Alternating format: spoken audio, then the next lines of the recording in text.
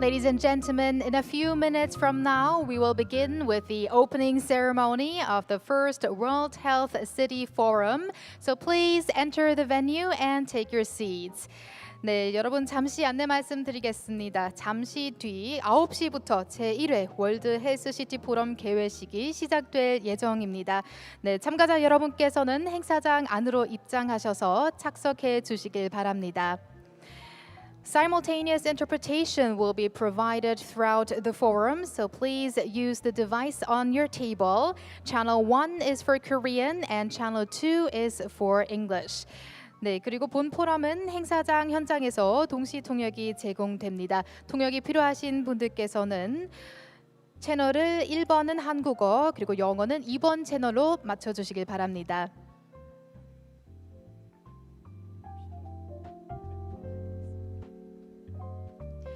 And also please make sure that your mobile devices are turned off or are put on silent mode. 네, 또한 원활한 행사 진행을 위해 가지고 계신 휴대전화는 진동이나 무음 모드로 전환해 주시면 감사하겠습니다. And the World Health City Forum is committed to actively participating in climate crisis response and reducing carbon emissions. As part of our efforts, we kindly request your cooperation in practicing small actions, such as avoiding the use of disposable items and minimizing the printing of paper materials. We understand that this may cause some inconveniences, but we sincerely appreciate your understanding and participation. 네, 월드 헬스시티 포럼은 기후위기 대응과 탄소 배출 저감에 동참하기 위해 일회용품 사용 자제, 종이 인쇄물 최소화 등 작은 실천을 하고 있습니다. 네, 다소 불편함이 있더라도 여러분의 너그러운 양해와 동참 부탁드리겠습니다. 네, 그럼 잠시 뒤 포럼을 시작하도록 하겠습니다. 네, 모두 자리에 착석해 주시면 감사하겠습니다. We'll begin in a few minutes, so please take your seats.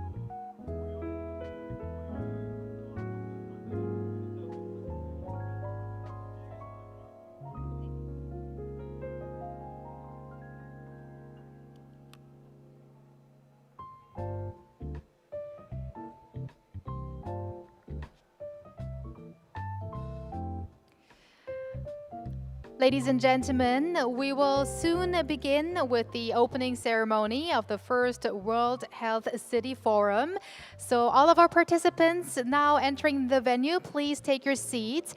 And also we have many seats still vacant at the front. So all of our participants at the very back, how about you move a little forward?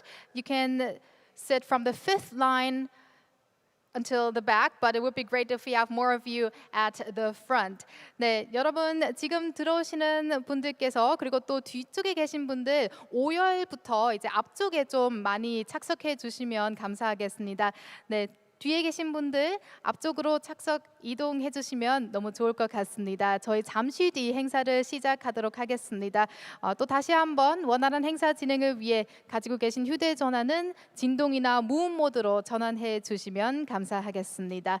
And also, I'd like to remind you to please turn off your mobile devices or put them into silent mode. Thank you very much. And again, another reminder, please, you may move up to the front a little bit so that we can see more of you here at the front and that you also have a better view of the presentations and speeches coming up.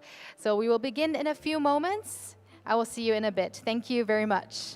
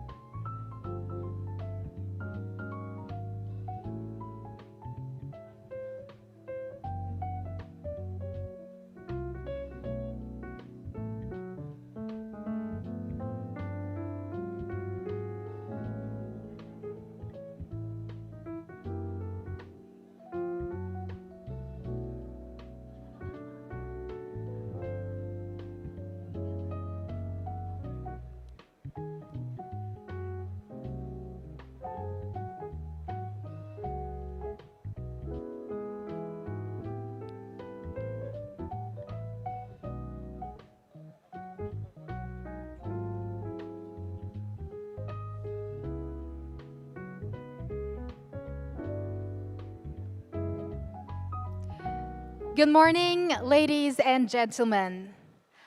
Welcome to the opening ceremony of the first World Health City Forum. Allow me to introduce myself. My name is Soa Kwon, and it's my absolute honor to be your MC for today's event. Let me greet you. Thank you very much.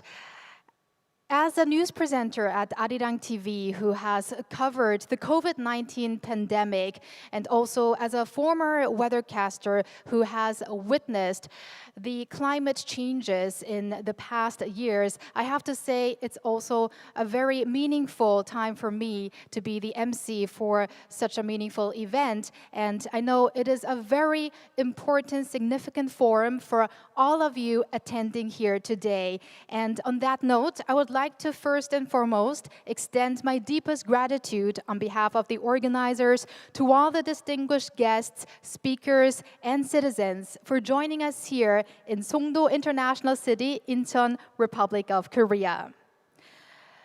The COVID-19 pandemic, which has claimed the lives of close to 7 million people, is by many experts predicted to persist and evolve into the next pandemic. Climate change, which was once seen as a future threat, has already become an ongoing climate disaster, causing large-scale natural and social disasters in the form of typhoons, floods, droughts, and heavy snowfall, resulting in tremendous casualties and damages.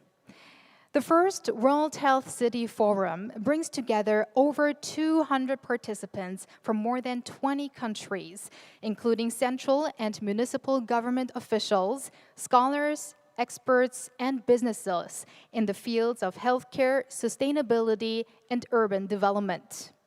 It aims to create safer, healthier, and more sustainable cities and societies in response to these immense threats. I hope that our small step beginning here in Songdo will lead to greater solidarity and collaboration. And on that note, from now, I will introduce the distinguished guests who have graced this occasion with their valuable presence here in Songdo. So when I introduce them, ladies and gentlemen, please welcome them with a warm round of applause. Firstly, I would like to introduce Mayor Yoo Jung-bok, who not only serves as the mayor of Incheon Metropolitan City, the host city of this forum, but also the chairman of the forum. Let's give him a big round of applause. Thank you very much. Oh, we will have your speech in a bit. 잠시 뒤 다시 또 네, 감사합니다. 네, 우선 소개를 위해서 다시 한번 박수 부탁드리겠습니다. 네, thank you very much. The first World Health City Forum is also made possible by the collaboration of 3 prestigious universities in Korea: Seoul National University, Yonsei University, and Ewha Women's University. The presidents of these universities have graciously taken on the role of co-organizing committee chairs to contribute to global crisis management. So with deep gratitude, let me introduce each of them. First, we have President Ryu Hong-dim from Seoul National University. Thank you. And next, we have President Kim In-mi from Ewha Women's University.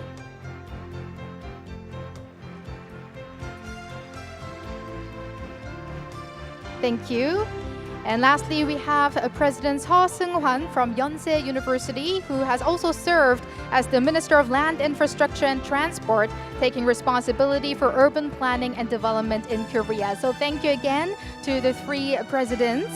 And next, I'm delighted to introduce Ji Young-mi, the Commissioner of Korea Disease Control and Prevention Agency, who oversees infectious disease control and pandemic response in South Korea.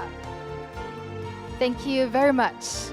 I would also like to introduce Hong Tui Patterson, the Chief Financial Officer and Chief Operating Officer of the Green Climate Fund, a global organization that plays a crucial role in addressing the key challenge of climate change. Thank you for being here with us. The response to the next pandemic and climate crisis is a common concern for countries around the world, requiring global collaboration and cooperation. And in this light, we are truly honored to have with us today distinguished representatives from various nations. The Deputy Minister of Health from Laos, the chair country of ASEAN in 2024, along with the Deputy Minister of Health from Cambodia, are here to grace this occasion.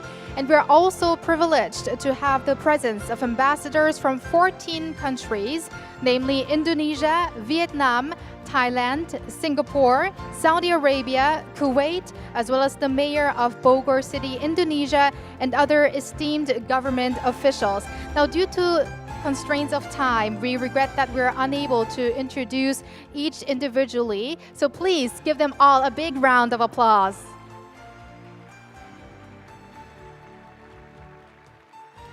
And also in this forum, we have over 140 speakers from some 20 countries. So let us also express gratitude for their presence with a warm round of applause. And last but not least, we would like to express our gratitude to Kim Jin-yong, Commissioner of the Incheon Free Economic Zone, for the generous effort and support in organizing the forum. Thank you very much. So once again, I would like to ask for your understanding that we could not introduce each and every of our distinguished guests, but let's give every one of our special guests another huge round of applause.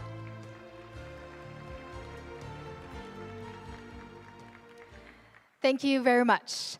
And now, ladies and gentlemen, Professor Yoon Chul-hong, the chair of the Executive Committee, will deliver the opening declaration of the first World Health City Forum, marking the beginning of this remarkable journey. So let's welcome him with a warm round of applause. Good morning, distinguished guests and delegates. I'm really excited to have a privilege to open this great convention, World Health City Forum. Across the next 3 days of this journey, I hope you engage yourself in our diverse and cross-sectoral programs and also enjoy every moment of this forum. As we draw conclusion at the end of the forum, I hope we will be able to come up with ways to tackle the formidable challenges we face at the moment and in the future as well. Thank you for being part of this journey. I now announce the opening of the fourth World Health City Forum.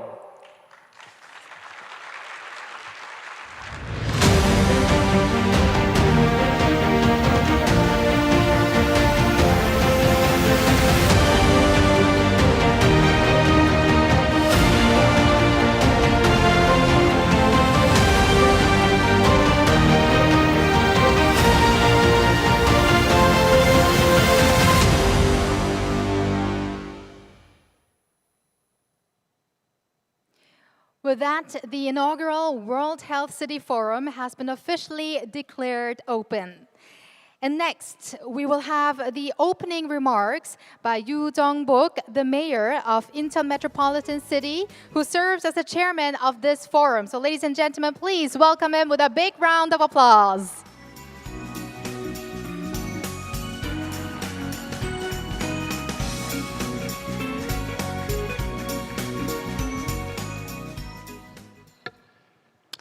Good morning, ladies and gentlemen. I am Yoo Jung-bok, Mayor of Incheon Metropolitan City. I'd like to warmly welcome you all to Incheon City. 특별히 오늘 이 대회를 저와 함께 공동 조직위원장을 맡아서 애써오신 유홍림 서울대 총장님, 김은미 이화여대 총장님, 서승환 연세대학교 총장님, 그리고 함께해 주신 지영미 질병관리청장님, 또 GCF의 홍추희 패터슨 CFO를 비롯한 세계 각국에서 오신 여러분 모두에게 환영의 말씀을 드립니다. 또 홍윤철 집행위원장님을 비롯해서 이 포럼을 준비하시라고 애써주신 모든 분들께 감사의 말씀을 드립니다. 우리는 인류의 지속 가능성 자체를 위협하는 메가 리스크가 동시에 발생하고 있는 위험의 세계화 시대를 살고 있습니다. 시베리아의 한낮 기온이 36도를 넘나들고 남미 브라질의 7월에 폭설이 내리는 시대, 기후변화가 더 이상 미래에 닥칠 위기가 아니라 우리는 현재 진행형의 기후재앙이 되어버린 시대에 살고 있습니다. 그뿐만 아니라 지난 3년간 코로나 바이러스 팬데믹이 여전히 종식되지 않은 채 사망자만 700만 명에 이르고 있습니다. 여기에 세계적인 경제 불안과 전쟁까지 겹치면서 전 세계가 큰 어려움을 겪고 있습니다. 인류가 겪고 있는 이러한 어려운 상황을 다중복합 위기로 규정하고 있습니다. 전염병, 대규모 자연재해와 사회재난 등 메가 리스크들이 동시에 중첩되어 발생하면서 인류를 위협하고 있습니다. 바이러스와 이상기후는 별개로 발생하는 문제가 아닙니다. 환경오염과 밀접하게 상호작용하며 전 인류와 세계에서 유례를 찾을 수 없는 위기상을 만들고 있으며 이러한 위기가 어떤 방식으로 어떻게 나타날지 예측하기가 어렵습니다. 이러한 리스크들이 복합적으로 발생하고 있다면 이를 극복하기 위한 솔루션도 복합적이어야 합니다. 위험이 세계화하고 있다면 그것을 극복하기 위한 솔루션을 모색하고 글로벌 차원의 대책 마련이 이루어져야만 합니다. 월드 헬스시티 포럼은 이런 위험한 상황을 해결할 방법을 찾기 위해 만들어졌습니다. 인천시는 전 세계 20여 개국의 보건 분야, 의학 임상 분야, 지속 가능성 및 도시 분야 전문가, 중앙과 지방 정부 리더들, 그리고 관련 기업 관계자들이 함께 머리를 맞대고 고민을 나누고 토론하며 솔루션을 모색해 나가게 될 것입니다. 월드 헬스시티 포럼을 인천에서 개최하는 것은 인천이 대한민국 최고의 바이오 클러스터로서 대내외적으로 인정받았기 때문입니다. 인천은 대한민국 바이오 제약 산업을 주도하고 있습니다. 이제 인천은 생명과 건강을 상징하는 세계적인 도시로 자리매김하고 있습니다. 특히 국내외 전문가와 정부, 도시 리더들이 모여 안전하고 건강하며 지속 가능한 미래 도시를 논하는 것은 향후 인천 발전에도 큰 도움이 될 것입니다. 월드 헬스시티 포럼은 의료와 기후위기, 도시를 주제로 매년 개최할 예정입니다. 포럼의 주제와 목표가 인천의 정체성과 비전에 맞닿아 있고 앞으로 긍정적 시너지를 창출하게 될 것입니다. 지금 인류는 성장과 발전, 장기 평화의 세계화 시대를 지나서 바이러스와 기후위기 등 위험의 세계화 시대로 이미 들어섰습니다. 저는 우리 인류가 더 안전하고 건강하며 지속 가능한 삶의 터전과 미래를 만들어가기 위한 희망과 연대의 세계화를 이루어낼 수 있다고 믿습니다. 오늘 이곳 인천 송도에 모인 여러분이 희망이며 제1회 월드 헬스시티 포럼이 곧 연대의 시작입니다. 이제 위험의 세계화 시대, 세계를 어떻게 더 안전하게 만들 것인가에 대한 글로벌 대토론이 시작됩니다. 우리의 첫걸음이 더 큰 연대와 협력으로 이루어지길 기대하며 제1회 월드 헬스시티 포럼의 개회를 선언합니다. 감사합니다. Thank you very much for those meaningful words to Mayor Yu. Let's give another big round of applause. And also thank you very much for underlining the global risks we're facing, but also giving us a lot of hope. So thank you very much for those words. And next, we also have received an abundance of messages from esteemed leaders, both domestically and internationally, who could not be here with us today, but who wholeheartedly share the vision of our World Health City Forum. So allow us to honor of introducing these distinguished dignitaries on the screen. Your Excellency, Minister Cho Kyu-hong, Honorable Mayor Yu Jong-bok, former Secretary General and my friend Ban Ki-moon, Excellencies, dear colleagues and friends, 감사합니다. The COVID-19 pandemic highlighted the importance of urban environments for health. It underscored the importance of well-managed epidemic prevention and response and the need for planning, adequate resourcing, coordination, and engaged communities.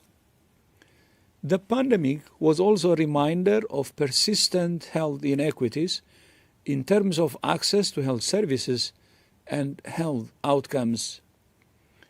As we move forward, the investments and policy decisions we make now will shape the way we live in cities for years to come.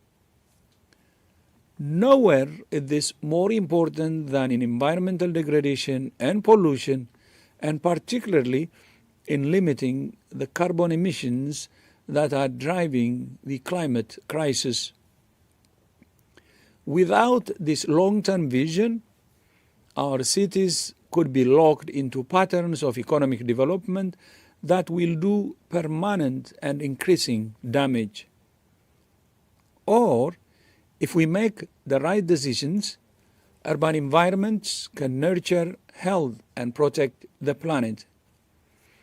WHO is committed to supporting countries and regions to address urban health issues and to continue our participation in global efforts to improve urban development.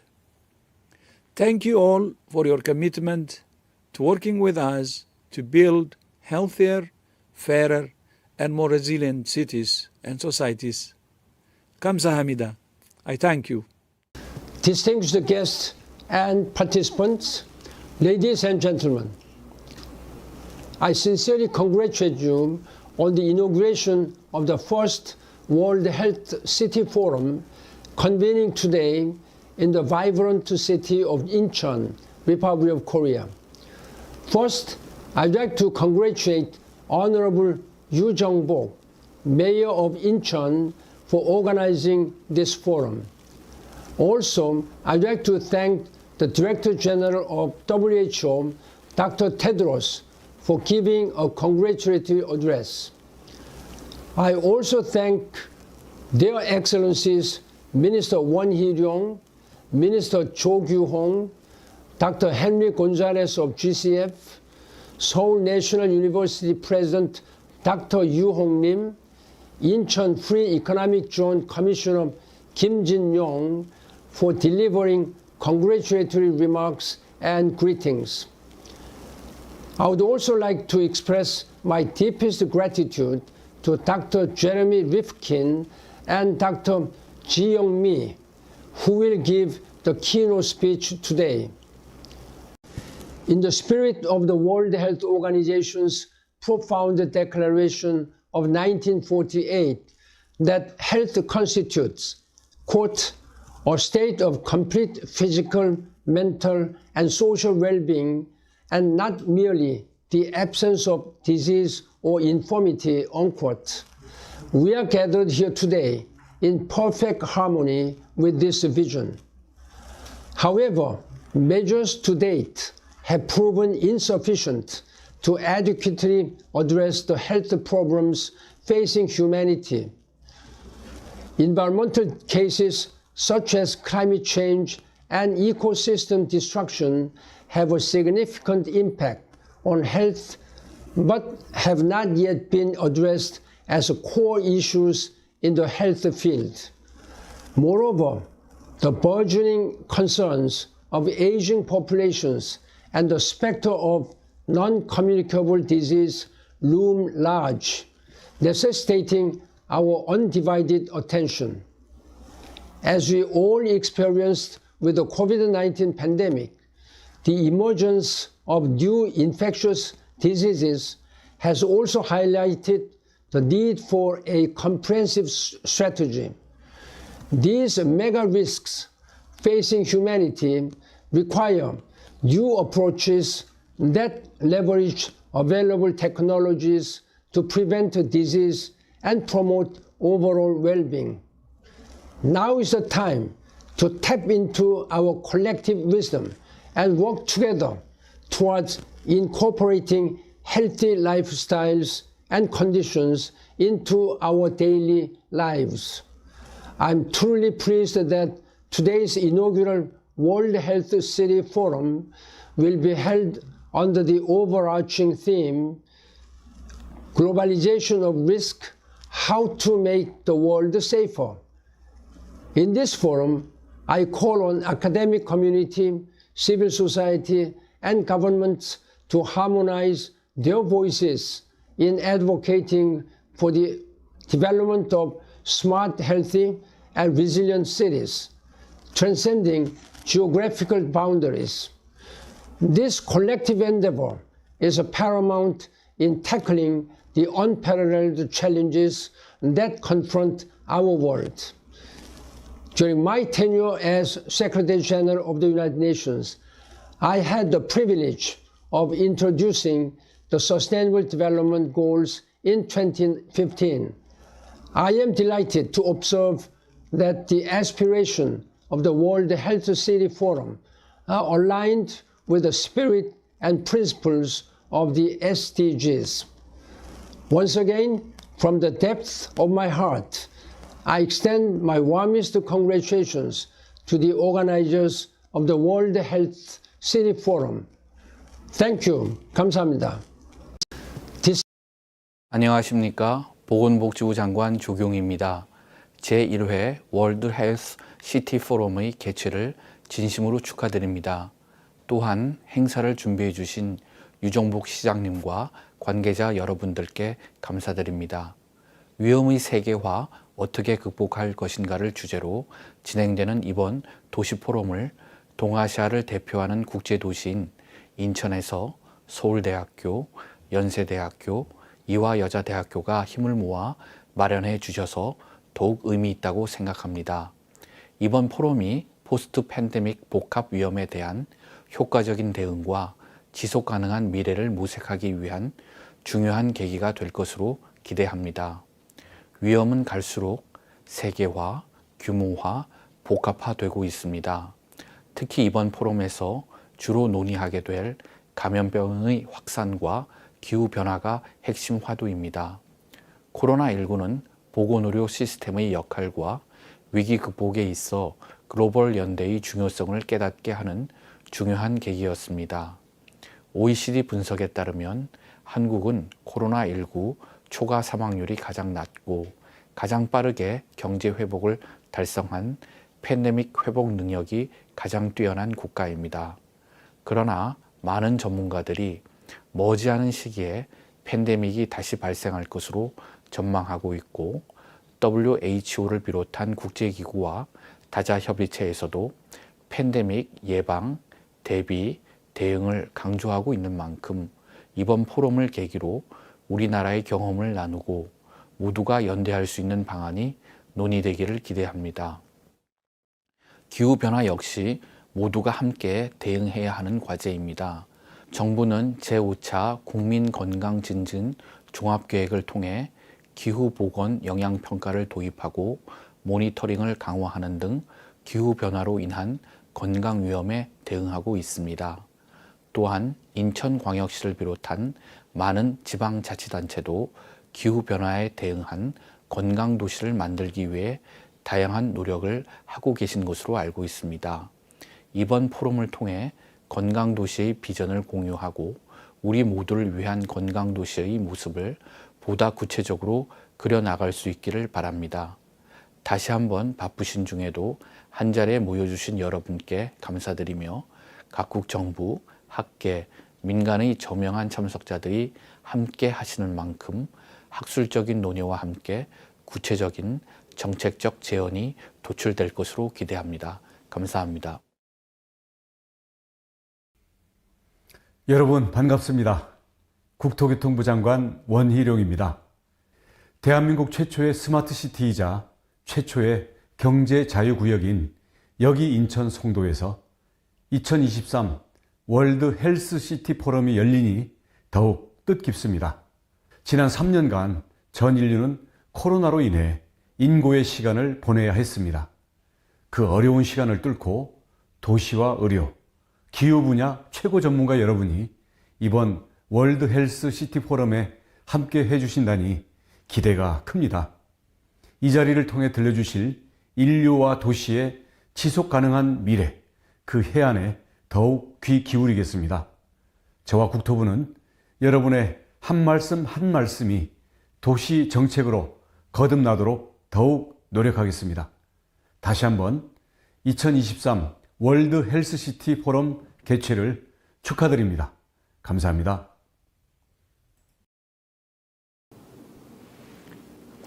안녕하세요. 국회 사무총장 이광재입니다. 인간은 도시를 만들고 도시는 인간을 만듭니다. 도시는 변하고 그리고 진화합니다. 우리 농경시대에는 농촌이라는 도시가 있었습니다. 중세에는 길드라는 도시가 세계 문명을 이끌었습니다. 산업혁명 시기에는 공장이라는 것이 도시의 핵심적인 생산 기지이자 도시의 핵심이었습니다. 후기 산업 사회는 오피스 빌딩이라는 것이 부가가치의 핵심 기지이자 도시의 가장 강력한 에너지였습니다. 자, 그러면 앞으로 어떤 도시가 필요한 것일까요? 시대의 문제를 해결하는 도시, 디지털 혁명에 맞는 도시, 기후위기를 극복하는 도시, 그리고 수명 100세 시대 인간이 살아가는 데 필요한 도시를 만들어야 합니다. 도시의 OS를 지배하는 자가 세상을 새로운 문명으로 이끌게 될 것입니다. 첫째, 이제 직장과 주거는 근접하거나 일치하는 시대가 올 것입니다. 이제 출퇴근 시간에 하루에 1시간 반을 낭비하는 시대는 끝내야 합니다. 공간혁명이라는 컴팩트 시티가 탄생할 것입니다. 병원과 쇼핑센터, 학교, 의사당 모든 것은 온라인 혁명에 의해서 완전히 변화되고 말 것입니다. 공간혁명이 필요합니다. 수명 100세 시대를 살아가려면 효율은 높아야 되지만 비용은 굉장히 떨어져야 합니다. 65세에 정년을 하고 나면 100세까지 살면 35년 동안 무엇을 먹고 살 수 있겠습니까? 효율은 높이고 비용이 확실히 주는 새로운 도시를 만들어야 합니다.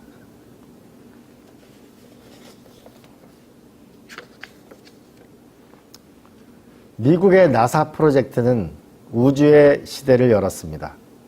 이제 인류의 새로운 보금자리, 새로운 도시를 만드는 도시만을 연구하는 나사와 같은 국제기구를 창설해야 합니다.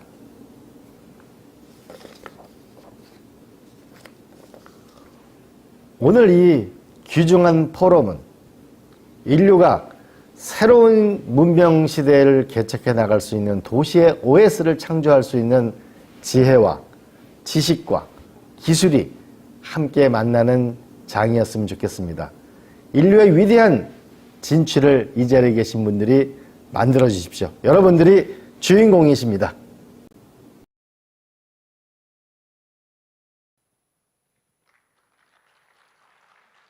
Thank you very much. Those were some precious messages by top leaders and figures from Korea and overseas who are at the forefront in protecting the planet and humankind, as well as in developing cities that make residents happier. So thank you very much for those messages. And before we move on, I would like to remind you again that we are providing simultaneous interpretation throughout the forum. So if you haven't yet, please use the devices on the table. Channel 1 is for Korean and channel 2 is for English. 네, 다음 순서로 이어가기 전에 동시 통역 안내를 한 번 더 해드리도록 하겠습니다. 테이블에 놓여 있는 리시버를 사용해 주시면 되겠고요. 채널 1번은 한국어고요. 채널 1번은 한국어, 채널 2번은 영어입니다. 네, 앞으로의 발표에 참고해 주시길 바라겠습니다. All right, ladies and gentlemen, next we have congratulatory remarks from Hong Tui Patterson, the Chief Financial Officer and Chief Operating Officer of the Green Climate Fund. The Green Climate Fund, headquartered right here in Songdo International City, is an international organization actively engaged at the forefront of climate crisis response. So please join me in welcoming her with a big round of applause.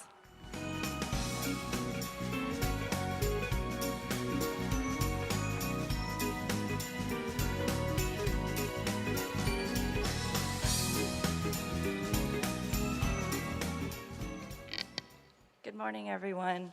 And thank you so much for allowing us to join this inaugural forum. I'd like to thank Incheon Metropolitan City and Seoul National University, Yonsei University, and Ewha Women's University for hosting this important and very timely event. I'd also like to give special thanks to Mayor Yu, who also spoke at our 10th year anniversary here in Songdo. So thank you very much. As everyone could hear, that sense of urgency and for an ambitious climate action going into COP28 and that nexus of health and climate has never been higher. I was thinking about this as this event as I was exploring Seoul this weekend. And just seeing how beautiful the Seoul was, lined with ginkgo tree leaves as they were falling. And for those of you who are coming into Korea for the first time, ginkgo leaves fall quite suddenly. And so they create this beautiful bed of beautiful leaves, and I really enjoyed that. But what was unusual this year was to see that the ginkgo leaves were green, rather than the yellow that they would normally be as they fall. And so I asked a friend of mine why this was, and his father's a farmer, so it's not common knowledge, but he said that it's because it's been a record hot year in Korea. And with the fall coming so quickly, the leaves didn't have time to change to yellow.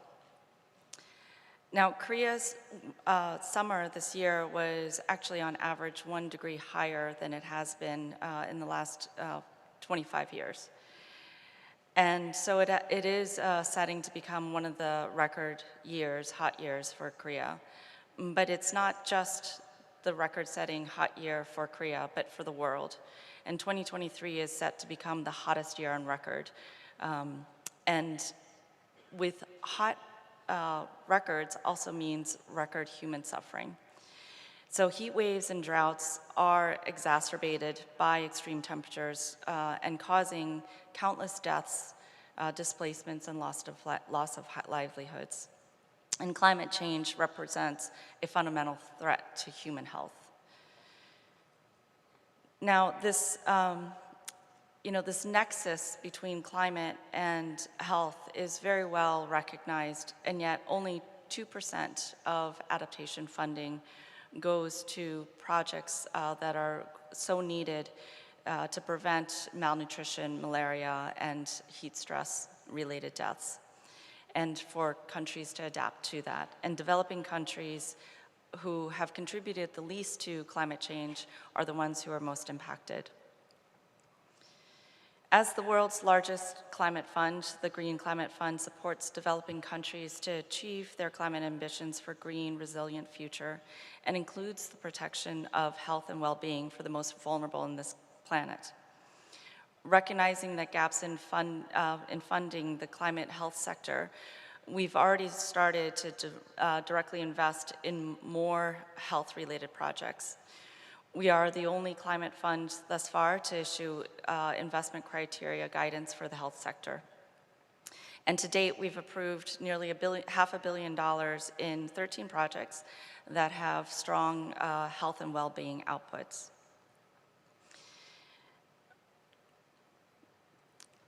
What we also see is, as the largest climate fund, we also see that there is a need to really harmonize and reduce the fragmentation around climate financing across the world, whether that is with multilaterals, with other international organizations, and with the private sector, we're well positioned to be that catalytic fund. Our role in this is to catalyze investments, new investments, and new business technologies by de-risking each of these sectors.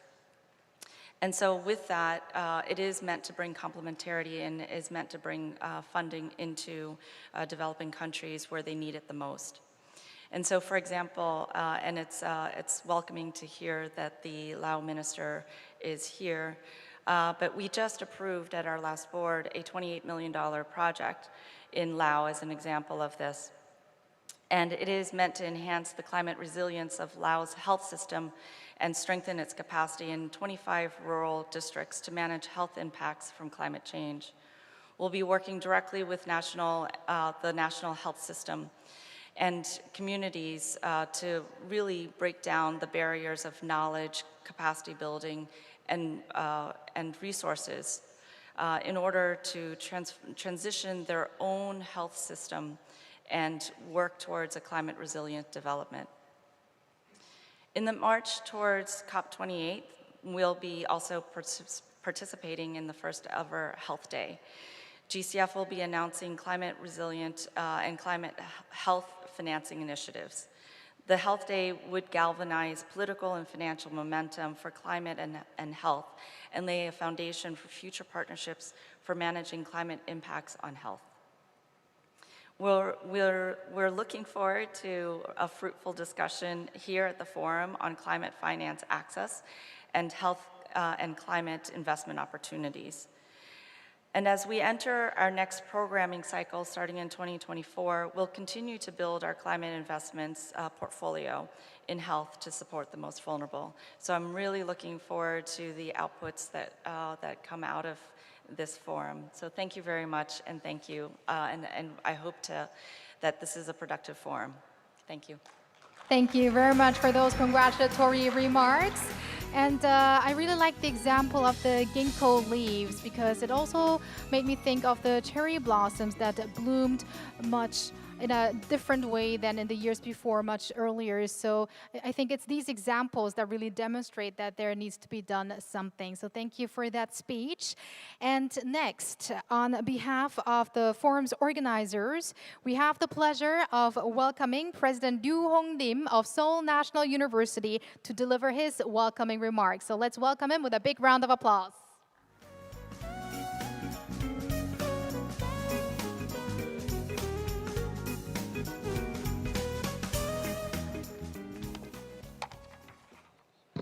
Good morning, ladies and gentlemen, distinguished speakers and delegates.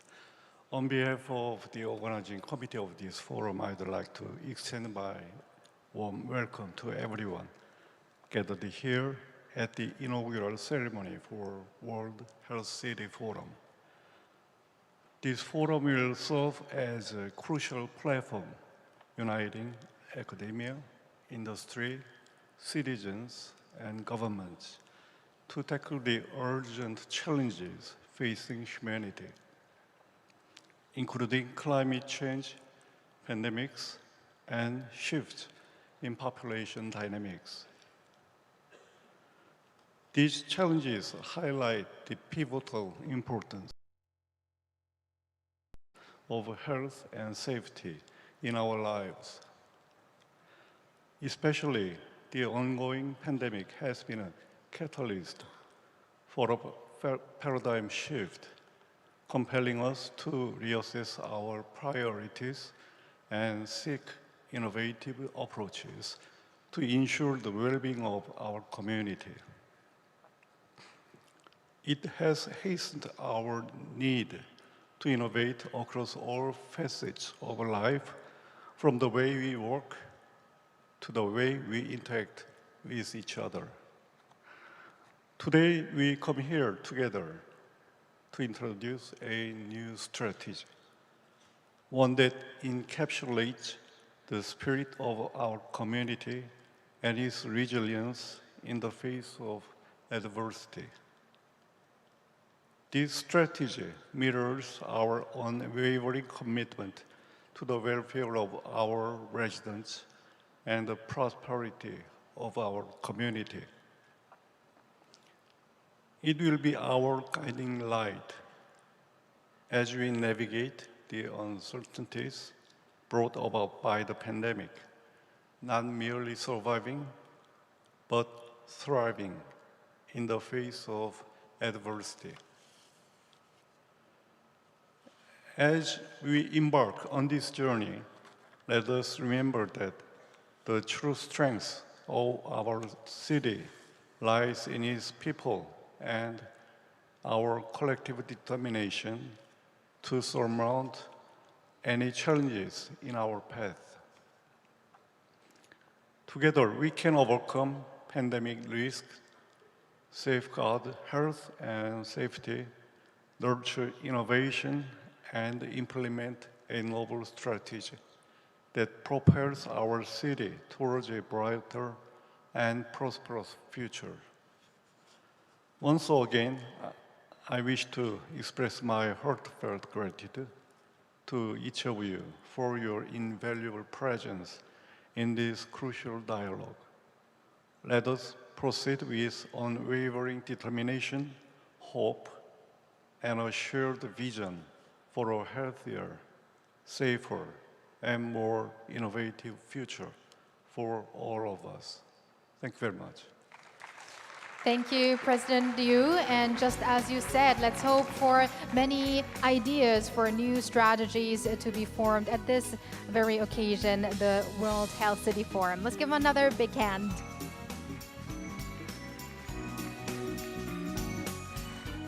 And finally, as the Chief Organizing Committee member responsible for the overall preparation and successful execution of this forum, we have the pleasure of welcoming Kim Jin-yong, the Commissioner of the Incheon Free Economic Zone. So please join me in giving him a warm round of applause.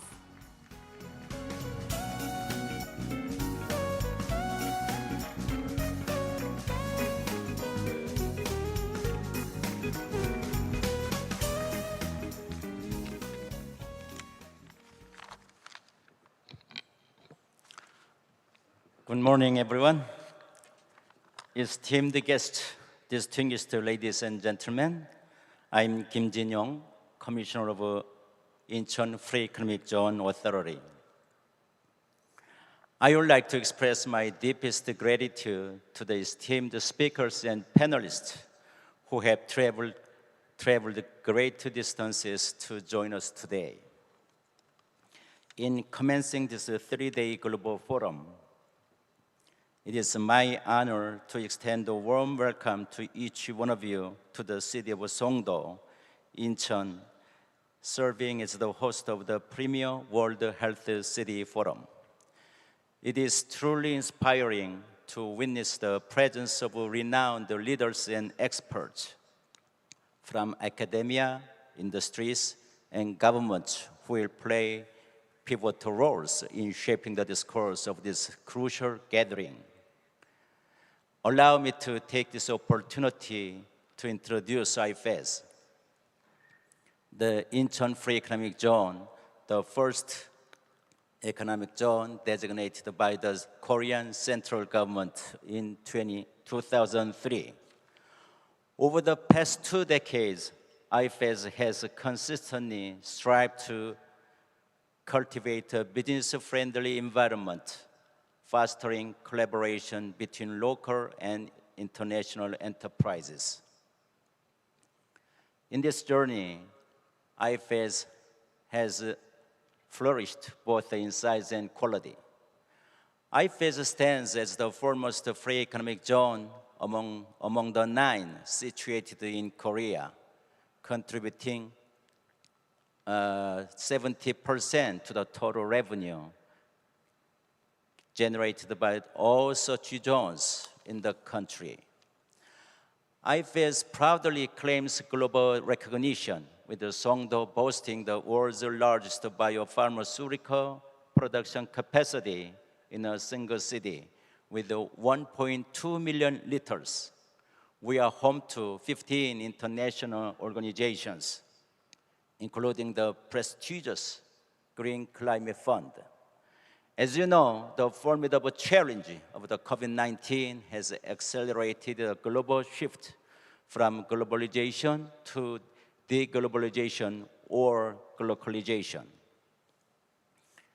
Yet, even in the face of deglobalization's challenges, I perceive opportunities.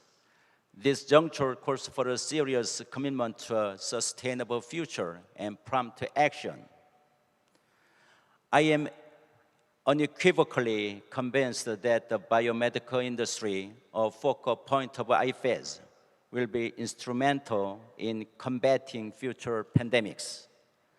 Furthermore, international organizations like the GCF, housed within IFES, will emerge as key contributors in shaping a new consensus for a sustainable future and constructing an effective governance framework. Our Incheon Global Campus, hosting students from across the globe, stands poised to nurture responsible leaders dedicated to our sustainable future. It is crucial for us to see ourselves as leaders, working collectively to make the cities safer, healthier, and more sustainable. IFES remains committed to supporting this noble endeavor.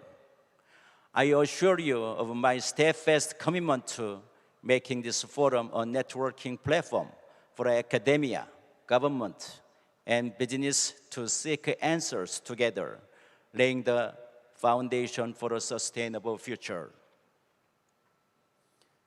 In conclusion, my sincere thanks go to all who contributed to the preparation of this event, especially the organizers of the World Health City Forum Secretariat. Once again, thank you all for joining us. I eagerly anticipate the prospect of reconvening next year in IFES. Thank you. Thank you very much, Commissioner Kim, for those kind words and also your endeavors in preparing the World Health City Forum. Let's give him another big hand. And also, thank you very much again to all of our distinguished guests for your wonderful messages. Ladies and gentlemen, why are we all gathered here today? What motivation and reasons have brought us together beyond nationality, race, occupation, and field? As we set sail on the grand ship of the World Health City Forum, aiming towards an unknown future, we proudly present our mission and goals to the world. And we will do that by watching together the forum's video message on the screen.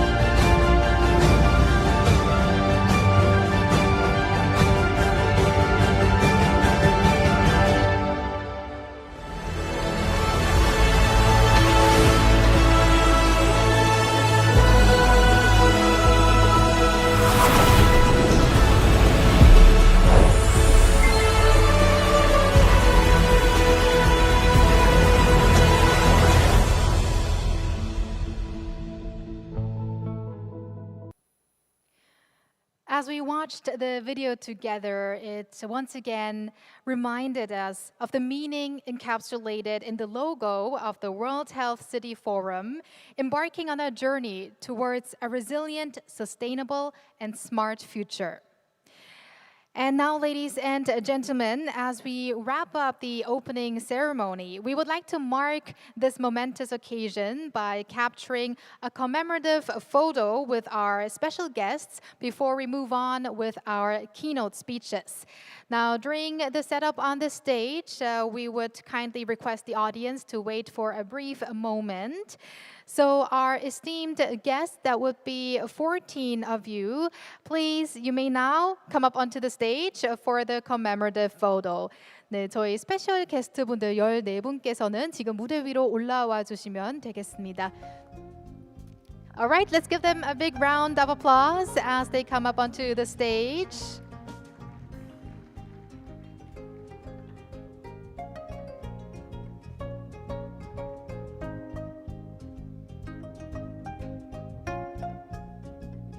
네, 바로 무대 위로 올라와 주시면 되겠습니다.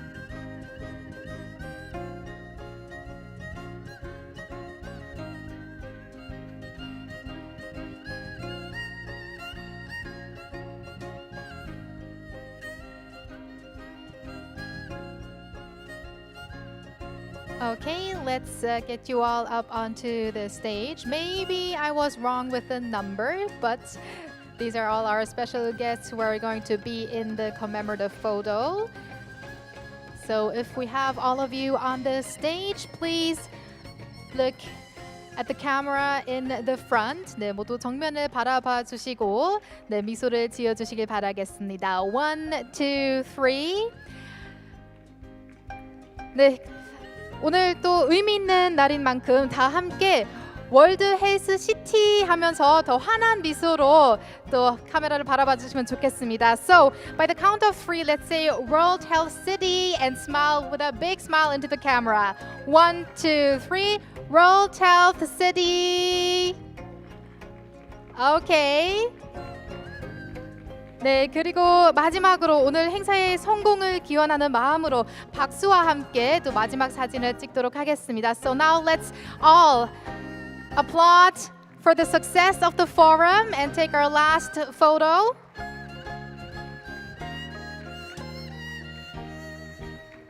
네, 감사합니다. Thank you very much. Our distinguished guests may leave the stage. 네, 이제 자리에 착석해 주시면 되겠습니다. Thank you very much.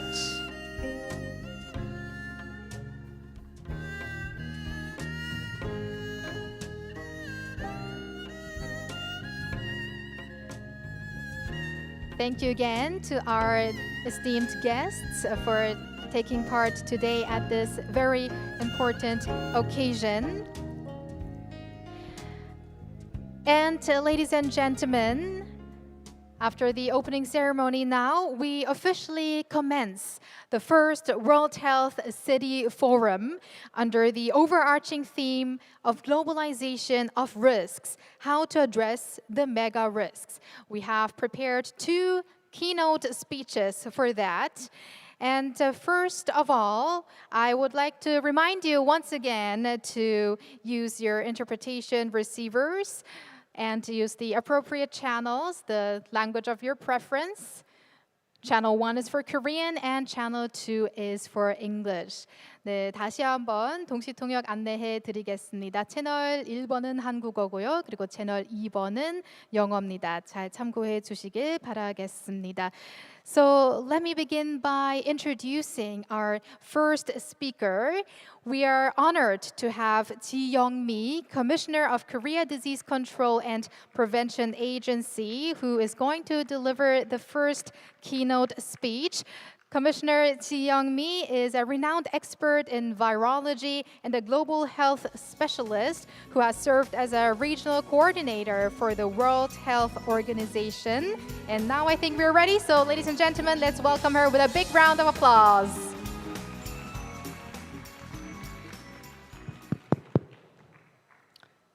So good morning, distinguished guests. Colleagues, ladies and gentlemen, it is my great honor and privilege to speak to you during this first World City Forum.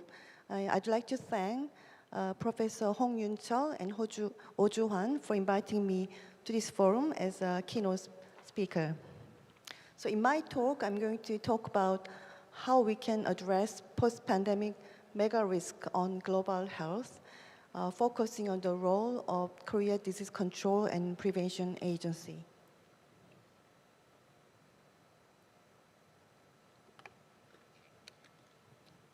So can I have next slide, please?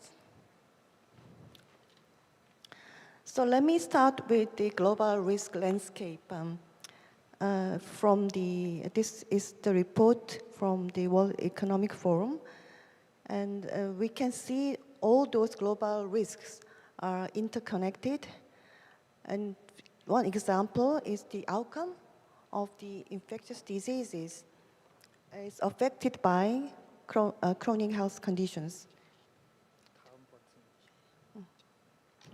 And also, the environmental risks indicated in green are actually also interconnected to each other. So if you see the same report, this report lists the biggest global risk within 2 years and 10 years. So within 10 years, before 10 years, I'd like to mention within 2 years. So those the environmental risks indicated in green color occupies half of those global risks within 2 years. And for the 10 years, you can see those environmental risks are even bigger and actually occupies the top of the list. So for the decade ahead, we realized the environmental risks weigh in very heavily, occupying the top of the list of all global risks. So anticipating those global risks should be central to the politics and good governance. And from this list, you can also see the chronic diseases and health conditions. And this is also another big issue in my country with the super aging society. And also WHO listed 13 most urgent global health challenges, while COVID-19 no longer constitutes an international public health emergency. There are many other urgent global health challenges. So first, we can think about preparing for next epidemics and pandemics. Of course, this is very important after we experienced COVID-19. And also, they listed elevating health in climate debate. This is very important also. And if you see all other global health challenges, you can realize the health equity issue, how to address health equity issue, and investment should be central to overcome those global health challenges. And also, Royal Society of Tropical Medicine and Hygiene announced major risk in international public health. So what will be the biggest challenges to global health over the next 25 years? They also listed climate change and crisis as a top priority, followed by drug resistance. This is, of course, very important. Antimicrobial resistance has been always a big issue and was called as silent pandemic. And emerging epidemics and pandemics, and urbanization, aging population, and globalization. It's followed by climate crisis. So among those biggest global health challenges, I will focus a few issues: pandemics, climate and environmental changes, and aging society with increased chronic diseases and urbanization. So pandemics can come actually much earlier than we expect with new zoonotic diseases and respiratory viruses can be the candidate for next pandemic. We expect it could be avian influenza or another coronaviruses. And as I mentioned, antimicrobial resistance has been always issue, and this has been always also issued during the COVID-19 pandemic for last 3 years. And pandemic also had great impact, big impact on NCD control during the pandemic. And as I showed already for the previous slide, climate and environmental changes are on top of the list. And aging society and increased chronic diseases is a big issue in my country with the super age society. So we will have the population over 65 years 20.6%. So currently it's 17.5%. By 2025, the population over 65 years old will be 20.6%, which means our society will be super aged society. And another big issue is how we can address sustainable urbanization. So in terms of aging and chronic diseases globally, 10 diseases cause more than half of all deaths. And among those 10 diseases, if you see this pie graph, the Alzheimer's disease and other dementias will be increased twice as much if we compare with 2019. By 2045, it will be 6%. So this is actually a strongest increase among all 10 diseases causing the death.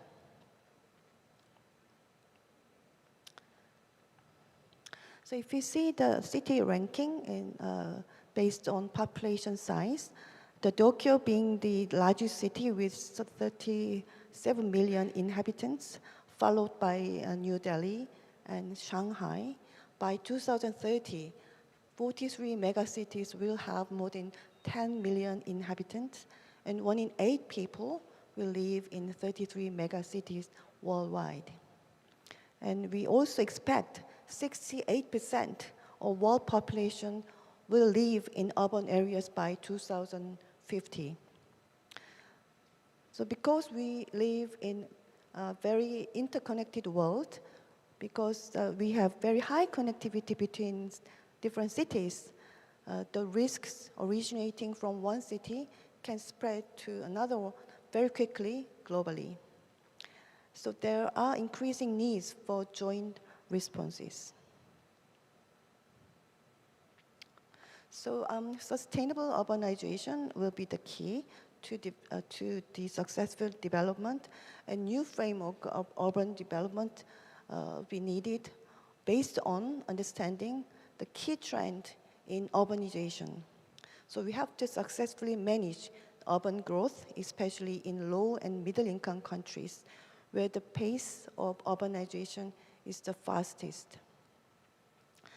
And we need to address challenges in housing, transportation, and energy system, and other infrastructure, as well as for the employment and basic services such as education and healthcare. We need to also implement integrated policies to improve the lives of both urban and rural populations, and inclusive policies to manage urban growth to ensure access to infrastructure and social services for everyone, focusing on the needs of urban poor and other vulnerable populations. So when we talk about Health City, we talk about Ottawa Charter for Health Promotion. So Health for All present major approach strategies for health promotion. In 1996, WHO decided the theme of World Health Day as Health Cities for Better Life, promoting the implementation of conditions for improving urban health and solving environmental problems through local government actions and community participation. And again, in 2010, WHO's World Health Day theme was urban and health.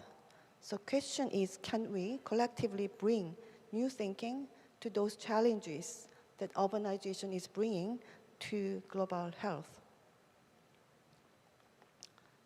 So now I'm going to talk about what the Korea Disease Control and Prevention Agency has been doing and will be doing to address those global health issues. So we do have a climate and health impact assessment every 5 years, and the result is published afterwards. And so first report came out in 2022, and based on this assessment report, we will expand climate vulnerability analysis and applicability of climate and health assessment, and we will promote region-specific policies on climate and health, and we will strengthen international collaboration, of course, and climate and health issues should be recognized very seriously, and we need to improve health literacy. For that, we will be developing communication materials and collaborating with climate and health expert network and hosting a climate health forum. And the second assessment is planned for 2026, and we want to, we hope that the result from this assessment will be used as a data for policy making. And next issue is chronic diseases. So we have drafted national action plans for prevention and control of chronic diseases. So we will be advancing the community health survey for the chronic diseases and health threat. We have been doing this survey for many years, and we will strengthen this survey within this national action plan. And we will also strengthen the health promotion advocacy to manage risk factors such as smoking, drinking, diet, and exercise. And also, one of the important projects for my agency is Community Health Gap Production Project, targeting vulnerable populations. And we will have a session later during this forum, and hope that many of you can also participate in this session. And then strengthening primary healthcare services for chronic diseases, of course, this should be in collaboration with the Ministry of Health and Welfare. And we will promote age-related research, including cohort studies. And this has been ongoing also for many years. Currently, this is conducted by Korea NIH. And we do hope we can further strengthen the international collaboration, including the global network for age-friendly cities and communities. For pandemic preparedness and response, securing infrastructure is very important. So we will analyze the infrastructures for pandemic preparedness and response within cities, and also try to make consensus for the pandemic response governance. And we need to improve health literacy, and securing medical infrastructure for pandemics would be a very important issue, as we experienced with COVID-19, such as hospital beds and PPEs and etc. And we also need the trained response teams and human resources. And we also need to work towards the integrated public health data and information system for pandemic responses. And we are actually working on this. We will be having the integrated information system by early next year at the central government level. And we do hope that there will be efficient intercity operation for emergency responses. So those are included in our pandemic preparedness and response plan. So to address those global health challenges, we need a resilient health system. And what is resilience? The resilience is the ability of systems to prepare for, observe, and recover from, and adapt to major shocks. And OECD health policy studies made 6 recommendations to improve health system resistance and to reduce the impact of future shocks. So those 6 recommendations are to promote key policies for population health, especially for the vulnerable population, and health workforce retention, and data collection and use, preferably on a real-time basis, and international cooperation, and supply chain resilience, and the trust in leadership and governance. So I'm sure many countries are actually implementing those key policies and obviously need the commitment and a lot of investment.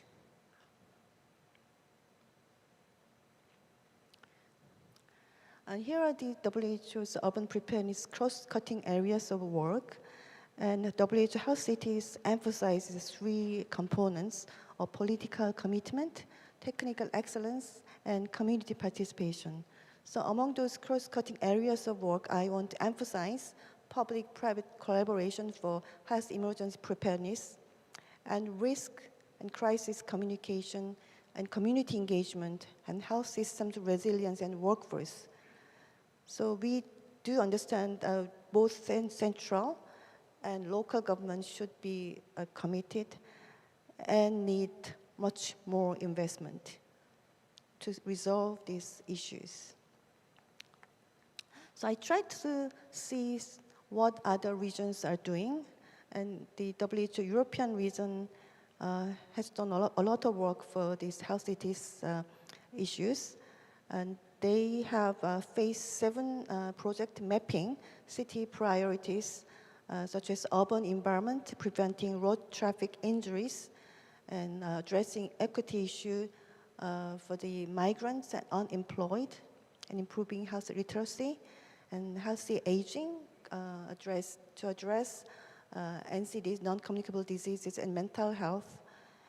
And for child and adolescent health, obesity issue, mental health, and physical activity promotion. So we do need to consider health in all policies, but more importantly, health equity in all policies.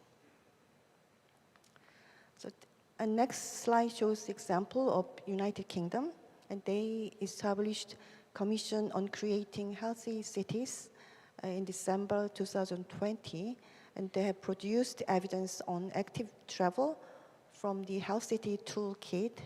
They also produced a very useful economic analysis. So if each Londoner walk 20 minutes every day, it would save 1.6 billion in NHS treatment cost, and 1 in 6 early death, and 10% of strokes and heart diseases, and also 20 to 30% of depression cases. And also they estimate 57 billion pounds could be the estimated cost for the obesity-related conditions. So hope that this kind of analysis also can be done in my country. So we do have the Korea Healthy Cities Partnership. There are 103 members. I'm sure many of those members are participating in this forum. So hope that we can collaborate with those members to really promote the community level project for health promotion. So to address those global health risks, especially on pandemics and climate environmental changes, Korea Disease Control and Prevention Agency has taken the One Health approach with multi-ministerial collaboration. And we have announced the National Pandemic Prevention and Preparedness Response Plan in May this year. We have also endorsed the Pandemic Prevention and Preparedness and Response Plan during the high-level meeting in September, the UN General Assembly. And we do need whole of society approach, and public and private partnership is one important pillar of our national pandemic preparedness plan. And we need to have clear governance framework defining the roles of ministries and central and local government. We need to strengthen our global and international collaboration. We are working closely with WHO and World Organization for Animal Health and FAO, and we will expand our collaboration with some other organizations. And we do hope we can link to Healthy Cities Network as well. So here is the National Pandemic Prevention and Preparedness and Response Plan with a vision to a safe society through agile, collaborative, and resilient health system for pandemic response, pandemic emergency response with 3 goals: securing essential medical countermeasures, including vaccine and therapeutics, within 100 or 200 days. This will be depending on the level of preparedness. And second, strengthen and maintain high-level response capacity for sustainable pandemic management. So we want to be ready for the response even when we have 1 million cases per day. So this is one of our goals. And third is prioritize the health and safety of vulnerable populations to minimize health inequities, as I emphasized a few times in my previous slide. And also to address aging society issues and increased chronic diseases, this should be in collaboration with the Ministry of Health and Welfare. We are conducting various non-communicable disease control and reduction projects, and that those projects should be based on private and public partnership with whole of society approach, and we do need clear roles of central and local government. Here I want to mention the Health Disparity and Gap Reduction Project operated by my agency. And since 2017, 42 regions has been involved, and some completed and some still in progress. And we do hope this project can be linked to Healthy City Network. So, in September this year, commemorating the 3 years since KDCA was established, we selected new slogan as ensuring healthy lives with KDCA, your most trusted partner. To really materialize this goal, we need to consider health in all policies, but more importantly, as I mentioned earlier, health equity in all policies for protecting vulnerable population. And one of the lessons learned from COVID-19 was building resilient health system to address those global health issues. And we all have to work together as we have shared global responsibility. And Korea Disease Control and Prevention Agency will be happy to partnering with the Healthy City Network and WHO and all other related organizations to take those global responsibility. Thank you very much. Thank you very much for your insightful speech, Commissioner Ji, which was very timely in a situation where proactive preparation for the next pandemic is crucial following COVID-19. So let's give her another warm round of applause.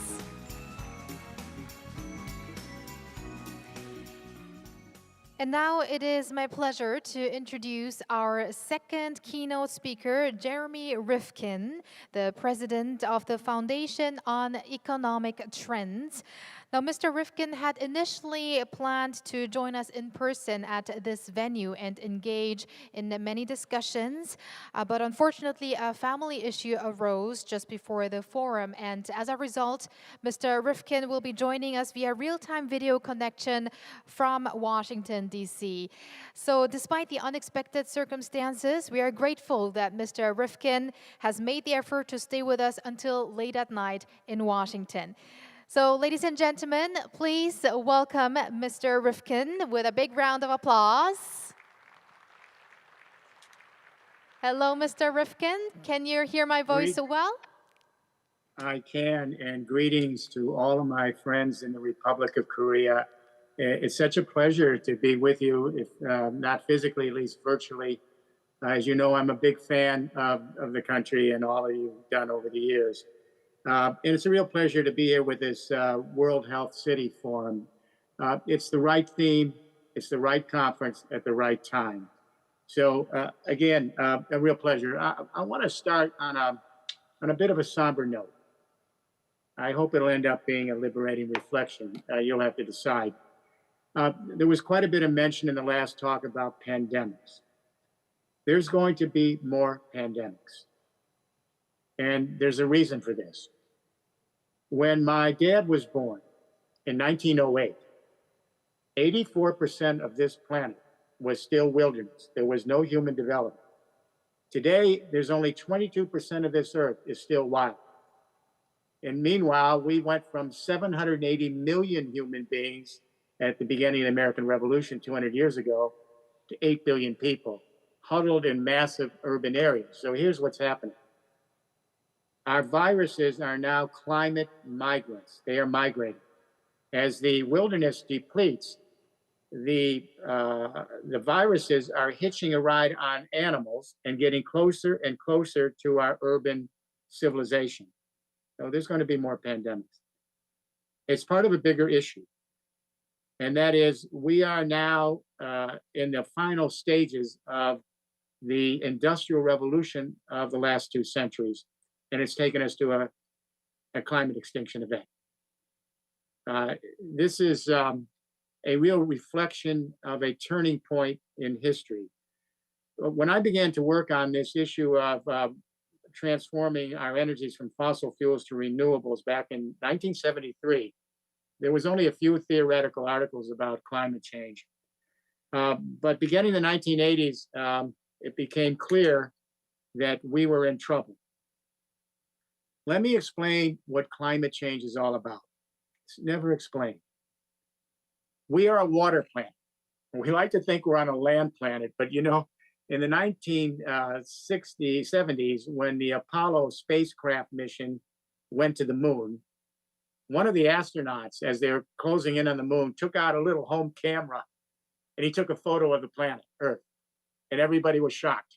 We thought we would see a green, verdant landscape. What we saw was a blue marble. We are actually a water planet, and this is what we need to begin to understand. Here's what climate change is all about. We dug up the burial ground of a previous period of history, the Carboniferous era, 350 million years ago. We took the dead remains of animal and plant life that morphed into fossil fuels, coal, oil, and gas. We dug them up, and we used those fossil fuels to create the industrial civilization, the age of progress. In the process, we spewed massive amounts of these global warming gases into the atmosphere: nitrous oxide, methane, CO2. Those molecules are now blocking the sun's heat from getting off the planet. So here's the problem. For every 1 degree Celsius that the temperature goes up on this earth from global warming emissions, the atmosphere is sucking up 7% more precipitation from the oceans, from the land mass, into the clouds. So we're getting more concentrated precipitation in the clouds and massive, exponential, uncontrolled water events. What we call atmospheric rivers in the winter, pouring 14 and 15 feet of snow in regions that have never had snow. Then in the spring, the hydrosphere is rebelling with floods across all the ecosystems, every continent. They're destroying wildlife, taking human property and human lives. Then in the summer, we have the droughts for month after month after month. And then after that, we have the heat waves. 110 degrees, 120 degrees Fahrenheit, people die. And then we have these massive wildfires that are destroying whole communities and now cities in 1 day, 2 days. In the fall, we get the hurricanes and typhoons. This is all about the hydrosphere. We are a water planet.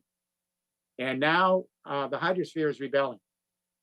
It's taking us into a new era, which our scientists say is the sixth extinction of life on planet Earth. Doesn't even make the headlines. This is the most momentous moment in the history of our planet, in the history of our species. And what our scientists are telling us is we're likely to lose half the species of life on this planet in the lifetime of today's babies in Korea and other countries. We'll never see them again. We'll never hear them again. These species have been here for millions of years. The question now is, how did this happen? And where do we go from here? What's becoming increasingly clear, and this message I'm going to give now is one of hope, actually, not despair. I know that young people around the world don't know if there's going to be a future. They're frightened. They're starting to believe we live on a planet that's alien to us. We don't understand it. We don't know how we can survive it. And what they're beginning to learn is a message. This planet is much more powerful than we ever thought. And our little teeny species, Homo sapien, is much smaller and not very significant in the future evolution of this planet. That's actually good news because it tells us that we need to completely change the narrative. This narrative is not a short narrative of the age of progress. It goes far back in Western history, at least, to the age of, to the beginning of Abrahamic religions, the book of Genesis, the first pseudo-historical account of history. And as you know, in the book of Genesis, the Lord says to Adam and Eve, do not eat the apple from the tree of knowledge of good and evil, because if you do, I will eliminate you from paradise and you will have to live by your toil. They defied the Lord. He said, you're now on your own. But the Lord gave Adam a gift. He said, I will give you dominion over all of life on this planet. You shall be the master of my creation. That caveat, that mandate, in all of its various forms across the world, all the way up to the fossil fuel industrial age, the age of progress, is what's taken us to where we are today. So here's the problem. We don't have a playbook for this. We don't have a playbook because we're using the same set of assumptions, the same narrative, the same worldview to try to address this climate crisis. And these assumptions that we travel with have created the crisis. So whether it's global governing institutions or individual countries or civil society, we're stuck. And the key is we're going to have to find a new playbook. I'm modestly hopeful because of the young generation of Gen Zs and the younger millennials. I saw these Friday for Future marches where young people many, many times would come out of their schools on Friday and out of their offices, young millennials, and they would, millions of them, they would assemble in 141 countries calling for a climate emergency. But what's impressive about these young people is these protests, they're not like any protest in history. We are protesting species. We protested all sorts of grievances over history. This one's different. This is the first time an entire generation across this planet has come out to protest, and they see themselves as an endangered species. And they see their fellow creatures as part of their evolutionary family. All the other divisions that keep us from each other, our geopolitics, our governance, the way we organize our economy, our religious traditions, our tribal traditions, all that's still there. But now these young people see themselves as an endangered species and their fellow creatures part of the family. That's a hopeful sign. It is clear that we need a new playbook, and let me share this with you, if I may. So some of you know I've had the privilege of serving as an advisor to the European Union, the European Commission heads of state for 22 years, and I still do. And more recently with the People's Republic of China leadership on the 13th and 14th five-year plan. And with Senator Charles Schumer, our majority leader on the Build Back Better plan. The reason I say that is that in each of these occasions, I asked these leaders to step back and ask an anthropological question. how do the great paradigm shifts in history occur? Because maybe if we know how they occur, we can get a new roadmap and a completely different compass to navigate a future that might take us into hopefully reflourishing the planet. It turns out, from an anthropological perspective, there have been a half a dozen great paradigm shifts in history. Every one of them shares a common denominator. And that is, at a moment of time across a civilization, four defining technologies emerge. It's often serendipitous, and they converge to create an infrastructure that fundamentally changes the way we organize our day-to-day life, the way we organize governance, the economy, our approach to nature, how we educate our kids, even our temporal spatial orientation. What are these four technologies? Number one, new communication revolutions. Number two, new energy regimes. Number three, new modes of mobility and logistics. Number four, new ways of managing water.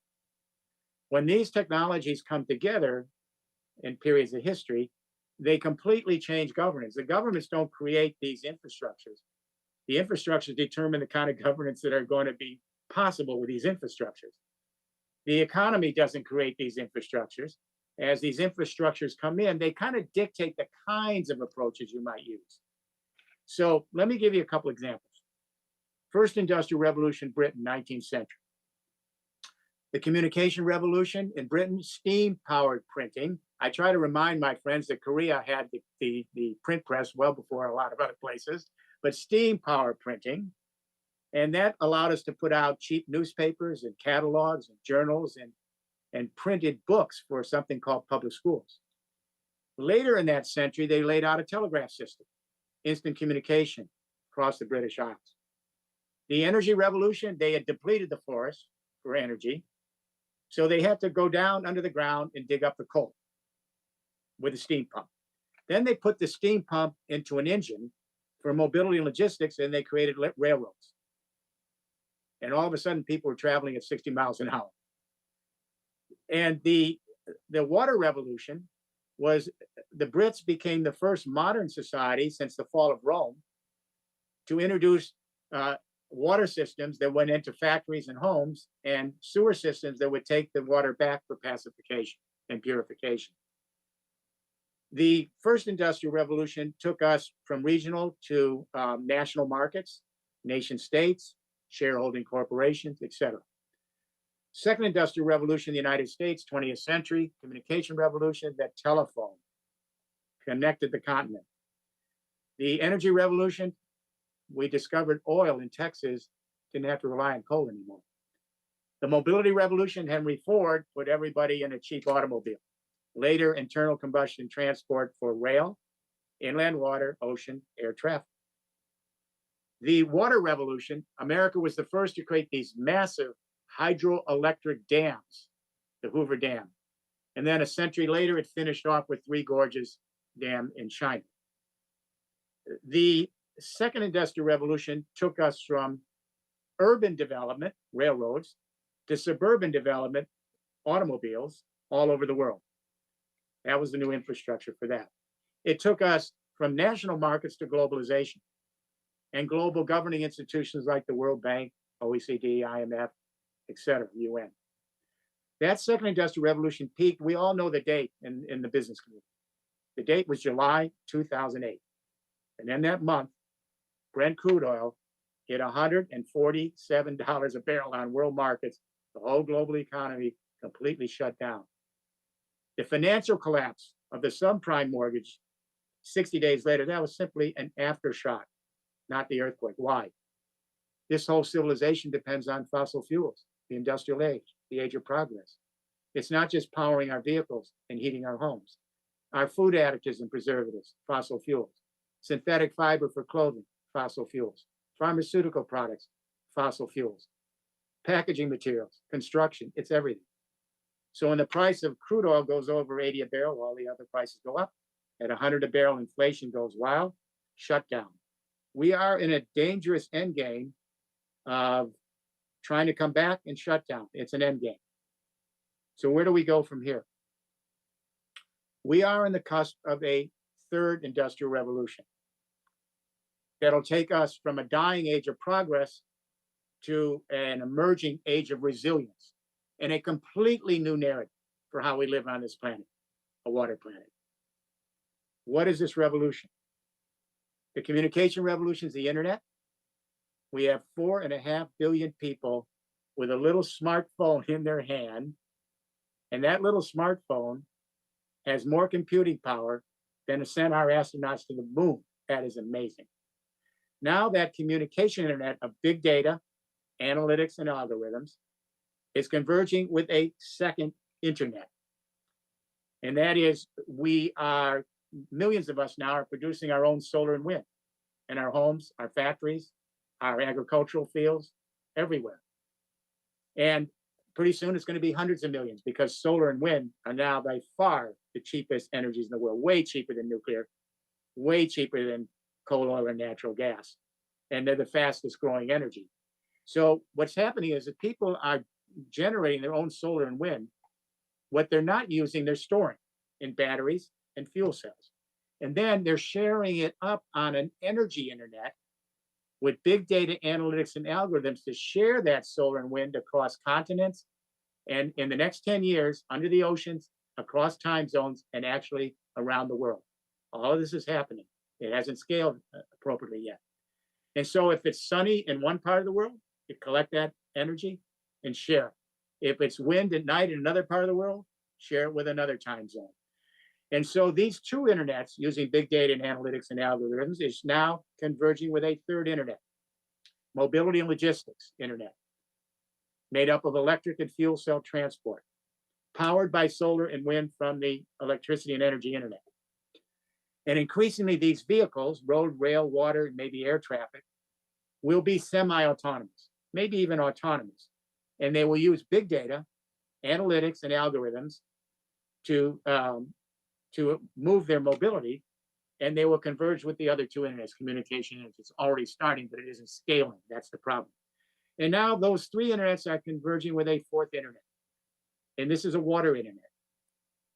Everybody is confused because we hear about the floods, then we hear about the droughts, then we hear about the floods, then we hear about the droughts. We're not running out of water. The water molecules on our planet have been here since virtually almost the beginning of its history and will be here to the end. They just change where they're going. So the problem is the reliable Holocene era of the last 10,000 years, good climate. We knew when the snows would come in the winter, store the water.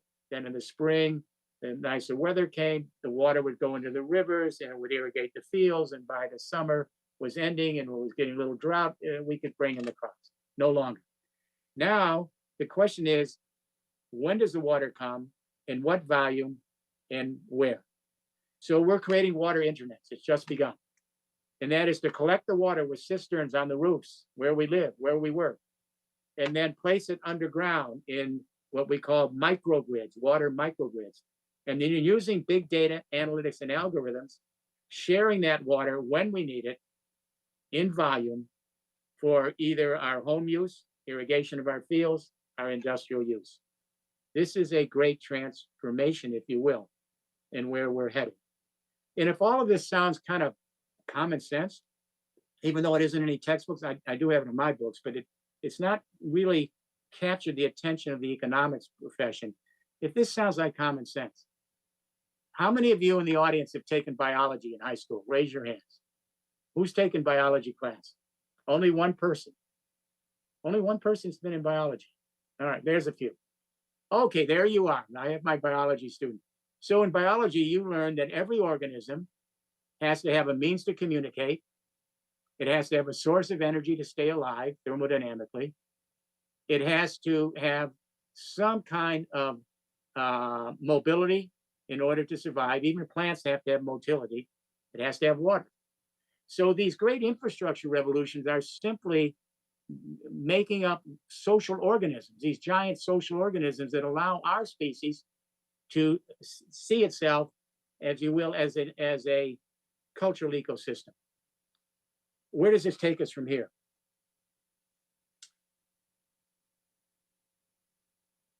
We need to begin to take a look at our political way of life.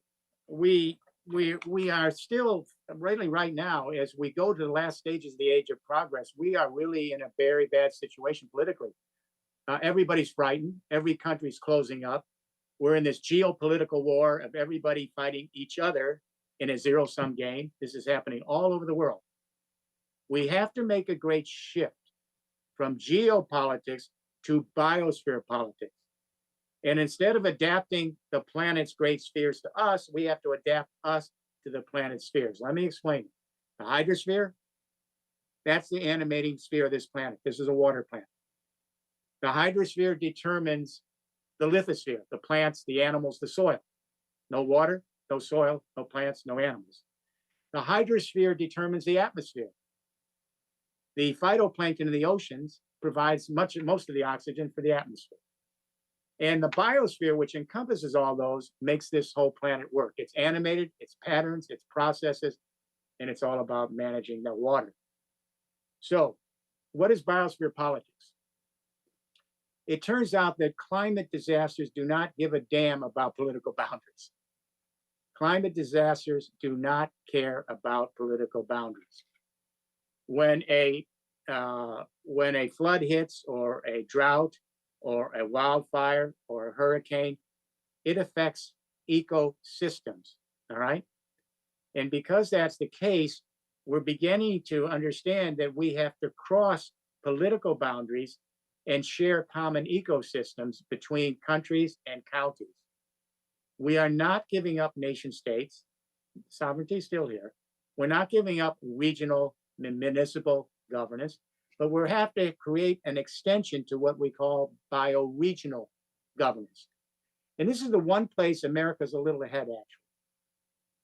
We have two bioregional governances in America for 30 years. One is in the Northwest Pacific states of Washington State, Oregon, Idaho, Montana, and they have an international border that they share with Saskatchewan, British Columbia, Manitoba, the Yukon. It's a common ecosystem geographically, and they legislate together. They steward that commons instead of depleting it, so that future generations can live and flourish. Common sense. We have a second bioregional governance. It's in the Great Lakes. And what's interesting about the Great Lakes, those 5 lakes that you see on the map, Huron and Erie and Michigan and Ontario, et cetera, this is going to be surprising.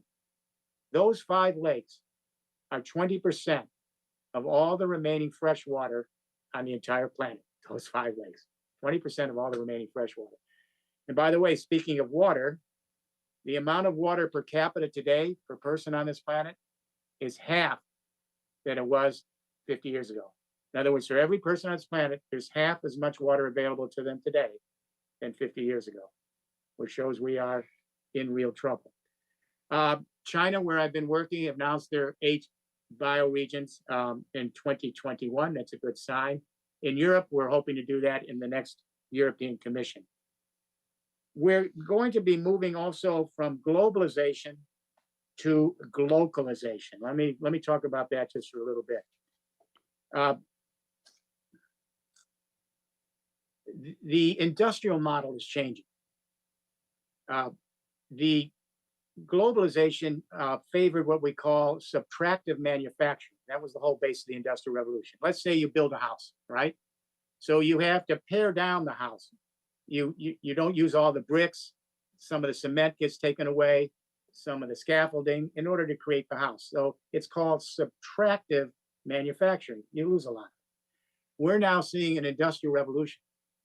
It's called additive manufacturing. It's called 3D printing.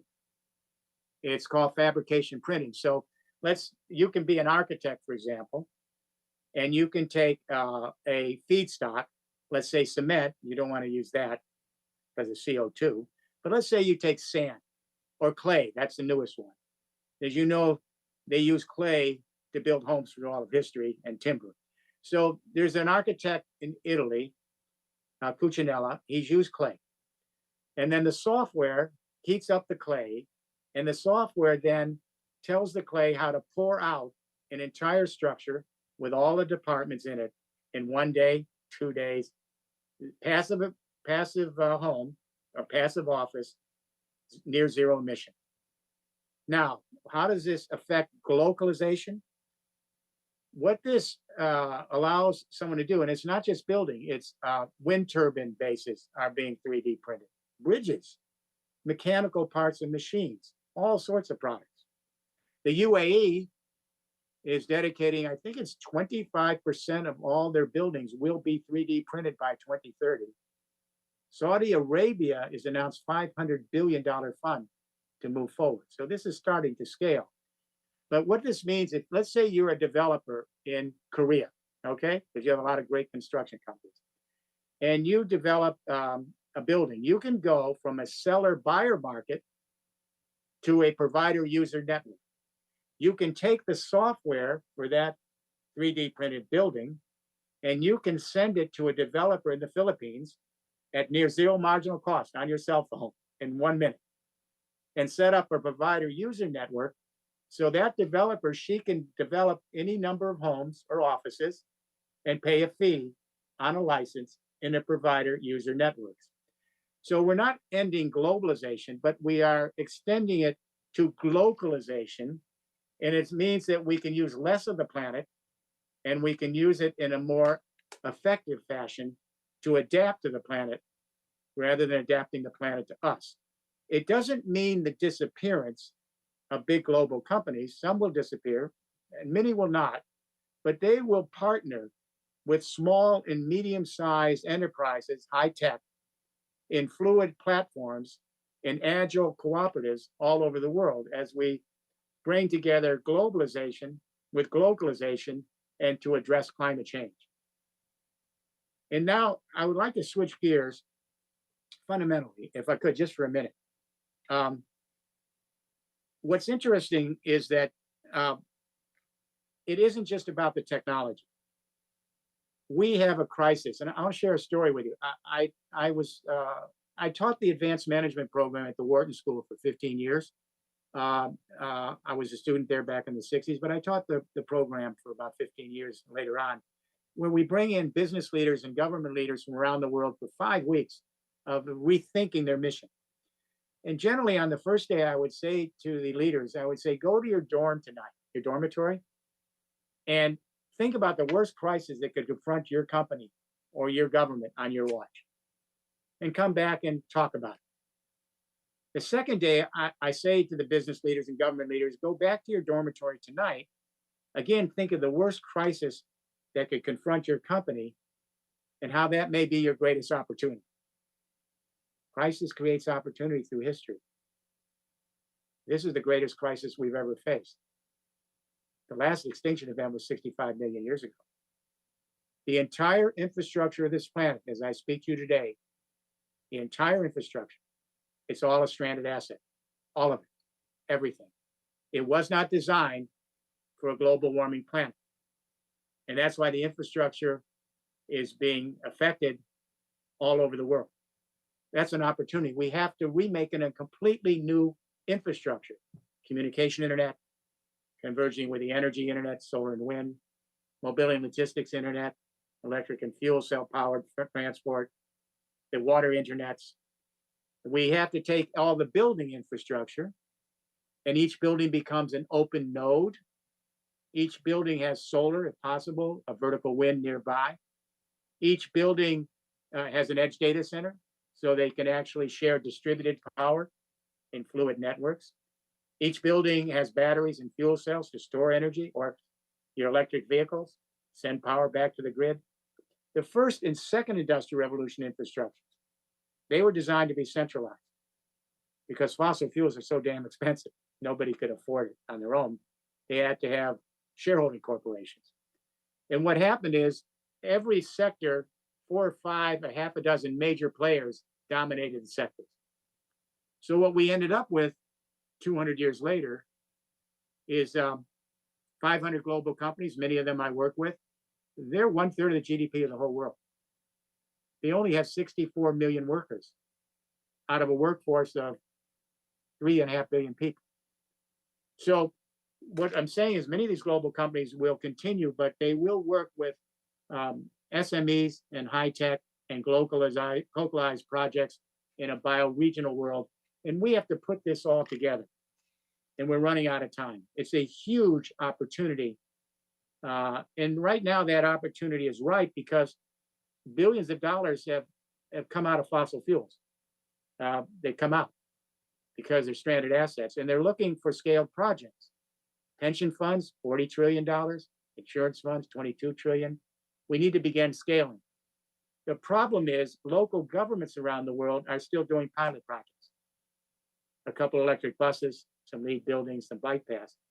So we need to begin to have places like Korea, which are such a powerhouse on bioregional governance, to begin to encourage these roadmaps for infrastructure transitions. In the last bit of time that I have with you, I want to completely change direction, if I may. And that is, I want to share two stories with you, which are going to give everybody heart and hope, real heart and hope. And what I'm about to say, you will pass on, I'm sure. Our National Institutes of Health in the US, which is 2 blocks away from my building here, our great scientists have come up with a new project. It's called the Human Microbiome Project. And the EU has joined, and 4 other countries, including the Republic of Korea. What your scientists are doing will change the entire story after you hear this. The Human Microbiome Project, our scientists are telling us that each of us in this room today is an ecosystem. Literally, not a metaphor, we're each an ecosystem. For example, we like to think that our body is with us once we mature, we have born, we mature. No, the human skeleton is replaced every 10 years, the whole skeleton. The liver is replaced every year, the stomach cell every month. So we're taking in elements from the hydrosphere. The water comes into our body, it's 60% of our body, it metabolizes our tissues. Then those molecules go somewhere else. The phosphorus in my tooth here, that came from a mountain. The mountain was degraded by the waters into sediment. And then those elements in the sediment are taken up by plants and animals, and then they come into our bodies, and then they go somewhere else. And then it gets even more interesting. The scientists are saying to us, we're not alone in our bodies. You want to talk about health? This is the new approach to world health. They're saying that there are millions of other creatures in our bodies. Proteus, archaea, fungi, bacteria, and viruses. Only 44% of the cells in our human body are human. The other 56% of the cells belong to the other creatures. Only 20,000 human genes in our body. Millions of other genes belong to these other creatures. So what the scientists are telling us in the Republic of Korea Scientific Institution and the US and Europe, we are each an ecosystem. We are nature. We're part of nature. We're not separate. We don't control it. We don't dominate it. This allows us to readapt and learn instead of trying to adapt the entire planet to our species for only our opulence and utility. We need to turn around with very critical scientific knowledge and learn how to readapt our species to the hydrosphere, the lithosphere, the atmosphere, and the biosphere. And this is very heartening news. I want to share with you one other, I think, important piece of news. And that is that I have a lot of people saying, can we make it? Are we going to be able to survive? Are we going to be able to flourish? Or is it all hopeless?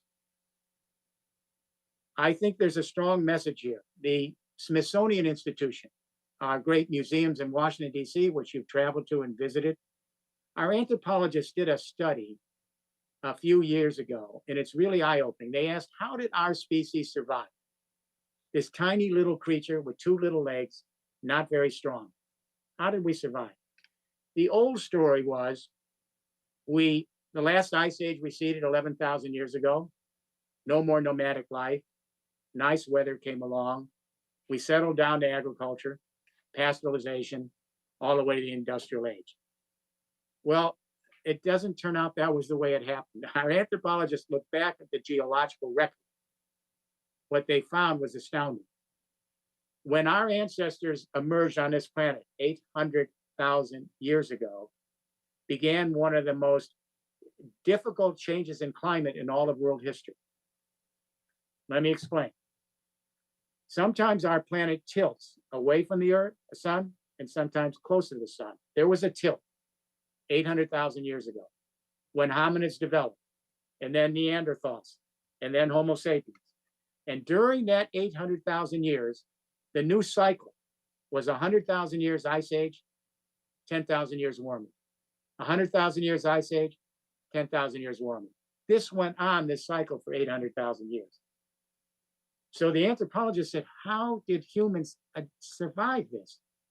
And here's what they concluded. And this is so hopeful for young people. They said, we are perhaps the most adaptive species on this planet, maybe with the exception of viruses. But if we can rewild the planet, and the United Nations is saying we need to rewild 1/3 of the planet so our viruses can decentralize, but we're the most adaptive species. Why? Our anthropologists said, we have the biggest brain. We have language so we can share our knowledge with other generations that come after us and learn about the Earth. And we have the most disposable fingers and thumbs so we can make tools. And I would add one other thing. We have empathic neurons in our neural circuitry. We think elephants may have it. We're not sure about dolphins and dogs, but we have literally these mirror neurons in our neural circuitry, which allow each of us to experience another human, or it could be another creature, their grief, their joy, their pain, as if we are literally experiencing it in our own bodies, not up here. This allows us to cooperate. We are potentially a cooperative species. Many times, empathy allows us to inflate and bring large numbers of people together. Oftentimes, empathy collapses, civilizations collapse, and we go back to bad things. Right now, we're at an inflection point where the young people are in biophilia consciousness. They have a sense of the feeling not only for their fellow human beings as endangered, but our fellow creatures. And the Republic of Korea is one of the leaders in moving these kinds of narrative changes in history. So where does this leave us? In the new economy, we have to balance. We're not giving up geopolitics, but we have to get into biosphere politics. We are not giving up efficiency, but we have to learn that there's another temporal value called adaptivity. In nature, there's no such thing as growth. Nature is about regenerativity. Finance capital is only a derivative of ecological capital. Wealth is net primary production, photosynthesis. Gross domestic product is a terrible indicator. Quality of life indicators tells you more about whether we are having a healthy planet. And finally, we have to make a great shift, I think, from zero-sum games to network effects, and learn to live on this planet in a new way. I'm always hopeful, especially when I get to speak to folks in Korea, because you're the poster child after World War II, one of the poorest countries in the world. And you became, with all that sheer strength of your cooperation as a culture, you became one of the great economic powers on the planet. There's something about Korea's cultural tradition that's interesting, and I will leave with this thought. The Asian religions and philosophy are very interesting. In the West, we see our covenant as the overseers of nature. But if you look at Shintoism and Buddhism and Confucianism and Taoism and all of those Eastern religions and philosophies, they're very interesting in a way, because they've always said that humans are part of nature. We're part of nature. We don't dominate nature. We simply are part of nature. Now, in the West, it is true that in the West, in the 19th century, we developed ecology as a science. That's a good thing. In the 20th century, the great national parks in America. Later, the environmental movement. But I think that the East and West can learn from each other. And the Abrahamic religions and the Eastern religions can learn from each other on how we can begin to, I guess what I would say is, re-heal our relationship to this planet. The reason we're having a problem with health is the planet is sick. And the hydrosphere is trying to find a new equilibrium. And our responsibility as a species is to enjoin it with what we would call biosphere and biophilia consciousness. And my hope is that the Republic of Korea will lead the way. This first World Health City Forum is really an important event. I hope you hold it every year. And I look forward to your country playing a lead role in helping us make a fundamental transformation so that we learn to live with a new approach to science and technology and economic activity and governance that's more in line with our ability to heal this planet, to bring health back to our ecosystems. And the last thought is this. You know, our astronauts, when they come back, I remember having breakfast with an astronaut years ago, and they all say the same thing. They come back to Earth, this beautiful blue planet, and they say, everything out there is dark. They come back and they have a new feeling of belonging to this incredible experiment called life on this blue marble. It changes their whole life. And so if we can begin to do that in each of our countries, through our religious affiliations, our political affiliations, maybe we'll be on the road to rehealing the planet so that future generations, not just our species, other creatures have their right, their moment for existence on the earth. Hopefully, Korea will be at the forefront in taking us from an age of progress that is dying to an age of resilience with all the new economic opportunities and governing opportunities and educational opportunities that go with it.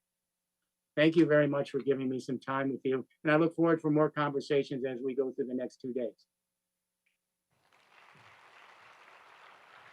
Thank you very much, Mr. Rifkin, for that impressive speech, which emphasizes the need for a transition of the era of progress into an era of resilience and regeneration. And Mr. Rifkin is going to join us as a panelist in a bit, so we look forward to seeing again him shortly. And speaking of panelists, the upcoming AGB Summit is going to start in a bit after a brief stage cleanup and setup. So we will meet again at this very spot in a few minutes for the AGB Summit. So I will see you in a bit. Thank you very much.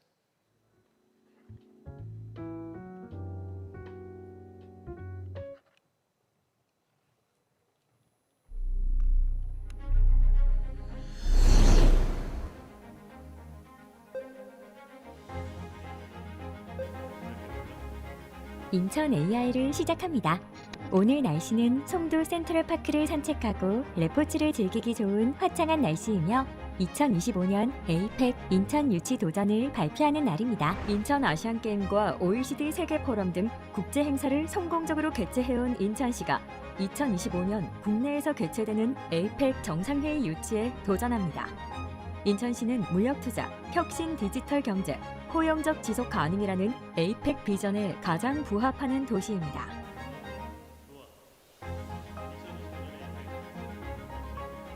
스마트시티 시스템 구축으로 국제회의 개최 시 안전과 보안이 우수한 인천시 마이스 시설 분석을 시작합니다.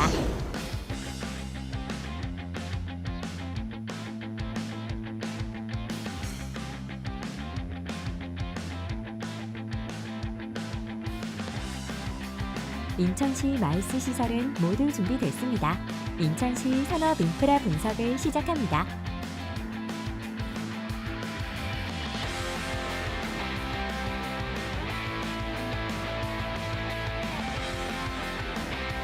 인천시 산업 인프라 역시 모두 준비됐습니다. 인천시 관광자원 분석을 시작합니다.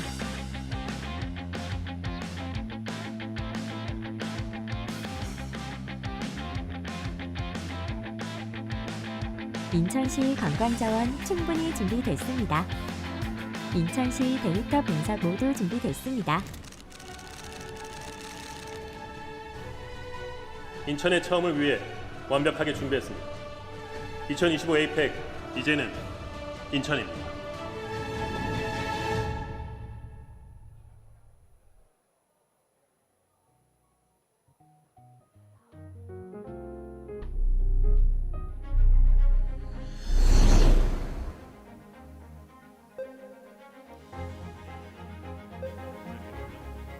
인천 AI를 시작합니다. 오늘 날씨는 송도 센트럴파크를 산책하고 레포츠를 즐기기 좋은 화창한 날씨이며 2025년 에이펙 인천 유치 도전을 발표하는 날입니다. 인천 아시안게임과 OECD 세계포럼 등 국제 행사를 성공적으로 개최해온 인천시가 2025년 국내에서 개최되는 에이펙 정상회의 유치에 도전합니다. 인천시는 물력투자, 혁신 디지털 경제, 포용적 지속 가능이라는 에이펙 비전에 가장 부합하는 도시입니다.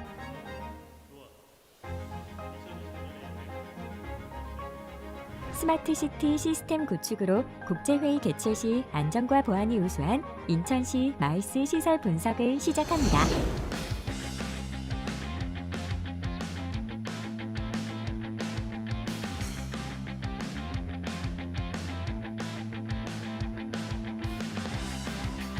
인천시 마이스 시설은 모두 준비됐습니다. 인천시 산업 인프라 분석을 시작합니다.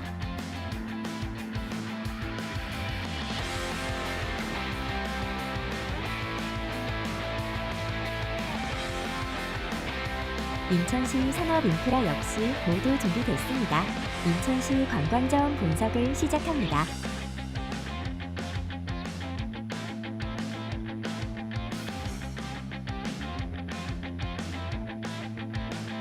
인천시 관광자원 충분히 준비됐습니다. 인천시 데이터 분석 모두 준비됐습니다. 인천의 처음을 위해 완벽하게 준비했습니다. 2025 에이펙 이제는 인천입니다.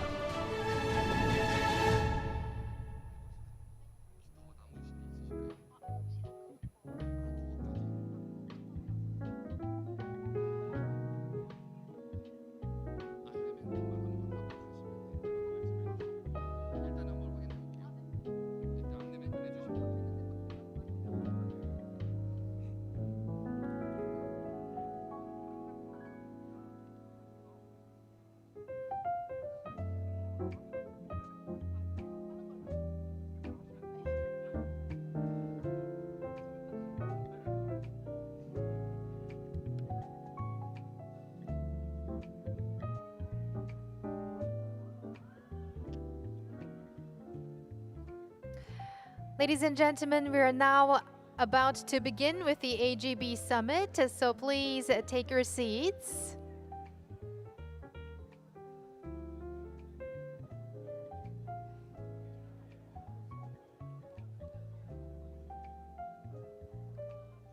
네, 이제 AGB 서밋이 시작될 예정입니다. 모두 자리에 착석해 주시면 감사하겠습니다. We are now going to begin with the AGB Summit. So ladies and gentlemen, please take your seats. Thank you very much.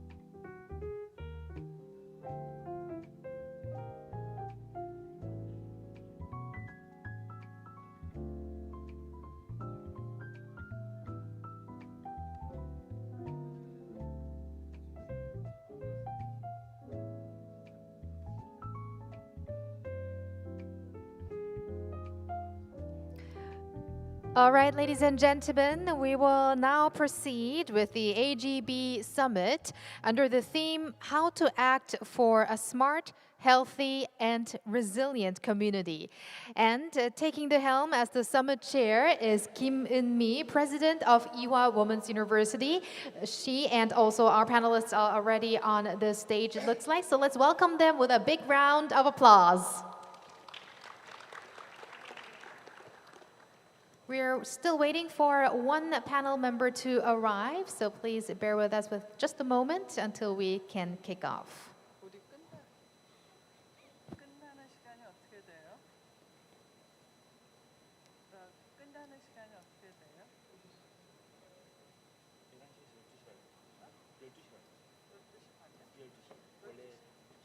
All right, ladies and gentlemen, let's welcome our panelists again with a huge round of applause.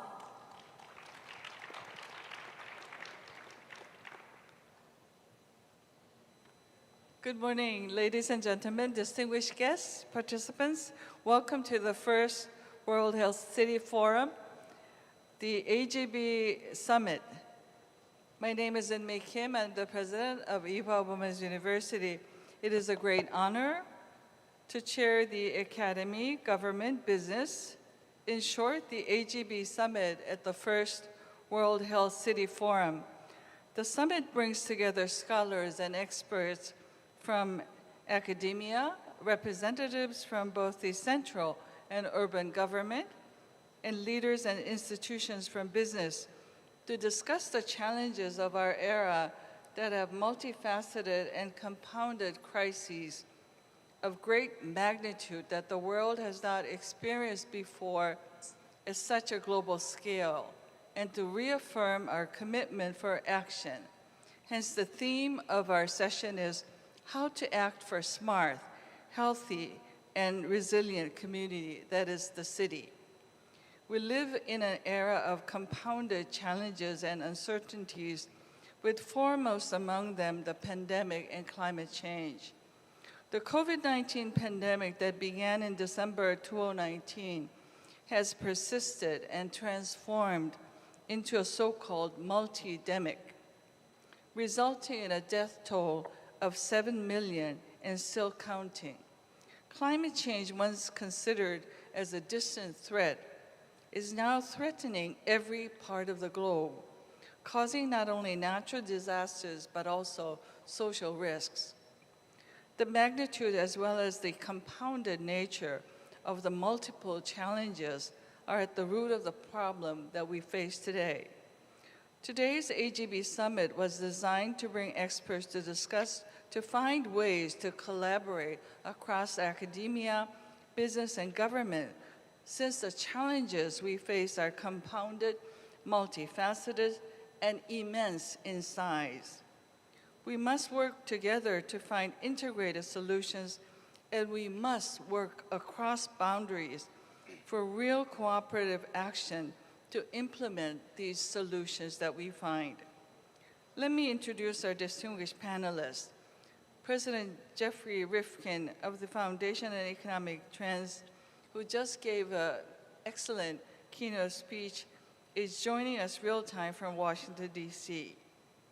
Two of South Korea's leading corporations has joined the panel, and they represent the energy, health, and housing services and work for the well-being and safety of the people and communities.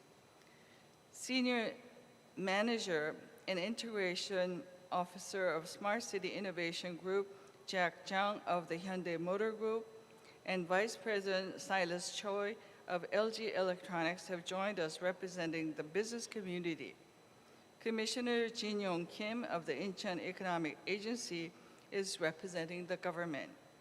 Before we start the summit, I would like to invite the panelists to briefly introduce themselves, starting from my left, Senior Manager Jack Jung. Mr. Jung.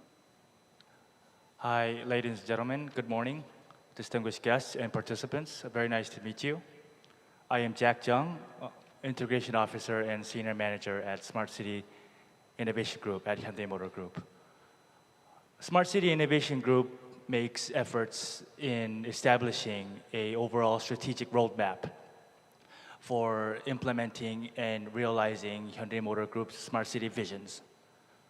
We also work closely with governments, both Korean, domestic, or of course international, and our partners overseas, as well as startups, non-governmental organizations, in purpose of deploying and again implementing Hyundai Motor Group's future solutions, especially in the fields of mobility, including transportation and logistics, as well as energy.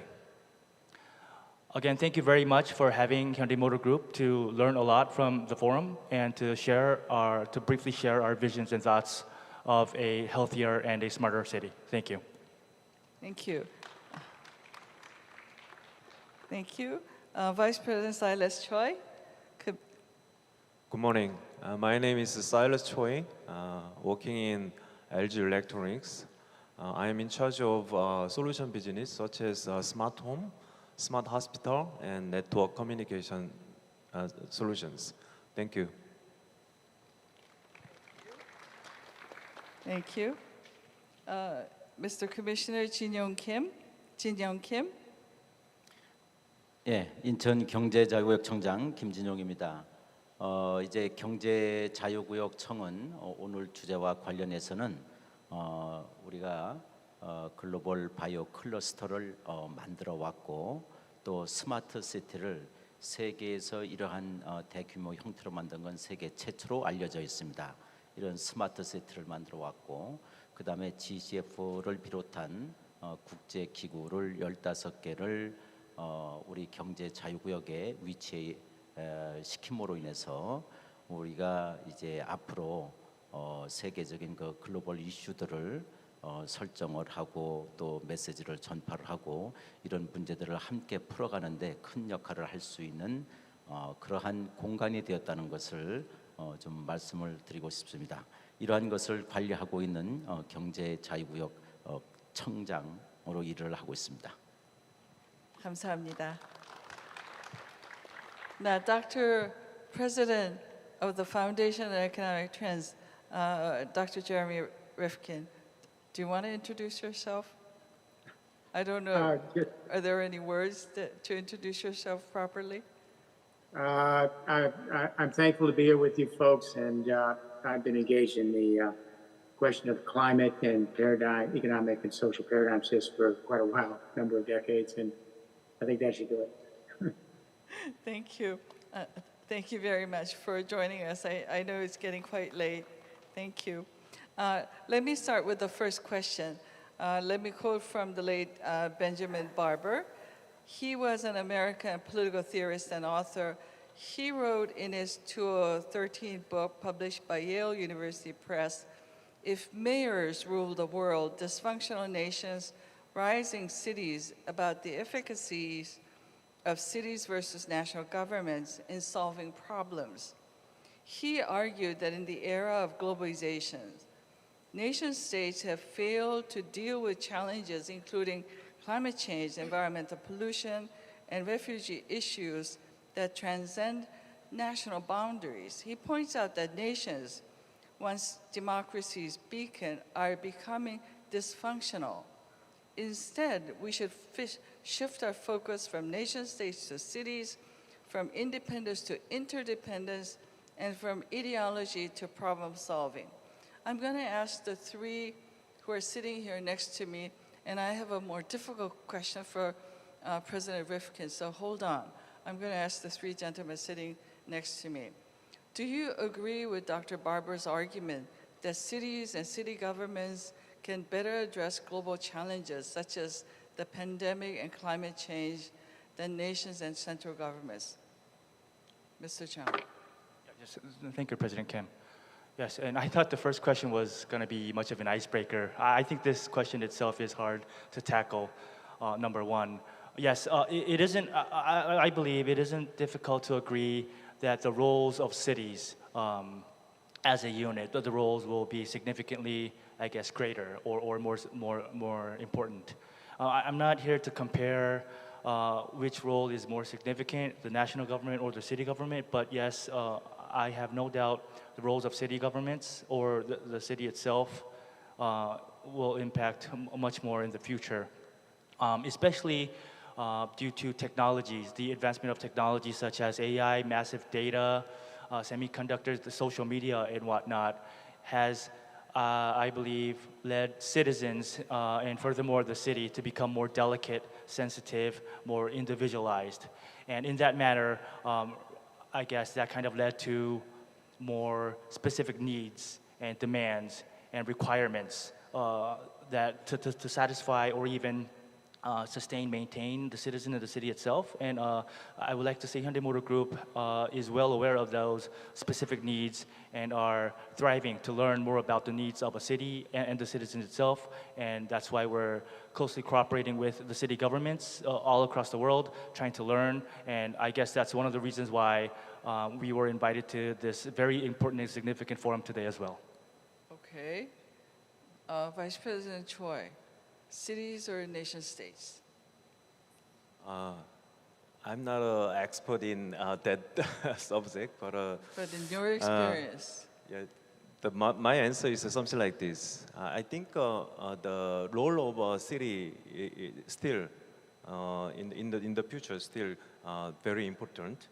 However, just we experience a pandemic, and the conclusion, from my point of view, conclusion, decentralization is also important. So each city or the small town should have their own autonomy. By the way, the city role, they should make some infra and policy. We experience pandemic. At least the country should provide the basic policy of the pandemic. So that mutual side of role is important. Okay. Can be answer? Okay, so he's being safe and saying that they're both important. Okay. Okay. Commissioner Kim, what is your answer? 네, 우리 National government or city government? 이제 팬데믹과 관련해서 우리가 지난 그 경험을 반추해 볼 때 우리 중앙 정부와 또 시 정부에서 우리가 그 일체적으로 유기적으로 협력을 해서 잘 대처해 왔다라고 하는 것이 한국 정부의 그 대처 방안으로서 세계적으로 이렇게 평가받는다고 생각을 하고 있습니다. 인천 경제자유구역에서도 이게 스마트 시티를 구축하게 가면서 개인의 정보를 많이 집적을 하고 이것을 활용할 수가 있고 또 결국은 팬데믹과 같은 상황에서는 이것을 활용한 정부의 그 어떤 통제, 컨트롤 이 능력을 갖고 있다는 장점이 있는데 또한 그 반면에는 개인의 권리와 프라이버시라고 하는 것이 그 상대적인 그런 가치로 이렇게 작용을 하고 있다고 보여집니다. 그렇다라고 할 때에 우리가 좀 중국과 이렇게 비교해 보면은 중국에서는 정부의 그 컨트롤 능력이 크고 상대적으로 그 인민의 이런 그 권리와 프라이버시가 무시되는 그런 측면이 강했다면 또 유럽과 서양 사회에서는 이제 그 반대의 역할도 많이 나타나고 이렇게 나타났다라고 평가를 할 수가 있습니다. 그 중간 영역에서 한국 정부가 이것을 어떤 정부의 그 신뢰를 바탕으로 해서 잘 대처해 왔다라고 생각하고 있는데 우리 제레미 리프군 박사께서는 어떻게 좀 이런 부분에 대해서 평가를 하고 또 앞으로 세계가 이러한 상황에 닥쳤을 때 어떻게 대처해 나가는 하나의 그 지침 방향에 대해서 어떻게 생각하고 계신지 한번 좀 묻고 싶습니다. 청장님이 보시기에는 중앙 정부하고 이제 지자체 간에 그러니까 팬데믹을 이제 겪고 나오시면서 어디가 더 중요한 역할을 할 수 있고 앞으로 이 균형점을 어디서 봐야 된다고 생각하세요? 앞으로는 이제 중앙 정부와 이제 지방 정부가 특히 이제 어떤 미국과 같은 사회에서는 조금 더 생각과 다를 수가 있지만은 우리가 그 한국에 있어서는 서로 굉장히 유기적으로 연계가 되어 있다. 그래서 어디가 더 중요하냐라고 할 때에 흔히들 도시가 이제 능동적으로 대처해 나가야 된다라고들 이렇게 말을 하지만은 한국과 같은 상황에서 이렇게 봤을 때 이제 도시와 도시 간에도 긴밀하게 연결이 돼 있고 이게 수도권만 해도 2,600만 도시가 살고 있습니다. 이런 것을 할 때는 도시 정부라고 하는 차원에서 보다도 이거와 국가 중앙 정부와 국가가 유기적으로 이렇게 대처해 나가는 것 이것이 더 좋은 방안이 아니냐 이렇게 생각을 합니다. For the interest of President Rifkin, let me just briefly translate what just transpired here. I think Commissioner Kim was saying that in the Korean context, it was very critical for the central government, the national government, and the city governments to work very closely in a very organic way to cooperate in the past pandemic. and he argues that it's critical as we move forward to prepare for the next pandemic to find ways to facilitate and develop a close, a cooperative, organic way to develop this working relationship. Now, I have a question that is slightly different for you because it's you. You're one of the most influential political thinkers, public speakers, and activists of our time. Your work spans over 6 decades and have really questioned the humanity to address the triple and now multiple challenges of the global economic crisis, energy security, climate change, and now the pandemic. Your 2011 book, The Third Industrial Revolution, How Lateral Power is Transforming Energy, the Economy, and the World, was not only a world bestseller, but it has influenced many, many governments around the world, including the Republic of Korea, to adopt a green growth policy. On May 10th, 2012, you delivered a very powerful keynote address in this country at the Global Green Growth Summit hosted by the Global Green Growth Institute, or GGGI, in association with OECD and the United Nations Environment Program. And your most recent books include The Green New Deal, Why the Fossil Fuel Civilization Will Collapse by 2028, that's pretty close, and The Bold Economic Plan to Save Life on Earth, which was published in 2019. And in 2022, you published The Age of Resilience, Reimagining Existence on a Rewilding Earth. In these books, you critically challenge us once again to think about the physical boundaries of human, social, urban space versus nature and the environment for sustainability, which you just talked about during your keynote speech.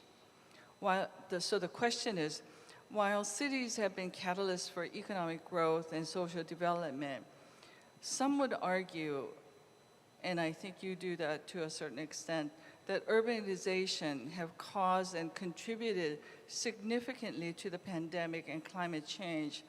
What are your insights on the role of cities for the pandemic and climate change, and how would we go about to resurrect or creating healthier and more sustainable cities as we move forward? In 1776, at the dawn of the American Revolution, beginning of the Age of Progress, there were 780 million human beings inhabiting this planet. 780 million. Today it's 8 billion. What has driven this? Fossil fuels. In other words, we lived off the solar and of the planet for all of history until we discovered stored energy, coal, oil, and gas, from a previous period of history. So we went from 780 million to 8 billion people. And now the average person, as I said before, has half the amount of water available than the average person had 50 years ago. That's the situation. Here's an interesting statistic. For every 1 degree, well, let me just move forward on this for one more moment. For every 1 degree Celsius that the temperature goes up on this planet, it means 1 billion more people are climate refugees. That's what's happening. So now we've got 1 billion, we're heading toward 1 billion. We're now near 1.5 degrees. If we go to 2 degrees, 2 billion. If we go to 3 degrees, 3 billion. That's nearly half the planet. And now the new studies say that at the current course, we're going to go to 4 degrees Celsius. That upwards of 4 billion people who may be potentially climate migrants. We have whole regions now that are warming so fast, the mass migrations here, the Mediterranean. 22 nations, European, Asian, African, all on the Mediterranean ecosystem. And we're seeing the migration because they can't live in these regions anymore. And they're doing whatever they can to get over that Mediterranean Sea to Europe. We're seeing it in Central America and South America. Millions of migrants because the climate is too severe. They're moving up north toward the US and Canada. We're beginning to see this around the world. So what I believe is going to happen is we now know that population is going to peak somewhere around mid-century everywhere. We now have most of the developed countries are already declining in population, but the peak is around 2050. And I would say in the next 150 years, that's not a very long time. My dad was born 125 years ago. That's not many generations. I think our population is going to go down because of climate and because of migration. And I think we will probably see somewhere, 200 years from now, perhaps, if we're able to flourish, smaller populations, maybe 2 or 3 billion people. Young people aren't having as many children. We're also going to see changes because we're going to have more migratory life, nomadic life. The last 10,000 years, nice climate, no more nomadic life, settled down, sedentary life, hydraulic civilization, big urban cities, the industrial age. The next period is going to be more migratory life, less sedentary life. We're going to see pop-up cities, ephemeral cities, climate passports, climate corridors. We're hiding from it now, but it's already here. So what I'm trying to do is, in my work with governments around the world, is to say, look, in industries, we got to see a wholesale change in how we live, where we live, and under what circumstances. So I would say we're going to have smaller regional cities, not of 8, 10, and 20 million, but cities of 250, 500,000 people who can actually adapt to their local ecosystem over the next 200 years and see it as a commons that cannot be depleted. For too long, we have seen nature as a resource to be sequestered, propertized, commodified, consumed, and thrown away. So we depleted whole ecosystems. Now we have to move towards smaller cities that are comfortable to maintaining their local ecosystems as commons. And for much of history, we did that. That doesn't mean going back. We have to use the most advanced, what we call complex adaptive system thinking, the new approaches to big data analytics and algorithms. But we also have to be aware that our primary mission is to rewild 1/3 of the planet. That's what the UN has said. That's what our nations have committed to. That's a big deal to do that. So that means that I think as population declines, because young people are going to have fewer babies, and with migration, fewer babies. You can't take 3 children on your back when you're migrating. The good part of this is we're going to probably create a more ability to live in bioregional governments with common ecosystems, and it's going to bring people together. This doesn't have to be a death sentence for our species. This can be what we call a good quality of life, a Spartan but good quality of life, where other things are more important than just getting rich. Half the human race has not done well with the age of progress. They're worse off than when we began. The other half of the human race, most of us in the West, are doing really well. We now have to have a completely different way of understanding our relationship to our ecosystems. You can't have 20 million people devouring some small ecosystem that they rely on, the waters, the lithosphere, the atmosphere. So none of this has to be forced. It's forcing on us because of the hydrosphere is changing. So I think that over the next 5, 6, 7, 8 generations, Korea has shown itself to be a leader. Here's a country, and after World War II, went from total poverty. You've had so many times where you've been occupied, you've been repressed, but you came back and you became a great star and hope for the world. And I think Korea could do that again.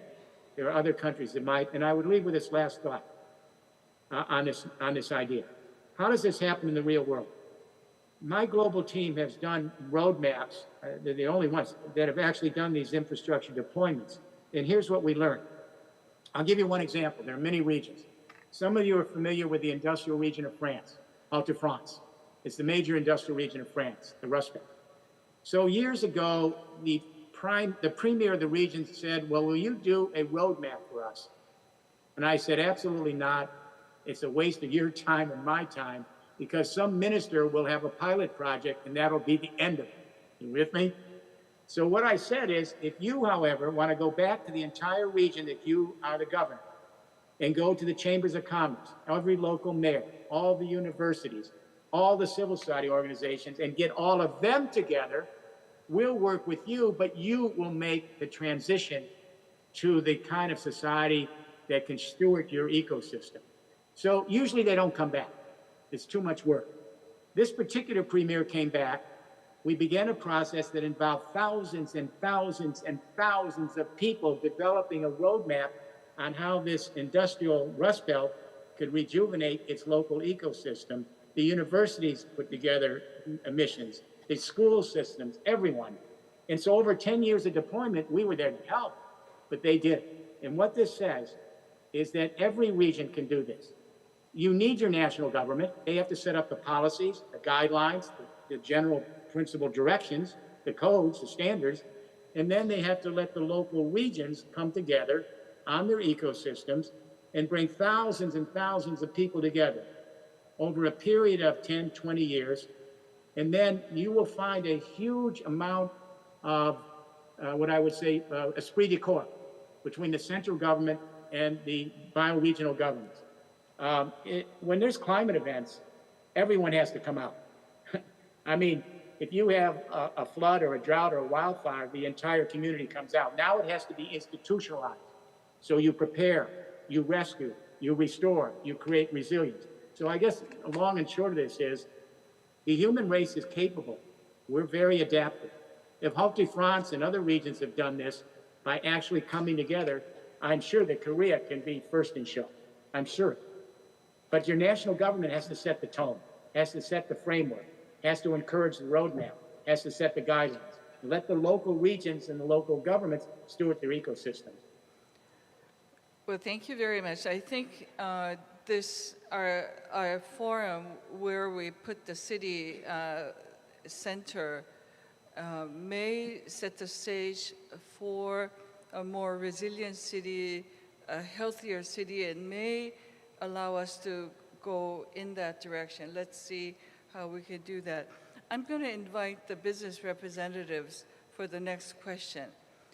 We're going to focus on health.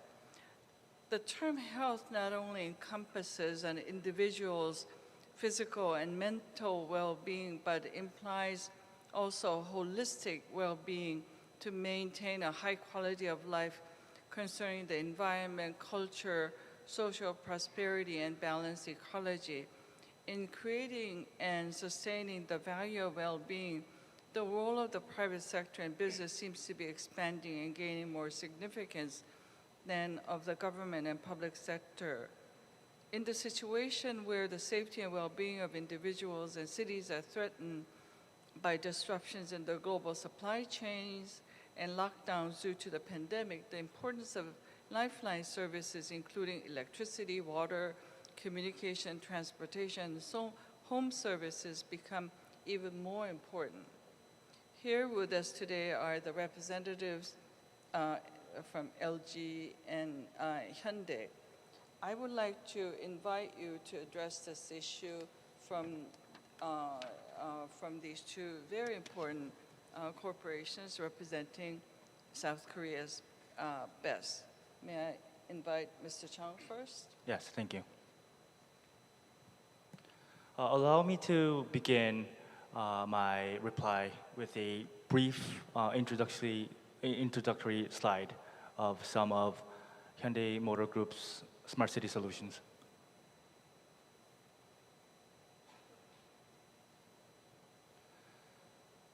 Hyundai Motor Group, or Hyundai Motor Company, as its main company, with 50 plus affiliate companies, all gathering its efforts to pursue Hyundai Motor Group's smart city vision. We initially, or our main core of business being a manufacturer of automobiles and also a smart mobility solution provider. Among the many smart city domains, health, education, security, government, we tend to focus more on the three core domains which are transportation and logistics combined. We call it mobility and also energy. Yes, and I am very well aware that health isn't one of the key focuses that I have just mentioned, but the three main principles or ideals or goals that Hyundai Motor Group's Smart City vision pursue are number one, human-centered, number two, coexisting with nature, and number three, embracing the future. And what are these three without health? Especially the first one being human-centered. We believe that health underlies in the three core domains that Hyundai Motor Group, as a automobile manufacturer and a smart mobility solution provider, focuses on. To begin with transportation or movement of people, yes, aside of the commonly known autonomous driving vehicles or advanced area mobility, Hyundai Motor Group also makes efforts in testing or even planning or developing mobility solutions for the transportation, the disabled people, such as the blind people who have difficulties using transportation, even beginning from getting out of their house, even wheelchair accessible vehicles and whatnot. And also we are at work developing PBVs, purpose-built vehicles, to satisfy the different needs that I've been talking about in the first question, to satisfy the detailed and very delicate specific needs of people getting around in the city. And also coming back to the most popular and I guess the common topic, autonomous vehicles as well. Smart City also, not only developing the vehicles itself, we tend to study the infrastructure along with the government entities in academia as well. We, I guess, imagine or look into how the city sculpture, the city scene, or the city infrastructure will change along with the introduction of autonomous driving vehicles. Self-driving vehicles. For example, if cars drive themselves, would the lanes of the roads be able to become, I guess, narrower because more accurate driving? Will we have more parking spaces? Will we have, due to the introduction or the fully electrified vehicles, will we need gas stations where they are now? Does the curb next to the sidewalk, does it have to be lower or higher for people to access vehicles without an actual driver or even someone to help them get on a car? And also, how will this impact the statistics of the city? Whereas there are some assumptions, or I guess, assumptions where autonomous vehicles may lead to a decrease in traffic, especially in heavily trafficked cities such as San Francisco, New York, Seoul, due to autonomous vehicles being able to absorb nearby types or modals of different transportation modes. And also, mobility goes on to the movement of goods, logistics as well. We, of course, with technologies in areas such as logistics, warehouse solutions, robotics and whatnot, we also are working hard to bring a more seamless movement of goods, logistics solutions. Moving on to the third domain, which is energy. Aside of the commonly known hydrogen vehicles and electric vehicles that you already know and enjoy, we also have eco-friendly trucks or buses to pursue and continue to pursue the eco-friendly goals and our carbon neutral goals of Hyundai Motor Group's vision. Not only in our vehicles, but Hyundai Motor Group also are conducting numerous studies with academia and government entities as well as national level institutions for even solutions across the whole value chain, from producing clean hydrogen to storing them, transporting them, and even fueling them into our vehicles or even other facilities as well. This does not stop and goes on to us, Hyundai Motor Group, having to develop more advanced electric vehicle charging solutions as well.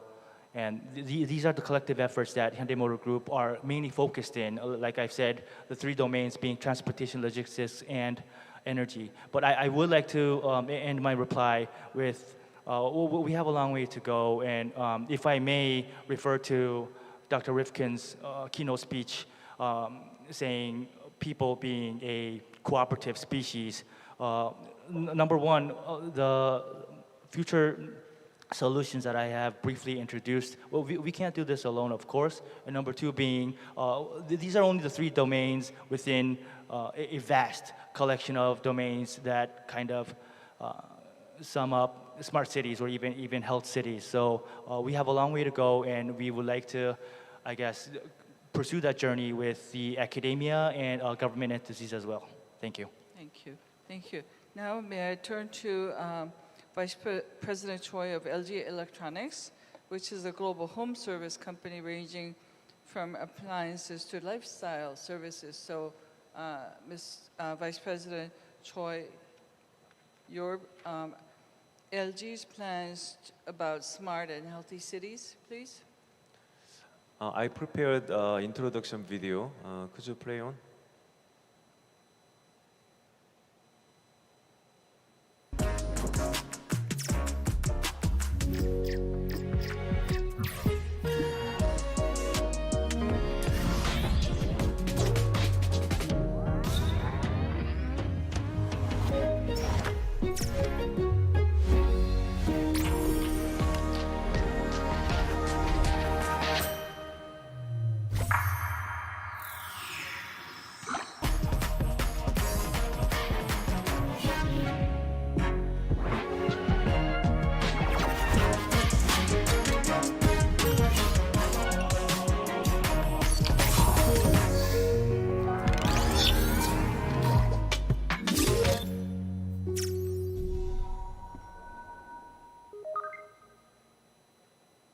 Hey there! You probably know LG for our world's best appliances. And you're right. For decades, our uniquely innovative products have been changing your home life. But did you know? We're already going well beyond that to bring all our innovations together to open up new possibilities and change the home itself. Let me show you how. Like all good things, the idea is quite simple. It's all about unlocking the power of connectedness by integrating all those AI-empowered, IoT-enabled appliances with your home, so they can all work together intelligently to do so much more for you. Set routine to automate multiple operations in one go. Like when you're coming home after a long day and you want everything set to just how you like it. Connect up your AC units and air purifiers with air quality sensors around your house and even weather feeds from the cloud. When you next need to freshen up, your home will know exactly what to do. Even taking care of all these connected appliances is made trouble-free with our proactive customer care that helps you get the most out of your products. From personalized tips and maintenance reminders to alerts that prevent problems in advance, Smart is all about staying ahead. Of course, getting all this to work is effortless thanks to simple and intuitive control with our LG ThinQ app, a smart platform for smart lifestyle, which gives you full control and insight over every aspect of your smart home, wherever you are. And with LG ThinQ, control is a truly interactive process of personalization, with its evolving intelligence learning about you and your living pattern, so your home adapts to your lifestyle, not the other way around. Because optimization, at the end of the day, should always be about you. Begin by producing your own electricity. Store your electricity in home ESS until peak hours. Convert it to heating or air conditioning. Plug it back into the main grid, or better yet, just leave it all to LG ThinQ Home and its predictive intelligence to work out the optimal combination. And we're talking real intelligence here, even when the going gets a little tough, like when the main grid goes down. Simply let LG ThinQ Home do its magic with its AI-powered optimization. And fine-tune your energy consumption. And voila! Saving energy is literally a breeze. Of course, from AC and TV to pool pumps and even electric vehicles, it shouldn't matter if it's from LG or one of our growing network of partners, because you should be free to choose whatever suits you best. Our job is simply to make sure your home runs the most efficient, most economic, and most sustainable power recipe at all times, come what may. So you're right. LG Think You Home is one smart home solution. Probably the best you'll get. But at the same time, it's so much more than that.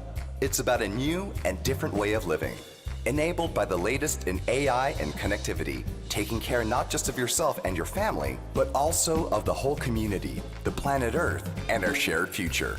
'Cause, you know, when we say innovation for a better life, we mean better for everyone and in every way. And that's LG Think You Home, a truly smart home for a truly better life. LG Electronics doing smart home business. We think about the smart home, the three aspects. The first one, it is the convenient, and the second one is the healthcare, and the third one is energy saving. So today I want to just introduce LG digital healthcare first. We are doing digital healthcare business, focusing on the two stage, the before going to hospital and after the coming from hospital, two stages. That stage happened in home, probably. So before going to hospital, it can be prevention, and after the coming from a hospital can be aftercare service. So nowadays we just developing at-home care service. It's the naming service of a name. So we just provide the many different kind of data from a hospital to our customer as a patient, and we can gather the vital data from the patient and hand over to hospital. At that time, not only just vital data, but the environmental data as well, such as temperature, humidity, that kind of data of home. Also, we can just transfer to a hospital. And that the vital data and the environmental data can be a lifelog data, and that can be just utilized for any kind of the research of healthcare the sectors. So that is the business area, and we are doing smart city business as well in the overseas. Firstly in Korea, we are doing with our just affiliate company, system integrator LG CNS together. We are doing smart Sejong City project and Busan Eco Delta City project as well. In overseas, we are doing Indonesia, Saudi Arabia, and Vietnam as well. So our just focus on smart city, it is the convenience and digital healthcare and energy, three aspects. And as you know, just LG stands for Life's Good, right? So our just world health, smart health city linked to the brand image, Life's Good. Thank you. We started a little late, so I don't think we have that much time. So I am very sorry, but I'm going to ask Commissioner Kim to be very brief in the remarks. Songdo Smart City has been very important, actively involved in the development of Songdo as an international city. Your leadership has been very important. So could you share your insights how you have built Incheon Songdo as a global international city, your leadership, I think, will be very important to share so that other cities can benchmark as a safe, healthy, and sustainable city. 인천 송도 도시를 이렇게 개발하는데 굉장히 중요한 역할을 하셨기 때문에 다른 도시들이 오늘 이제 좀 오셔서 벤치마킹 하시는데 아마 성자님 말씀을 듣는 게 굉장히 중요할 것 같은데 시간이 많지 않아가지고 아주 에센스만, 엑기스만 쫙 뽑아서 해주시면 더욱 감사하겠습니다. Okay, as I told you, our city was, so IFES was reclaimed in this area from the mud flat. And then so with the 123 square kilometers. And then without any obstacle to construct our city, we were able to proceed with our project. The aims of our smart city is safety and efficiency and convenience. We initiated the project with as a ubiquitous city. Ubiquitous as God is omniscient, omnipotent, and omnipresent. The ubiquitous means that we are able to, where something happens, what is happening. And so we can, construct this city, we were able to collect a lot of information, and then we can share that information with the community, and then we can provide that information to the police, and then the agency, or the health agency. Our city, smart cities, makes, I think, makes contribute to our city, it's a sustainable city, and also with the smart city, we have made our city global bio cluster, and so with those the achievements, so we can provide and also contribute to the development of our city as a sustainable city. Yeah. Thank you. Thank you very much for that. Let me now ask all the panelists the final question. In the early days of the COVID-19 pandemic, the world washed in great disparity that the international organizations were not able to address the global pandemic. The UN, WHO, and many other international organizations seemed unprepared to deal with the magnitude of the pandemic. In the past pandemics, the global north and international organizations appear to be more ready to help, in particular the global south. But this time, the pandemic hit almost all the countries all at once. Countries in the global north were hit as well. So they appeared not to be ready to help the global south in the early days. International organizations were not prepared. WHO was paralyzed in the early days, unfortunately. They did come back and were able to be an important player. Let me put the question to the panelists. As we know, as Dr. Rifkin said during his keynote, we know that the next pandemic is coming. We know that it's going to be different, but we know it's coming. It may be much bigger in magnitude. It's going to come quicker than the distance between this one and the last pandemic.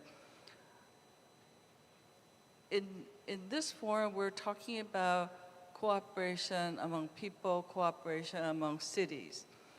Do we still need international organizations, international governance to play a major role? Or are we going to see another way of governance among cities? Do we need to invent a new system? Yes or no? And why is your answer? Let me start with Dr. Rifkin first. Well, this is pretty interesting final question because it gets to the heart of our economic system. What went wrong here? So the pandemic struck, and all of a sudden, all over the world, people were saying, where are the ventilators? Where's the medicine? Where's the food? Where are the masks? And what we learned from this is that the way our economic system operates was the problem. And the fact is that in our corporate world, and I spend my time in the corporate world, we always believe you have to be lean, because if you're lean, you can bring more revenue back to your investors every quarter. So we don't want to have too much redundancy in our companies. We don't want to have too big of a redundant workforce because we can't send enough revenue back to the investors. We don't want to have backup logistics supply chains, because that redundancy means we can't get more revenue back to the investors. We can't have logistics chains that are convertible. So what happened is that the nature of the system is you got to show that revenue every quarter. Now, in nature, it works totally different. Nature is always about redundancy, not about anything else. So in nature, you have a lot of redundancy built into the ecosystem. So if there is some kind of a crisis, there is enough redundancy in that ecosystem to be resilient, which means to adapt. So the lesson we're learning here is that we've got to kind of turn this around and be able to build in a much more diverse logistics and supply chain. We have to have a labor force that can adapt in a moment's notice to crisis. We have to have more localization along with globalization. We're going to have more regional ability to do things. It doesn't mean that we're going to just do onshoring. We're still going to have a global world, but we're going to have to change our economic system. For one thing, quarterly statements are a killer. I work with businesses all over the world. Every quarter, that CEO has to show more revenue to the investors, even if they know they're hollowing out their company and it's becoming so lean they can't adjust to changing economic conditions. Maybe they should get rid of the quarterly statement. And I know a lot of CEOs I work with in Fortune 500 companies say right on, because they have to build an infrastructure and a system that's redundant, that allows them to have a lot of options in case there's a crisis. And that requires a rethinking of how we work on markets and what our investors should expect from companies. I think that's a big question you asked. And in the Age of Resilience, I deal with that quite a bit in the book. And I think it's going to be difficult for some investors to hear that, but for the global companies I work with, they understand what I'm talking about. Thank you very much. Now, let me go in the different order. Commissioner Kim. It's listed our society.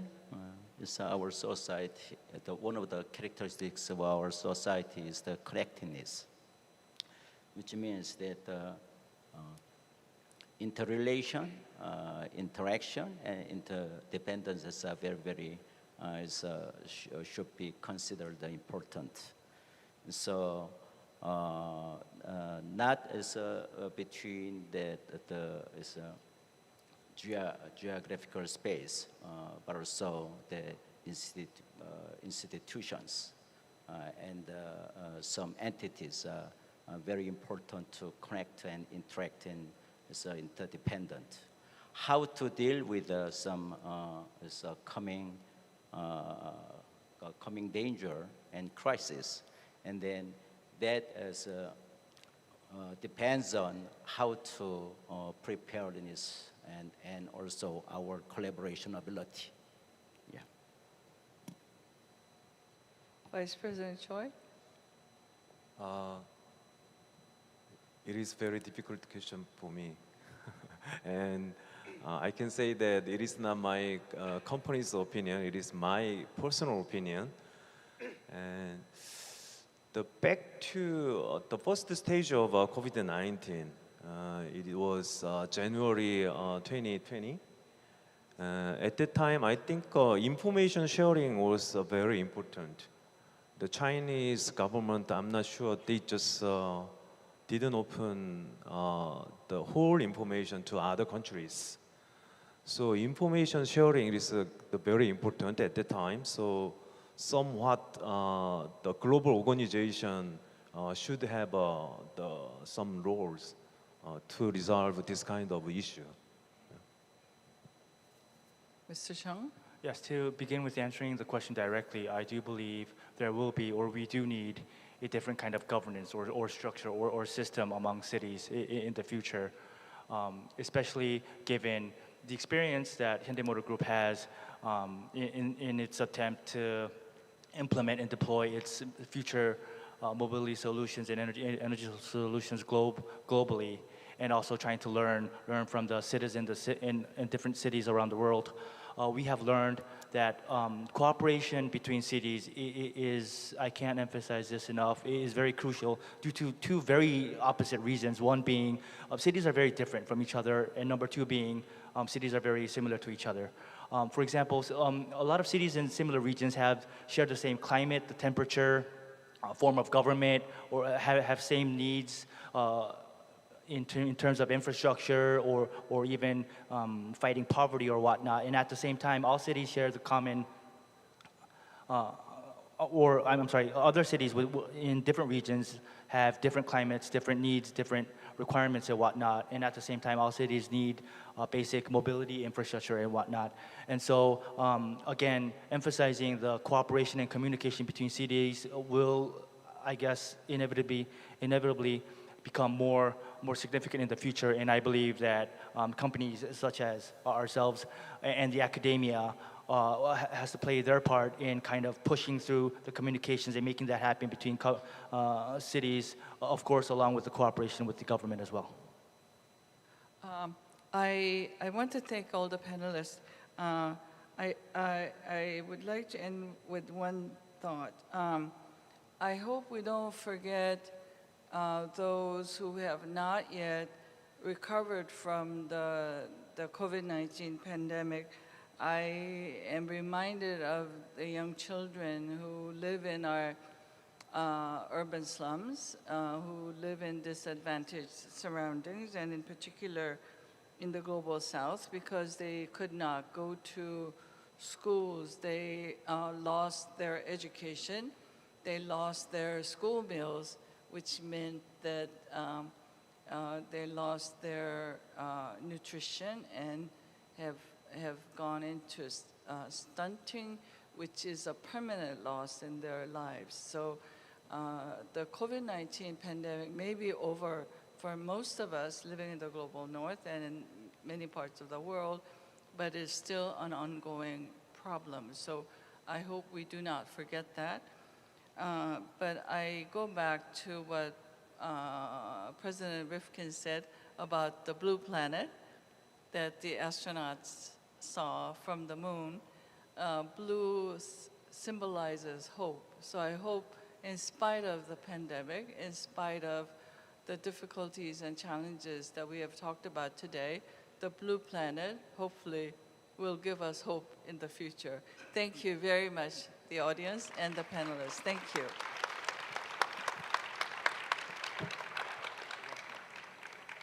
Thank you very much for that informative and interesting discussion. I think our AGB Summit panelists deserve another huge round of applause. Thank you very much. And with this, we conclude day one of the forum. After lunch, we ask for your active participation in the various sessions which start at 1 p.m. And our esteemed guests, please follow the instruction of our staff and proceed to the lunch venue. And also speakers, please join us at the speaker lunch venue, which is located in the adjacent Grand Ballroom C, please. So that's for the speakers, the speaker lunch venue at the adjacent Grand Ballroom C. So thank you very much, everyone. This has been your MC Suwa Kwon, and enjoy your lunch. Thank you.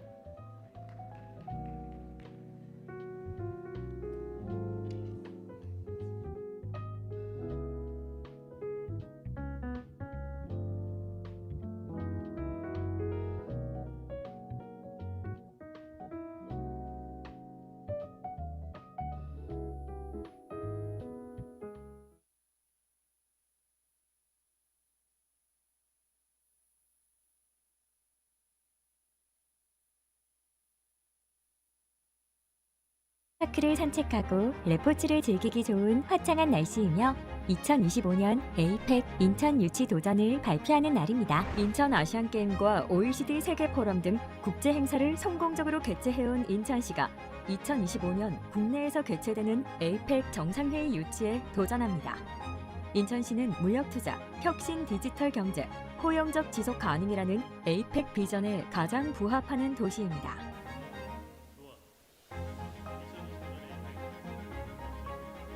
스마트시티 시스템 구축으로 국제회의 개최 시 안전과 보안이 우수한 인천시 마이스 시설 분석을 시작합니다.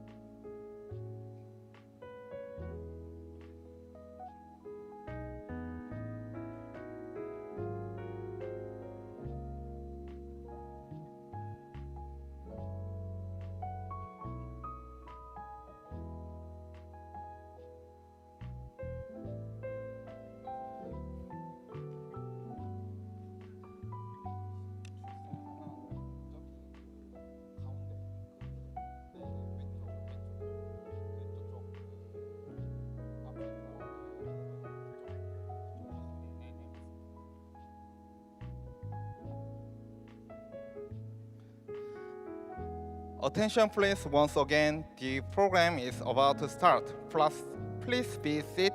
Thank you. 다시 한번 주목해 주십시오.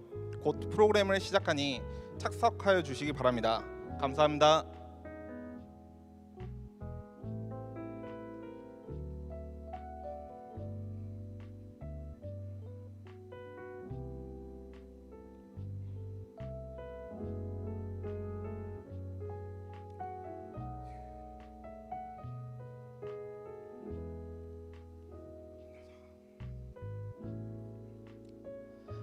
Ladies and gentlemen, the program is about to begin.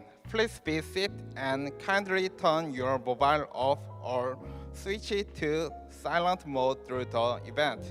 Your cooperation and attention are highly appreciated. 여러분, 프로그램을 곧 시작하오니 착석하여 주시기 바랍니다. 또한 회의가 진행되는 동안 휴대폰을 꺼주시거나 무음으로 바꿔주시기 바랍니다. 여러분의 협조와 관심에 감사드립니다.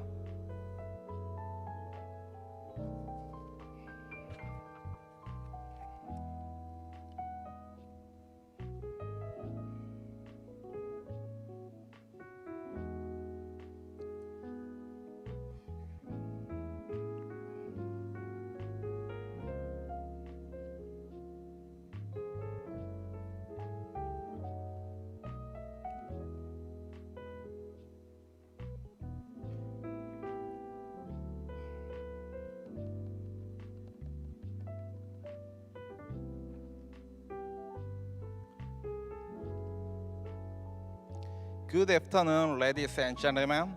My name is Byung-hee Jung, the moderator of this forum and Deputy Director of Chronic Disease Control Division of the KDCA. Before we begin the forum, I would like to quickly go through the program as follows. The forum will be opened with congratulatory speech by Professor Nore Park from University of Inje, and continued with 5 presentations focused on health inequality issue. For the next, the panel discussion will be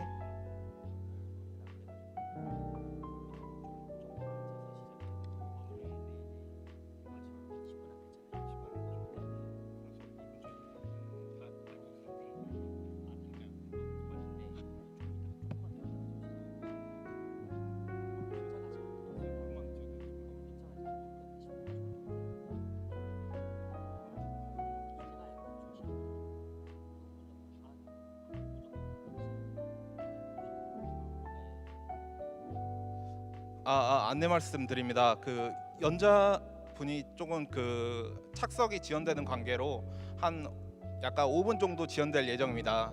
다시 한번 시작할 때는 다시 한번 안내 말씀드리겠습니다. 감사합니다.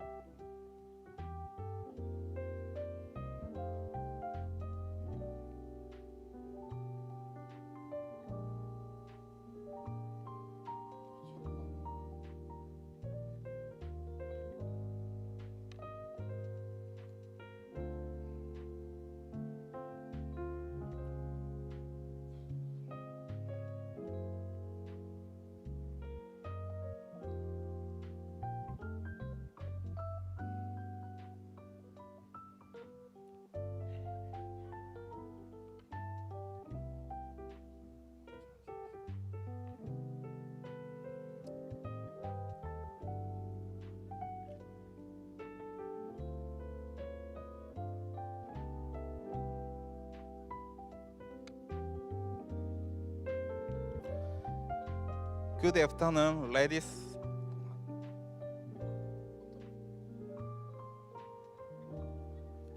Good afternoon, ladies and gentlemen. My name is Byung-hee Jung, team moderator of this forum and deputy director of Chronic Disease Control Division of the KDCA. Before we begin the forum, I would like to quickly go through the program as follows. The forum will be opened with congratulatory speech by Professor Norae Park from University of Inje, and continued with 5 presentations focused on health inequality issues. For the next, the panel discussion will be proceeded. This forum will be ended by the ending remarks by the chair. Ladies and gentlemen, we will begin the forum titled Strategies to Tackle Health Inequalities at the Community Level and Best Practice. First of all, Professor Norae Park from Graduate School of Public Health Inje University will deliver congratulatory speech.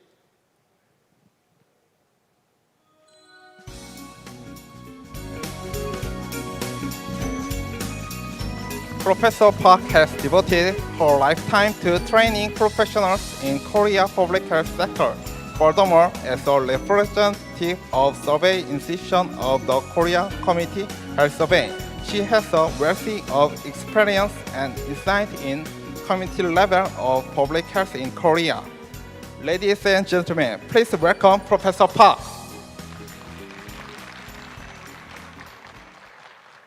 Good afternoon, all of you. It is very nice to see such a beautiful city in Songdo.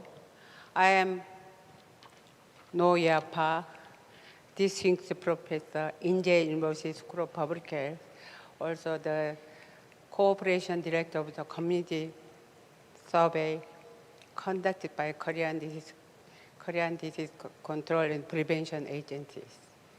First of all, I would like to welcome both national and international participants, those who are interested in Fourth Health City Forum, Community Health Party discussion session. And then, in addition, I would like to thank Dr. Yeon-chol Hong, chairman of the Fourth Health Forum, and Dr. Hae-rim Shin, who served the moderator of this afternoon 2 sessions.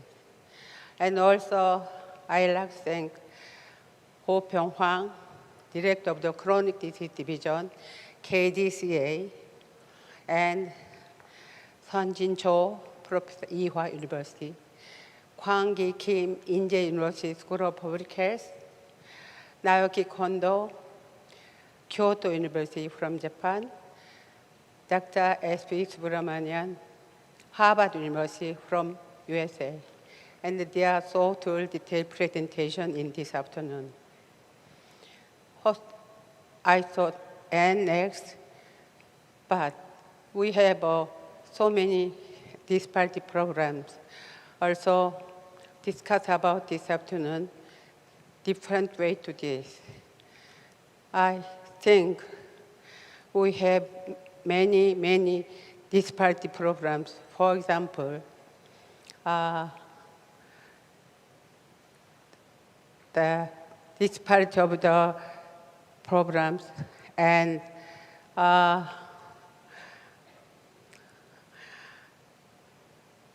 present situation is distribution of the healthcare facility and manpower, quality of the care, accessibility program, when we have an extent situation, preventive education to the general public, level we are very poor, some areas inadequate.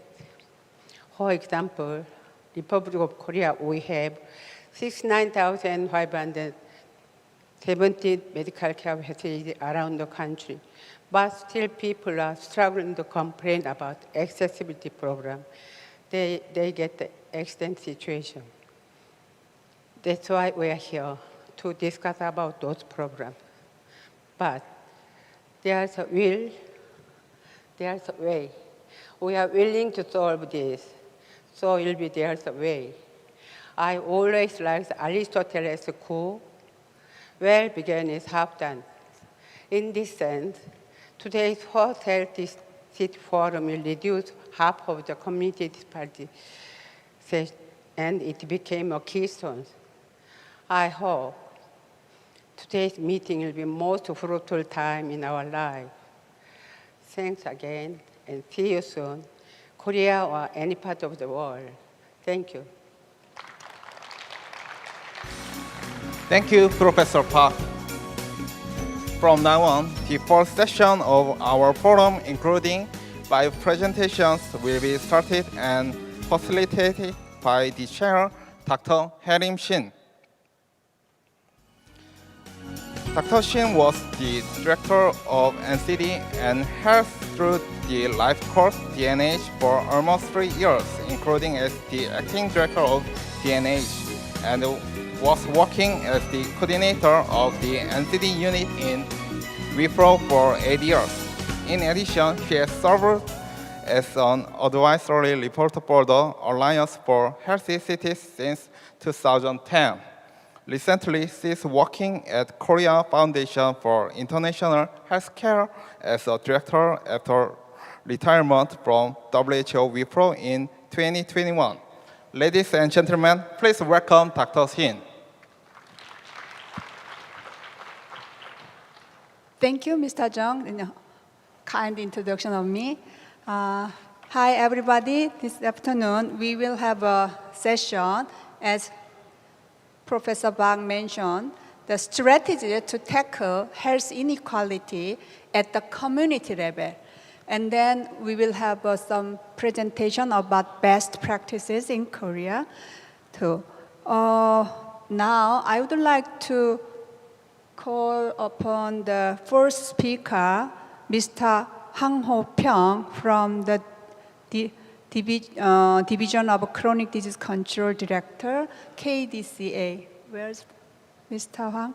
Yeah, please. And before his presentation, I would like to say something about that. Our speakers will have 10 minutes for Korean speakers and 15 minutes for foreign speakers. And then we will have a panel discussion after the 5 speakers. Mr. Hwang, please.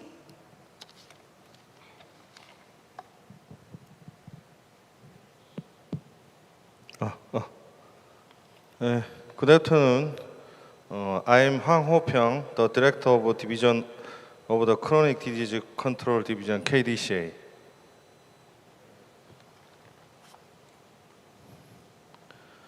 I would like to start my presentation with a quick introduction about the major division related to NCD control and prevention in KDCA. KDCA has the Department of Chronic Disease Prevention and Control, including 4 divisions. These divisions are working on national and community level health survey, chronic disease surveillance, and analysis program and prevention and management program for major NCDs, such as hypertension and diabetes. In addition, the National Institute of Health, which is a part of KDCA, also carry out scientific research on NCDs.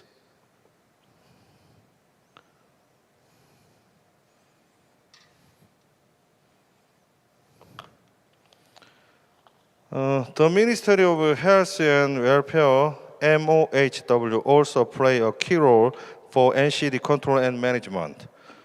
The MOHW are working on health promotion, cancer control, mental health control, rare disease control, oral health, and CVD. Ministry of Education and Ministry of Environment also drive NCD policy dealing with adolescent health and environment health hazard issues. This slide is about the current status of NCD in Korea. As you can see, NCDs are the leading cause of death in Korea. Especially cancer and CVD are the first and second cause of Korean deaths.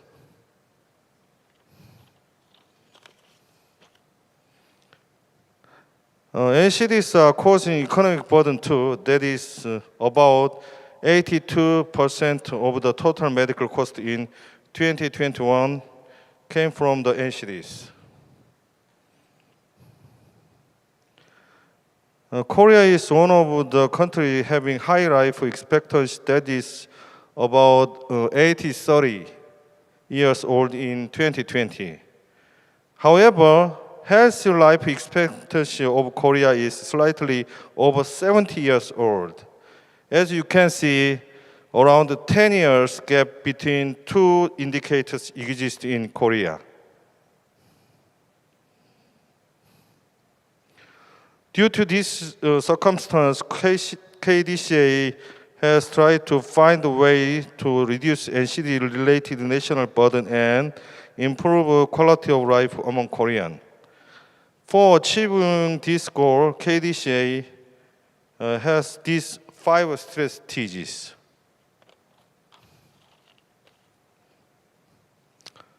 Especially, KDCA has the national and community level of health survey, namely Korean National Health and Nutrition Examination Survey, Korea Community Health Survey, KCHS, and Korean Youth Risk Behavior Survey to monitor Koreans' lifestyle and health conditions.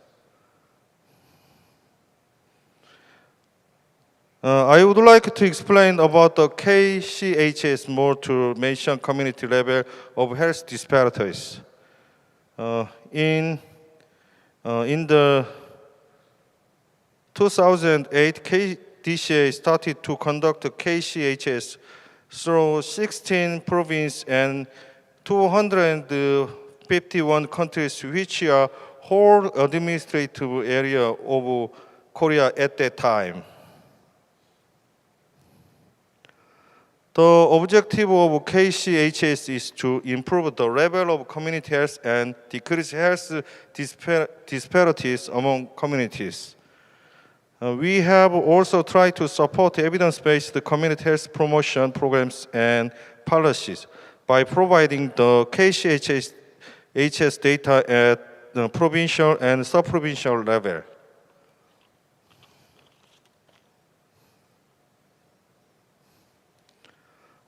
This is about the operation system of the KCHS. As you can see, from the KDCS to around 1,200 interviewers, many organizations are involved in this survey. Here are the KCHS core questions for family and individual survey. The number of survey questions of this year was 145, and based on these questions, we produced 106 indicators such as current smoking rate or alcohol use rate.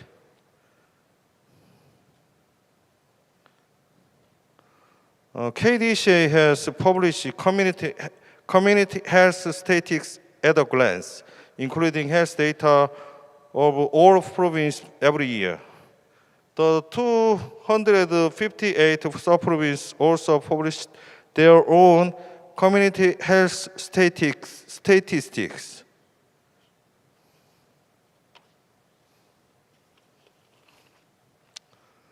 The KCHS database-based information is provided through the website for a variety range of users. From this slide, I'm going to talk about the current status of health disparities that can be identified through the KCHS. The first indicator that I wanted to show you is the current smoking rate. When you look at the GIS graphic from 2013 to 2022, we can identify the current smoking rate has been improved. However, upper graphic tells us that the size of gap gap between highest and lowest rate is different over the 17 provinces.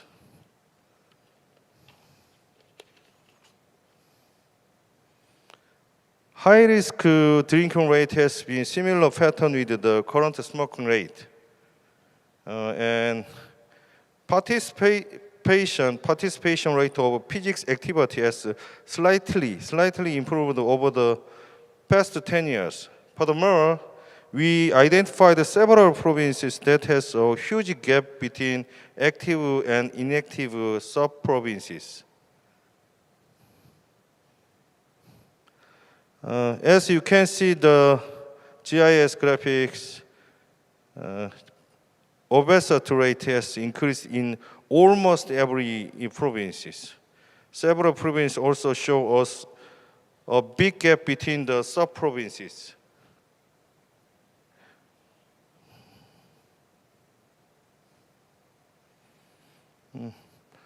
We believe that the local government make an effort to reduce health disparities that are identified through the KCHS data. However, many local governments could not resolve their problems for themselves due to the limited budget and knowledge issues.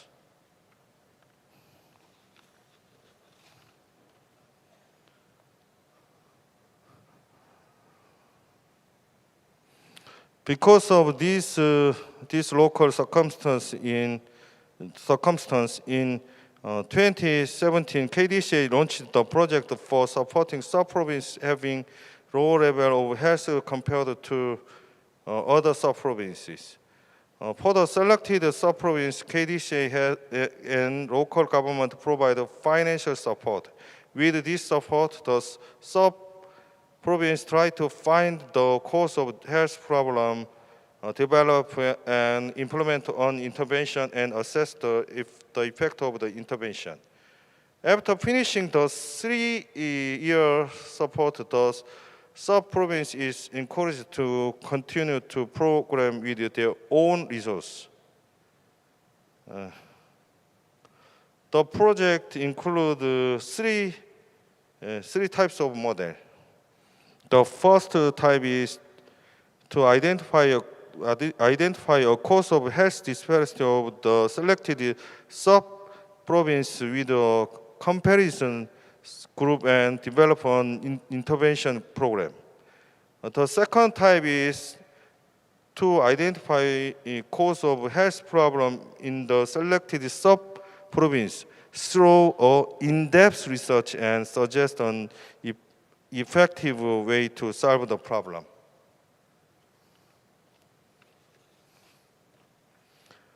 The third type focuses on Upmyeondong, which is the smallest administrative area in Korea.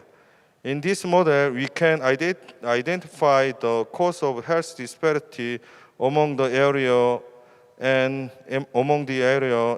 develop intervention to reduce the disparity. Since we started the project, a total of 42 regions have participated in the project. Among these, 20 regions have completed their project, and in 22 regions, the project is ongoing.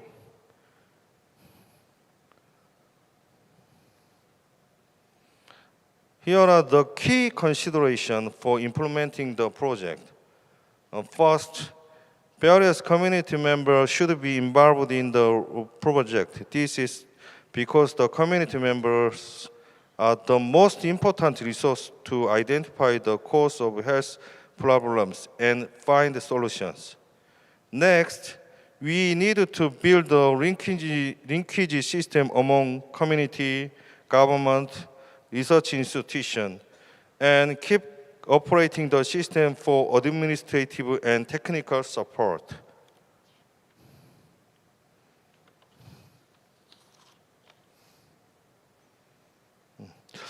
Lastly, it is important to support continuously the region completing the 3-year project for keeping on their project. For example, central government provides financial and technical support, while local government provide institutional foundation and try to secure the budget.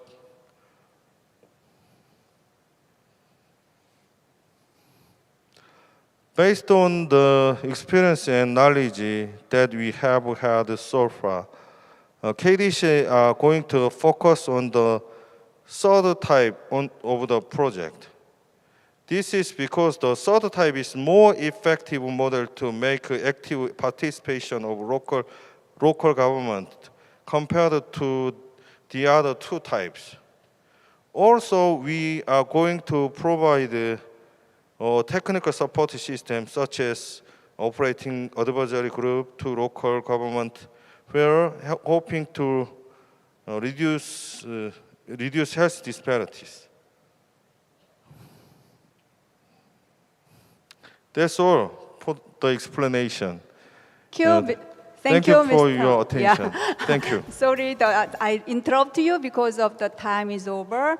And your presentation is very well, and because of our Korea's NCD or including any health survey, surveillance and monitoring system is quite excellent. And then he also including the future plans for the health disparity reduction project. Thank you again, Mr. Hwang. And now I would like to invite second speaker, Mr. Naoki Kondo. He is a professor of the Department of Social Epidemiology, Graduate School of Medicine and School of Public Health, Kyoto University from Japan. Dr. Kondo, please. Yeah. Could you keep the 15 minutes for your presentation?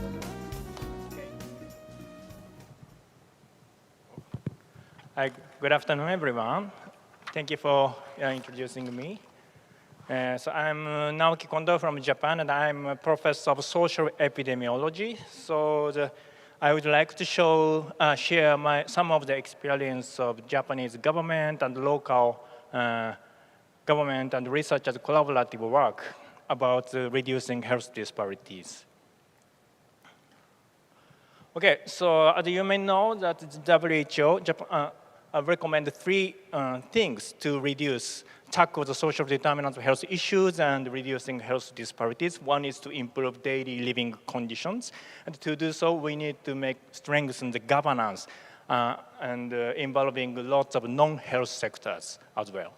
And to do so, we also need to conduct health equity assessment based on the measurement of the quantitative data about health disparity.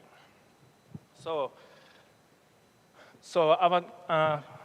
my talk is about have 2 sessions, and one is about Japan's recent health promotion policies about reducing health disparity.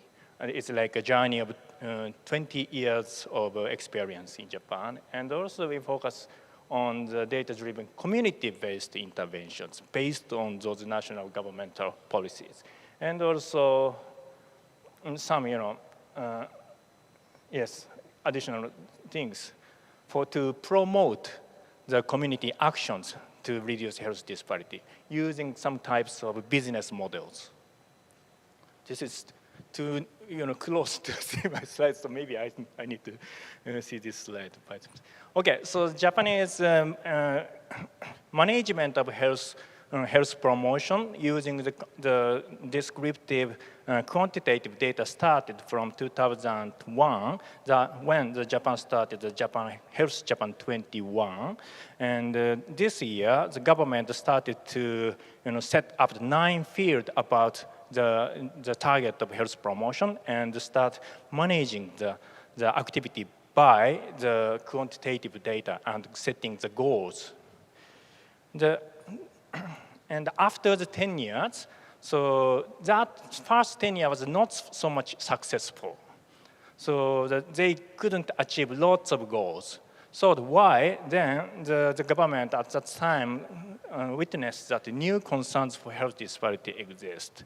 So the next 10 years, so the government started to set up the goal adding the goal of reducing health disparity in addition to the extending healthy life expectancy also. Just focusing on not only the average health, but also disparities.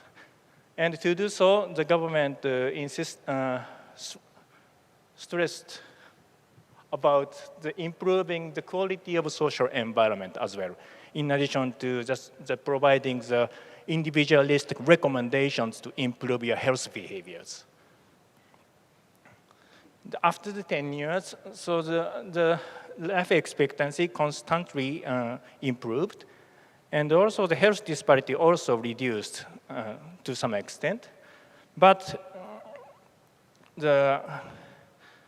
in the final committee for the second term, Health Japan 21, also said that despite the steady improvement in healthy life expectancy, but we still have some health disparities across prefectures. So we need to do more effective way of reducing health inequality. And the discussions concluded the more stress to making the good social environment. For example, like making more social ties or social capital, and improve the access to health promoting opportunities.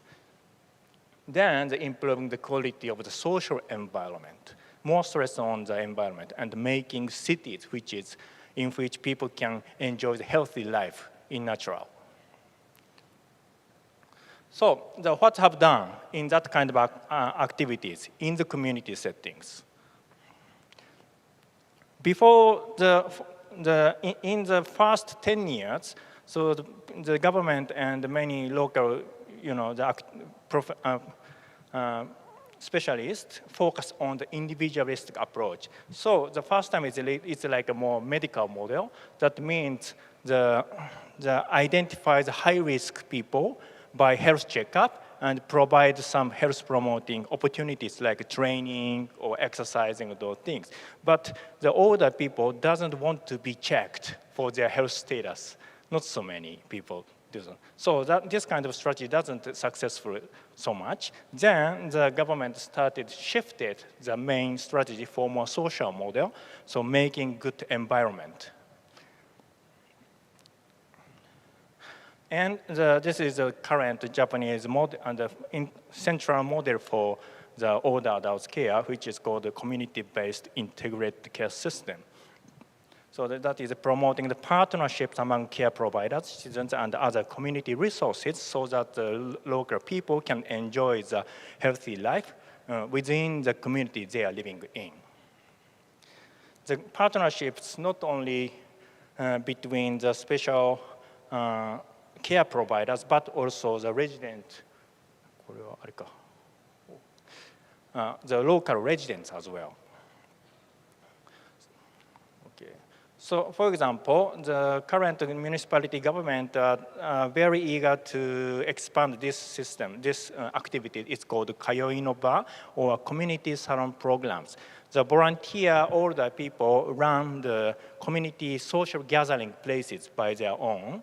And just the older people who are, for example, like living alone, can go easily to those community salons. Then just enjoy the social interactions, not necessarily to do something, like a physical training or those things, just play games or crafting or those things. Then our intervention study revealed that participation in this community salon halved the risk for the long-term care needs. So that's the quite massive impact. So I was doubt about this, this is too big impact. So what happened? The secret was that the socially vulnerable people are more likely to participate in that kind of activity compared to the previously done, like training programs or those things. You can see that the low-income people are more likely to go to the salon activities. So that may be the reason, one of the reasons. So socially vulnerable people are likely to have more risk to be frailty. So this kind of activity can reach to those people. So that can contribute to the reducing health disparity. And the local government, how local government manage this kind of activities. You cannot make the salons at the same time in all regions. So you need to prioritize the places for the intervention and supporting the local people's activities. So this is a case by the Kobe city. Kobe city is a huge city in Japan, and it's famous for the Kobe beef, so you may know the name of the city. And so the vertical, each row means its community district name within the Kobe city. And each column means some indicators, for example, like long-term care risks and community resources to address the risks. Then the colored those indicators by the rank. And then you can see remarkably that some areas have very high risk and low resources. So there is so much gap. So you can see that this area should be prioritized for the interventions. So this is quite an easy way to show what you should be prioritize for the local municipality practitioners. They are very busy. So you need some good tool like this. This figure also shows another heat map showing the changes in the indicator by regions. You can see this area is quite bad about the achievement. So that you can see that this should be prioritized.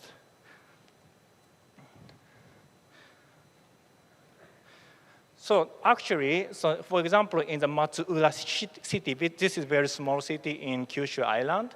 So the public health nurse made some attractive figure based on those data, community diagnosis that we call, and share the information with local residents. Then local residents noticed that there are so many people who suffer from, in this case, it's like frail older people and who are lonely, living alone at the area, and who doesn't have opportunity to go shopping because this is quite very local area. There is no retail stores anymore. Then the local people started their actions by themselves and established a new salon program. So there are some spillover effect after that. Mobile shop was back. Before that, this area, there are depopulation, there are huge speed of depopulation, so the mobile shop stopped coming here. Then, after that, public health nurse called the mobile shop. So someday, for example, like every Monday, they have some social gatherings, activities in some public space. So you can come and you can sell a lot. Then, the local people enjoy shopping as well. So this is one case of successful case, and we doubted that this, effective way of utilization can be the good model for all the municipalities or not. So we conducted some quasi-experimental study and published 2 papers. And the data was based on our project. It's called the Japan Gerontological Evaluation Study, which was a longitudinal study we started from 2010, involving more than 100,000 older people worldwide in Japan. And so we provided its so-called community diagnosis sheet for all municipalities that provides the information about the sub-regional level status of health conditions and social resources to address it, those things. But most municipalities cannot use this kind of data in an efficient way. So for the half of the municipality, we provided some extra support to utilize the community diagnosis data, and especially using the data to communicate with other sectors, non-health sectors, and discuss about what they can do for the local people and how to prioritize the regions for those things. For the latter half, another half, we just provided the community diagnosis data and see what happened for 3 years. And for some local area, This is another small city in Kyushu. It's called Mifune Town. So the public health nurse have some, local committee. It's kind of town meetings with the local area, and share the data with local citizens. And they also noticed the problems by themselves and started some new actions like this. The local citizens launched new activity for the community revitalizing community, a community revitalizing committee, like that. Then they started new salons. This area already had the salon programs, but still they have lots of older people who are living homebounded. It's like a social withdrawal status. Then they noticed that we need more, more fun type salons, so that can, invite more lonely people as well. Then they utilized the local abandoned primary school. That was the school that these older people went when they were childhood, and started new school type salons. And in the lunchtime, they also provide school lunch, funded by the fund from another non-health sectors. It's like a farming promotion department, like that. Okay, let's go. Oh, sorry.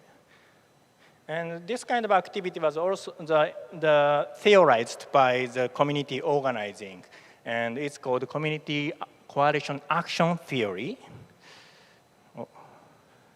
For example, in this time, the support agency supported one key sector which can promote the coalition across without various sectors.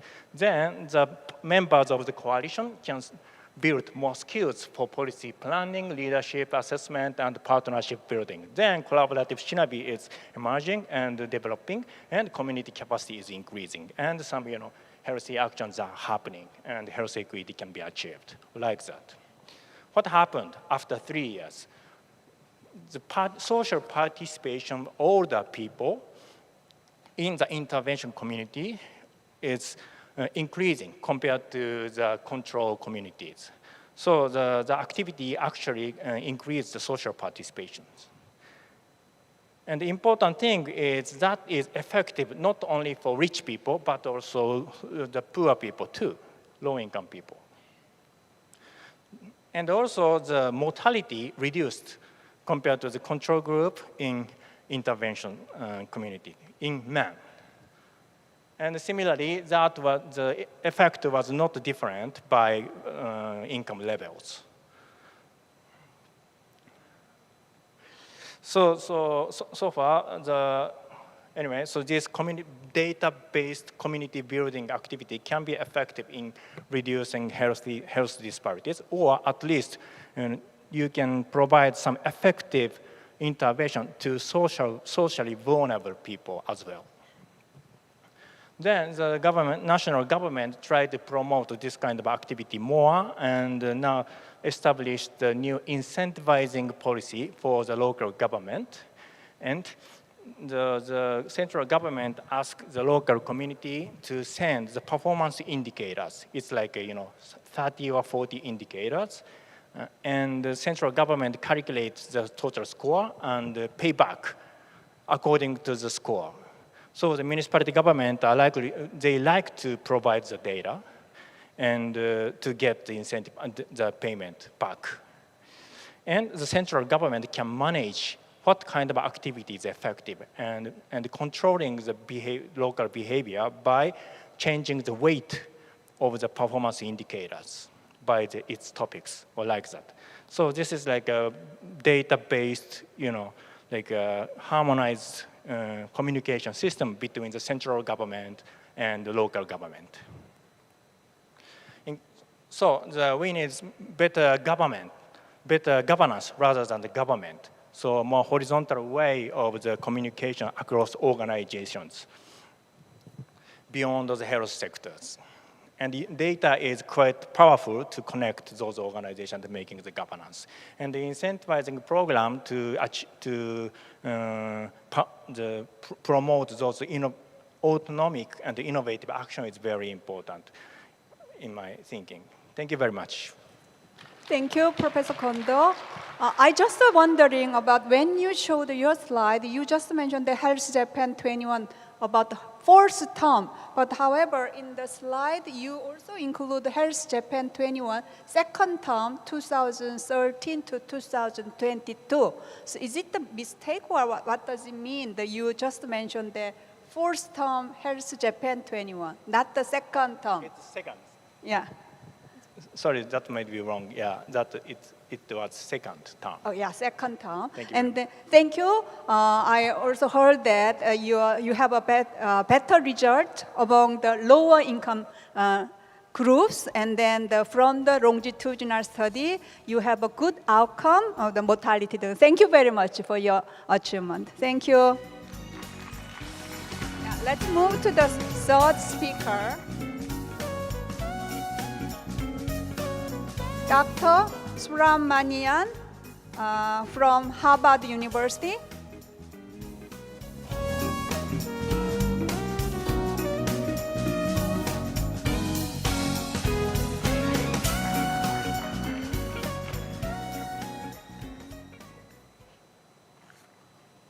Thank you.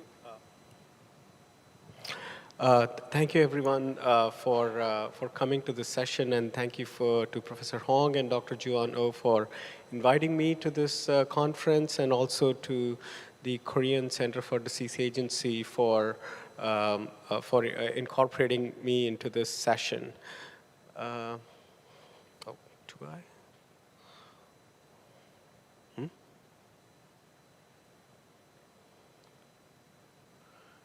How do I move the slide?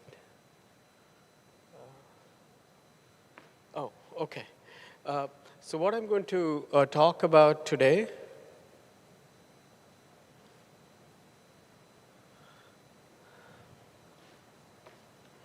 back. I aim here, okay.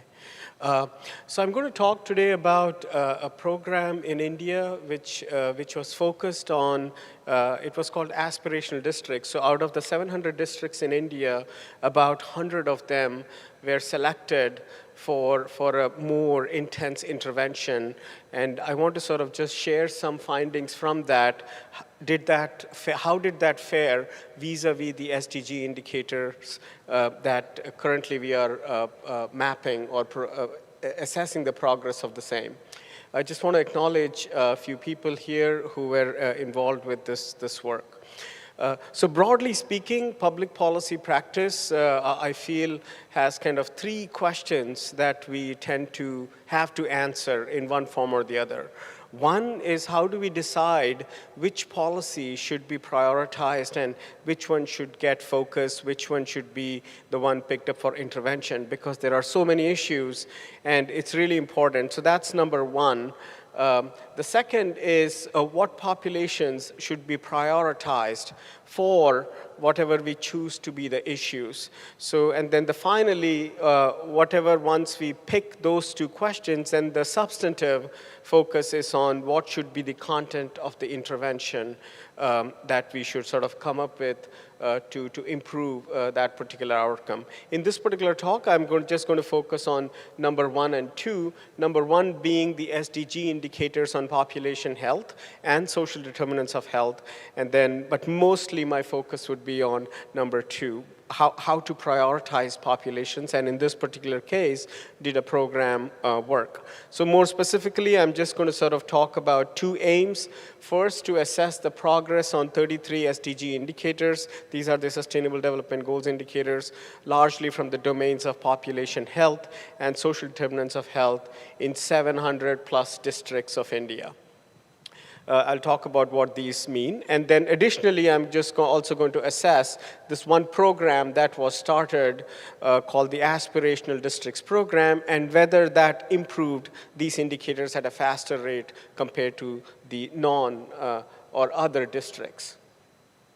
So just to give you the audience who are not familiar with the Indian policy landscape, district as a unit is a very important unit in India. There are about 722 of them. And each district is headed by a sort of a CEO, you could say, who's appointed, okay, through the civil service. So they pass civil service exams, a very difficult exam, and then they join in, and then they eventually become the district collector or magistrate. Think about them as the district CEO. They're in charge of that district, from everything from law and order to delivering on development. So there's a very powerful unit and office, and that is also the unit where it's the sort of the most decentralized form of administration. So there is a central administration, there is a state administration, and right down at the district level, there's a full-fledged administration. So it's a very important decentralized unit, and it is also at that unit where the district CEO could look at some national programs and accordingly customize based on the needs for the population.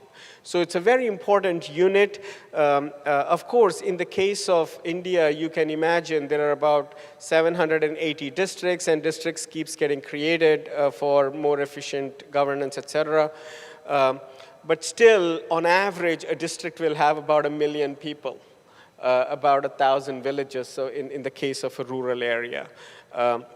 But at the same time, it's still a very useful unit because it is extremely influential and powerful.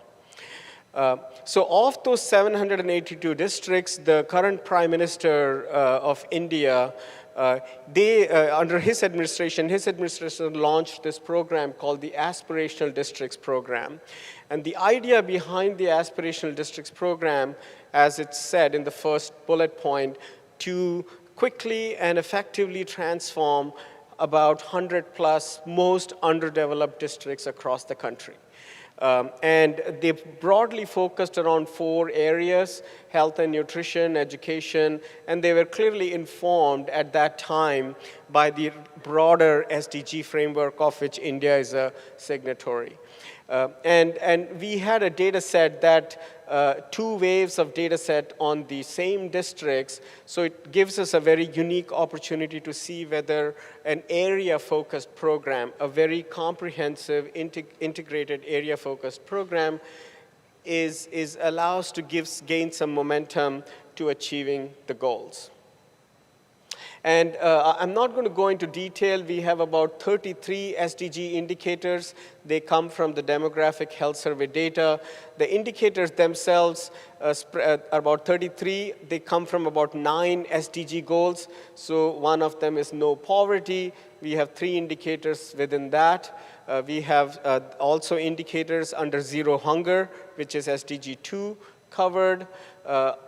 We have a bunch of indicators under the good health and well-being on the third SDG 3. We have also, on 4, we don't have anything in the data set, but SDG 5, which is explicitly on gender equality, we have few indicators. And then on clean water and sanitation or access to basic services, we have those few. Energy, affordable and clean energy, we have a couple of variables from that. I think the last 2 are decent work and economic growth, SDG number 8, and finally 1 indicator from the SDG 16. So of the 17 SDG indicators, there are 200 of the SDG goals.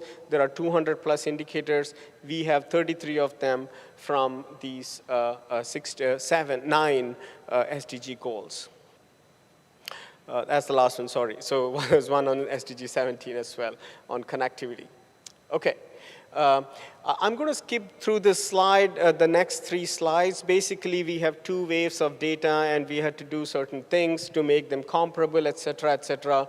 So I'm going to skip through that and basically say for each district, we were able to assign a status. Okay, and a district could fall in one of the 4 categories on a given indicator. So we could say that on a given indicator, a district could have already achieved it. So that's achieved 1. By 2021, they have already achieved the target. and they will stay achieved in terms of the status by 2030, based on how they performed in the last 5 years.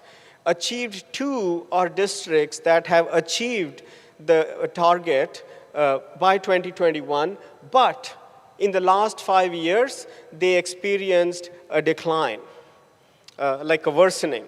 So that status can get undone. That's achieved number 2. And then we have a third set, which is a district is on target based on what happened in the last 5 years and their current levels to meeting the target by 2030. And then finally, we have the district that could be off target. They have not met their goal in 2021, and based on the last 5-year performance or change, they are unlikely to meet. If that stays the same, they will not meet the goals in 2030. For those districts that are not meeting the goal by 2030, we additionally also computed when will they meet the goal, so by 2035 or before, or after 2035, and so on, as you can see. Just to give a sense of how close they are, because 2030 is a random, arbitrary year. So if some districts are achieving by 2035, probably it's okay, or 30. But if they are achieving well after 2041, then clearly something will have to be done immediately. Okay, so that's the background. And what's the quick report, one at the all India level? So there's only of the 33 indicators on one of them, which is adolescent pregnancy. So the number of girls, proportion of girls who have become pregnant at a very, very, very young age, which is 10 to 14.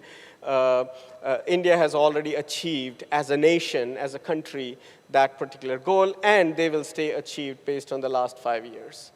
About 13 of the indicators are on target to meeting the goals by 2030, and they kind of range in various goals, but by and large, they relate to things like improved sanitation, birth registration, neonatal mortality, that's an important one, under 5 mortality. So this is not for just for overall India as a country. Multidimensional poverty, they are on track if the last 5 years are an indication.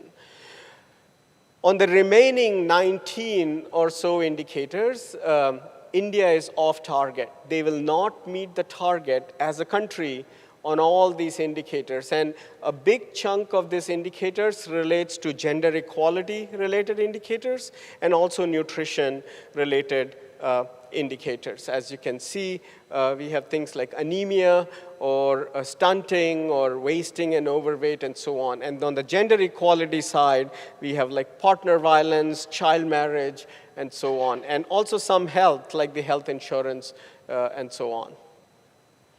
And this I'll just skip. When will they meet? And for some of them, it's really far out in terms of where India stands currently.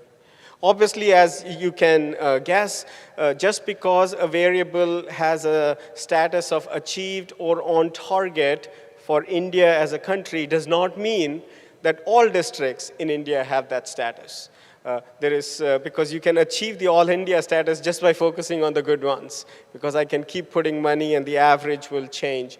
But so what I want to show you is the variation. What you see on the column are the 33 indicators, okay? And what you see on the x-axis here is the number of districts. So there are about 700 districts, as I said, and this is the count of the districts, and I have just sorted the data in terms of the count of the districts. So if you go from the top to the bottom, the more green means a vast majority of the districts are on target to have achieved or they are on target. Those are the greens and the blue, but if there's a huge red, then vast majority of the districts are not on target. So just as a sort of an example, if you take neonatal mortality,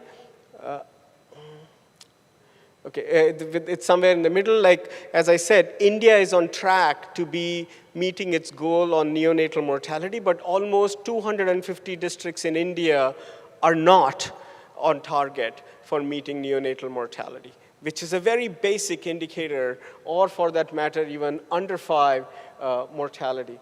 The pointer is not working, but you can see. So here is one sort of deep dive example of multidimensional poverty. That's the map of districts of India. And as you can see on multidimensional poverty, a vast number of districts have achieved or are on target. And the red ones are the ones which are off target. But as I said, if you look at neonatal mortality, even though India is on target for a vast majority of the districts, they are completely off target. But again, as the previous speaker, Dr. Kondo, mentioned, these kind of sort of maps could help where should the money be focused. So that's sort of one. And there are some other sort of insights that we got. So think about for each of the district, they have potentially 33 indicators for each one of them. And this is a map of the percentage of indicators that are achieved in a given district. So as you can see, there is not a single district in India where all 33 have been achieved. The maximum it goes is 13, which is in the state of Kerala and South. And this gives you the percentage of SDG indicators that are on target. And again, in no single districts, all 33 indicators are on target. The highest it goes is 23 out of 33. And finally, if you look at the percentage of indicators that are off target, again with a denominator of n of 33, there are some districts where 27 of the 33, these are the top 5, top 4, they are off target. So if you have to really, really see which districts to pick on a broad collection of indicators, then these 4 would be the candidate districts for those. So the last part of the thing is, so did the aspirational districts program work? That's the story for all India, all the districts. So aspirational districts, just to sort of give you a sense, there are about 100 of them. So this is a picture of just not 700, it just goes to 112, which is the number of aspirational districts. And the percentages looks more or less similar to overall distribution. Let me show, probably this is more meaningful. What's shown here on the column are again the 33 indicators. What's shown on the left panel, which says AAC aspirational districts, that's the annual change that happened in the last 5 years for aspirational districts and the annual change that happened for the other districts. As you can see, on any given indicator, there is a more or less a very similar change that we observe. Okay, with a wide distribution around them, suggesting that the rate of change was not any faster in the aspirational districts compared to the other districts. And these are the aspirational districts in terms of their location. In terms of neonatal mortality, as you can see, there are aspirational districts that are on target, but there are also aspirational districts that are off target. So you can see the variability in that. And I compare that aspirational districts to the other districts. So you can see that almost 50% of the aspirational districts are off target, while for the other, it is only 38. So the program does not seem to have made a huge difference to the aspirational districts. And this is on multidimensional poverty. Again, you can see that 16% of the districts are off target amongst aspirational districts, while only 4% are off target on the other districts. And here I have just shown for the multidimensional poverty, in part, that's the annualized change on the y-axis, how much they changed. And as you can see, in many aspirational districts, when it's negative, things became worse. So there are aspirational districts that became worse, and some became better, you can see. And the same thing, we find a much wider distribution for the other. This graph plot I'm showing, because these are 2 years, 2016, 2021. In 2016, the distribution for aspirational and other districts, and in 2021, the distribution for aspirational and other districts. And as you can see, at baseline, the aspirational districts were not worse off. Actually, it was very broad. It was almost like a representative sample of the districts rather than underdeveloped districts. So one point that I want to make is the choice where you do intervention really matters. It's like if you're doing a drug intervention on cholesterol and then you don't have patients who have high cholesterol, that does not make sense. It's usually done, so getting the right population or the right district or the selection of the districts is very critical. And this just shows for the aspirational districts, baseline multidimensional poverty in 2016 and change. And for the other districts, so districts with high rates in baseline experienced bigger change, but the rate of change is pretty much the same for other and aspirational districts. So no very strong, compelling pattern that aspirational districts work. For some it worked, some it did not work. So there was a bit of a heterogeneity there. This is a paper under review, but we have a kind of a dashboard. We just put all the data that we have to visualize on this Power BI. So if people are interested, you can just look at it and explore any given variable that you might be interested in. Just final slide, some reflections. So I think like when we are thinking about selecting areas for intervention, whatever that might be, I think there has to be some thoughtful input on how to select these districts. And I think this has to be somewhat of a more involved exercise rather than just creating an index. Because it matters, because a lot of the resources are going to be pulled in. So how we select these districts for intervention becomes extremely critical.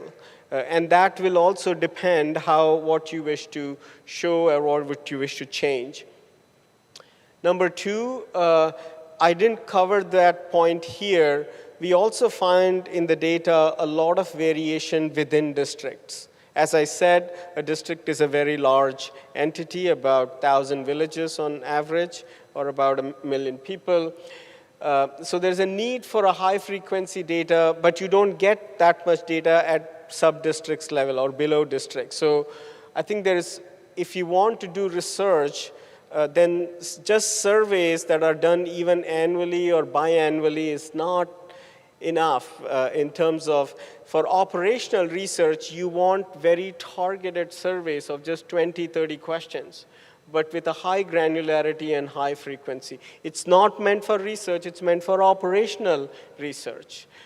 While surveys serve, it's a one-size-fits-all. You can gain insights, but for policy purposes, I feel one needs to rethink about how should that be done? Maybe a triangulation of the administrative data and survey data, but survey alone, I feel, is not enough. By the time it's out and cleaned, it's already dated, and it can't help the policymaker in real terms. A third point I want to emphasize overall is that when we look at these indicators, I've seen presentations, many presentations over the years. Every time we focus on prevalence, percentage of this or percentage of that, whatever that our favorite risk factor might be. But again, I feel from an operational policy, that's a useless number. Because from an operational perspective, what you want is the head count, how many? Because if I have to treat somebody, let's say I have to send vaccines to a place, it does not matter whether it's 5% or 15%. I need to know how many kids needs the vaccine or how many elderly needs XYZ. So I think even in terms of the metric, we need to move beyond this prevalence, and that's where looking beyond surveys are very important, because ultimately you want to identify the beneficiary. So the beneficiary is the key recipient of any policy, and for that's very critical. A fourth point I want to mention, this coming from the last 3 or 4 years of work that we've been doing with policy folks, when I go to Delhi or even state capitals, they're all very recipient to what we are talking about. The secretary level or the joint secretary level in India, these are very high-level positions. But I think the real support, R&D support on data analytics is required at the district administration level. They do have data, but Professor Subramanian, please, now that your time is over, could you quickly summarize? Sure, I'll just summarize. Yeah. So I think that's a point that I want to just emphasize. So I think I'm done. This is a paper that we have published. If you want to see, just a plug. We have currently we have just sort of wrapped up a big project called the India Policy Insights, where we have 150 plus indicators at 4 levels of geography: district, parliamentary constituency, assembly constituency, which are very small, and villages, about 500,000 of them. Thank you so much. Thank you. Thank you very much. So he used the India data. It's a huge country, using the selected SDGs and indicators in India. Thank you very much. So now we are behind the schedule, almost 30 minutes behind schedule. So now I'm inviting the next speaker. Who will do that? Professor Sunjin Oh. She's from Catholic University. She will make a presentation about community-level intervention model for addressing health issues in Korean local community. So you are given the 10 minutes, please.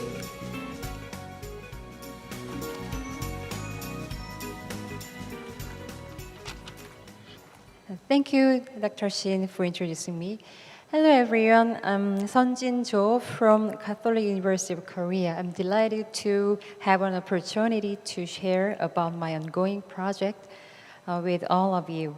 The topic is a community-based innovation model for addressing health issues in Korean local community as the NOMAD project as a case study.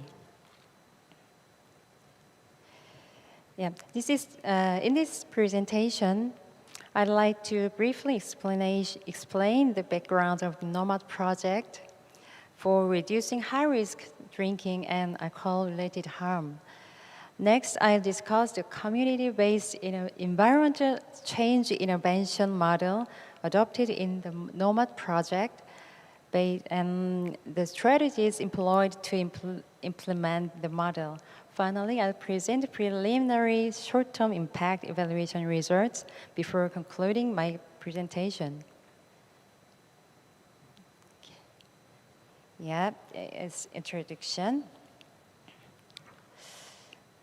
As you know, Seoul, the capital of South Korea, comprises 25 local autonomous districts, and Jungnam district is one of them, where the NOMAD project was implemented. The population of Jungnam is approximately 400,000, and its financial independence ranks 19th among the 25 districts in Seoul. Recently, Jungnam has faced challenges. For over 10 years, it's ranked among the top 3 in Seoul for the prevalence of high-risk drinking, along with high mortality rates related to alcohol-related diseases and so on.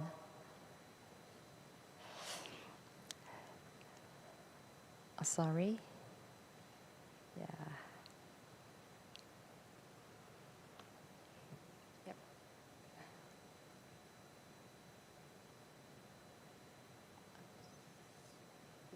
Yeah. The Jungnam Public Health Center, feeling limited by services targeting high-risk drinkers, eventually realized that the individual-level approaches were not sufficient and they needed a community-level approach. This led to discussions with an academic group regarding this issue, and I was a member of the discussion group. After some time of discussions had begun, the KDCA has announced a call for selecting local autonomous districts eligible for research funding in in-depth study on local health issue and innovation research. So eventually, Jungnam was selected as a recipient for the research funding, enabling the initiation of innovations to reduce high-risk drinking and alcohol-related harm in the local community. Then what innovation model might have been needed for the Jungnam district? As mentioned earlier, they recognized a community-level approach was needed rather than interventions focused solely on individuals. So we decided to adopt evidence-based models like SAFER by WHO or community trial project by holders and others. We focus on interventions feasible at the community level, except for interventions feasible at the national level, such as taxation policies and so on. And in response to demand from the public health center, additional interventions such as school prevention education for children were incorporated. But doubts arose regarding whether environmental strategies could reduce not only alcohol-related harm, but also high-risk drinking. So we analyzed the correlation between the time series of high-risk drinking prevalence and the variables of alcohol-related harms.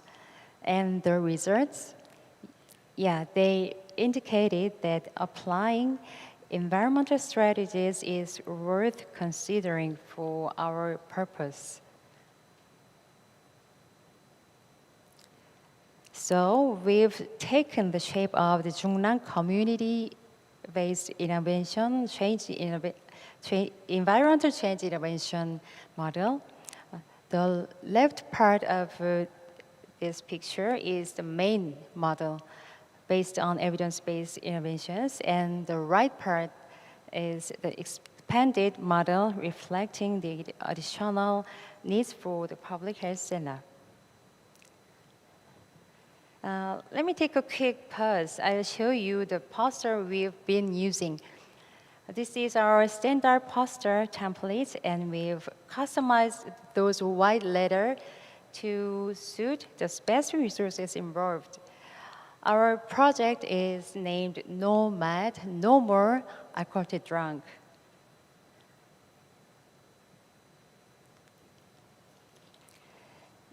Returning to the main topic, the Jungnam community-based environmental change intervention model has been established like that. Now, how were various interventions implemented? This is where collaboration comes in. Collaboration among community resources, each possessing distinct originality like pieces of this puzzle, is crucial. We first identified public and private organizations or entities to implement each intervention. The next step was meeting with each community resources and convincing them that their action could make a difference in this area. Providing some evidence seemed crucial. When they asked, "Can this really work in our community?" Then offering evidence-based information was definitely helpful in persuading them. We ensured that each resource had a defined role reflecting their unique expertise. For instance, when the police conducted a campaign against drunk driving in school zone, the local medical association was not asked to participate just because they were involved in community collaboration. The role of local community association was clearly defined to intervene in high-risk drinking cases directly related to patient health at their local clinics. I believe this is one of the crucial attributes needed for sustainable collaboration in my country. Subsequently, memorandums of understanding were signed. This picture is one of the press articles reporting on the MOUs. Thus, the Jungnang Alcohol Use Environmental and Cultural Improvement Partnership was launched under leadership of the district mayor, involving public resources such as the council, police, or education office, and private resources like medical association and the Korean Food Industry Association, and so on. Afterward, operational team was designated within each resource, enabling discussions to work out the details of the interventions together, leading the implement of the interventions. This is a simplified example on how frequently we met the community resources. I just wanted to show you that the collaboration in Jungnang is not just in name, but the one that actually functions and operates. So far, we've briefly looked into the NOMAD project and the collaboration among resources within the local community. Now I'll show you the preliminary analysis results. Given that NOMAD projects kicked off in 2021, we would all agree that there is limitations in evaluating and interpreting its impact right now. So I'll show you just 2 outcomes as samples today.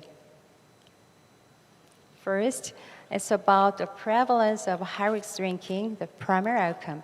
Based on the community health survey data from the KDCA, we observed a decline in high-risk drinking prevalence in the intervention group compared to the control group after the intervention. By calculating the change in each district as a percentage relative to period before the intervention, we found that while the control area experienced an average 7% increase, the intervention area showed an approximately 11% decrease. Secondly, this slide shows a result obtained from another data set collecting using this method described the left side. Compared to 12 months ago, there has been a significant decrease in the prevalence of being a passenger in a vehicle with a driver under the influence of alcohol in the intervention group. Now, wrapping up my presentation, I'd like to discuss the implication of my study. The NOMAD project marks the initiation of environmental change strategies to address alcohol-related issues at the community level in Korea. Those approach is highly significant in 2 aspects. First, it is based on cross-sector and multi-resource collaboration. And second, such collaboration demonstrates the potential to impact alcohol-related problems in the community. Actually, this is the 3rd year since the NOMAD project kicked off, and the financial support for this project will terminate in December of this year. I really hope that the collaboration continues in this area, Jungnang, even after that, enabling a longitudinal evaluation of its impact. This could potentially provide an evidence for more communities to initiate similar collaborations within their region. Yeah, this is my last slide. Thank you. Thank you, Professor Cho. I'm very glad to hear that your approach with the whole of district government and also the whole of district stakeholders are getting together and then make efforts to improve your disparity. Thank you, Professor. Now I would like to last speaker, Professor Kim Kwang-gi, who is now the invited professor of Ewha Women's University. Dr. Kim, it's your floor. Yeah. Good afternoon. Thank you very much for your nice introduction. I'm going to talking about the community empowerment to address inequity in obesity through community engagement, a case study of Seong City. I'd like to thank KDCI having me a chance to share my project in Seong City. I'm going to make a presentation in a very brief way because I have a very limited time available, 10 minutes. These are colleagues who are very passionate and excellence in the project. Background of the project, health security is set as being of national importance. Overarching objective of health plan HB 23, which is equivalent to healthy people in US, include the promotion of health equity. But at the local level, local government is a very early stage to deal with this issue. However, the KDCI has, I believe, the leader to identify best by policy model being applied to promote health equity between small area, which means neighborhood within a city level. Seong had been funded by KDCI as a city to address a difference in prevalence rate of obesity between neighborhood, Mokgamdong on the project, and Eunhaeng-dong. The Mokgamdong is a relatively new developed suburban bed town neighborhood consisted of high-rise apartment complex and old-fashioned flat house with limited public transportation available. They are very young in terms of population structure. They are about 50% population is in age of 30 to 50. Population size is more than 40,000 residents and increasing trend in size. Seong Community Public Health Center has established a Reach Out Center and Mokgamdong so-called Jungbu Center to support for health lifestyle. Inje University Graduate School of Public Health had joined to support the 3-year project in terms of planning, implementation, and evaluation. We have two objectives. One is to reduce the gap in prevalence rate in obesity between Mokgamdong and Eunhaeng-dong. The other one is to develop materials to translate lessons learned into practice for the other neighborhood reach-out centers in Seong City to use.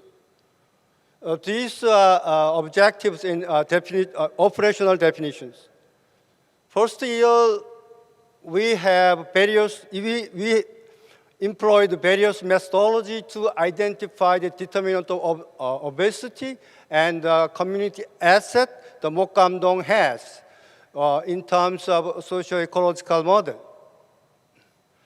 We recognize the determinant of obesity in Mokgamdong as a consisting of health, eating behavior, physical activity, lifestyle, including sleeping time and screen time.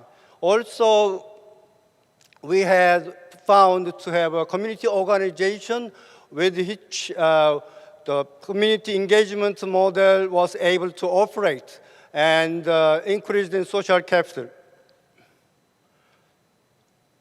Taking this community diagnostic information into consideration, we developed a working model for implementation, so-called community engagement. They are derived from the theoretical perspective, just like setting approaches, social marketing, community organization. With this model, we assumed the city is going to be a place with health environment in which everybody was given more chance to be healthy. This is a component of the model we developed. As you can see, we have 59 programs in 10 areas, which is a very big one, including health promoting apartment, health promoting kindergarten, and community organization, things like that. For research design, we have pre-post tests with experimental and control group, and also we have the aim framework to evaluate.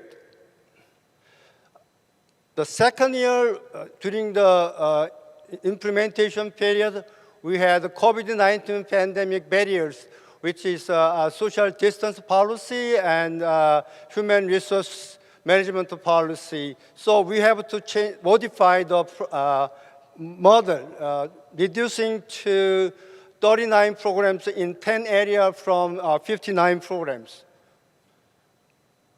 This is also, we implemented during the January 2021 and through the September 2022.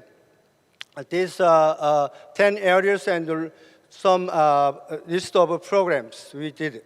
This is a snapshot of the progress implemented.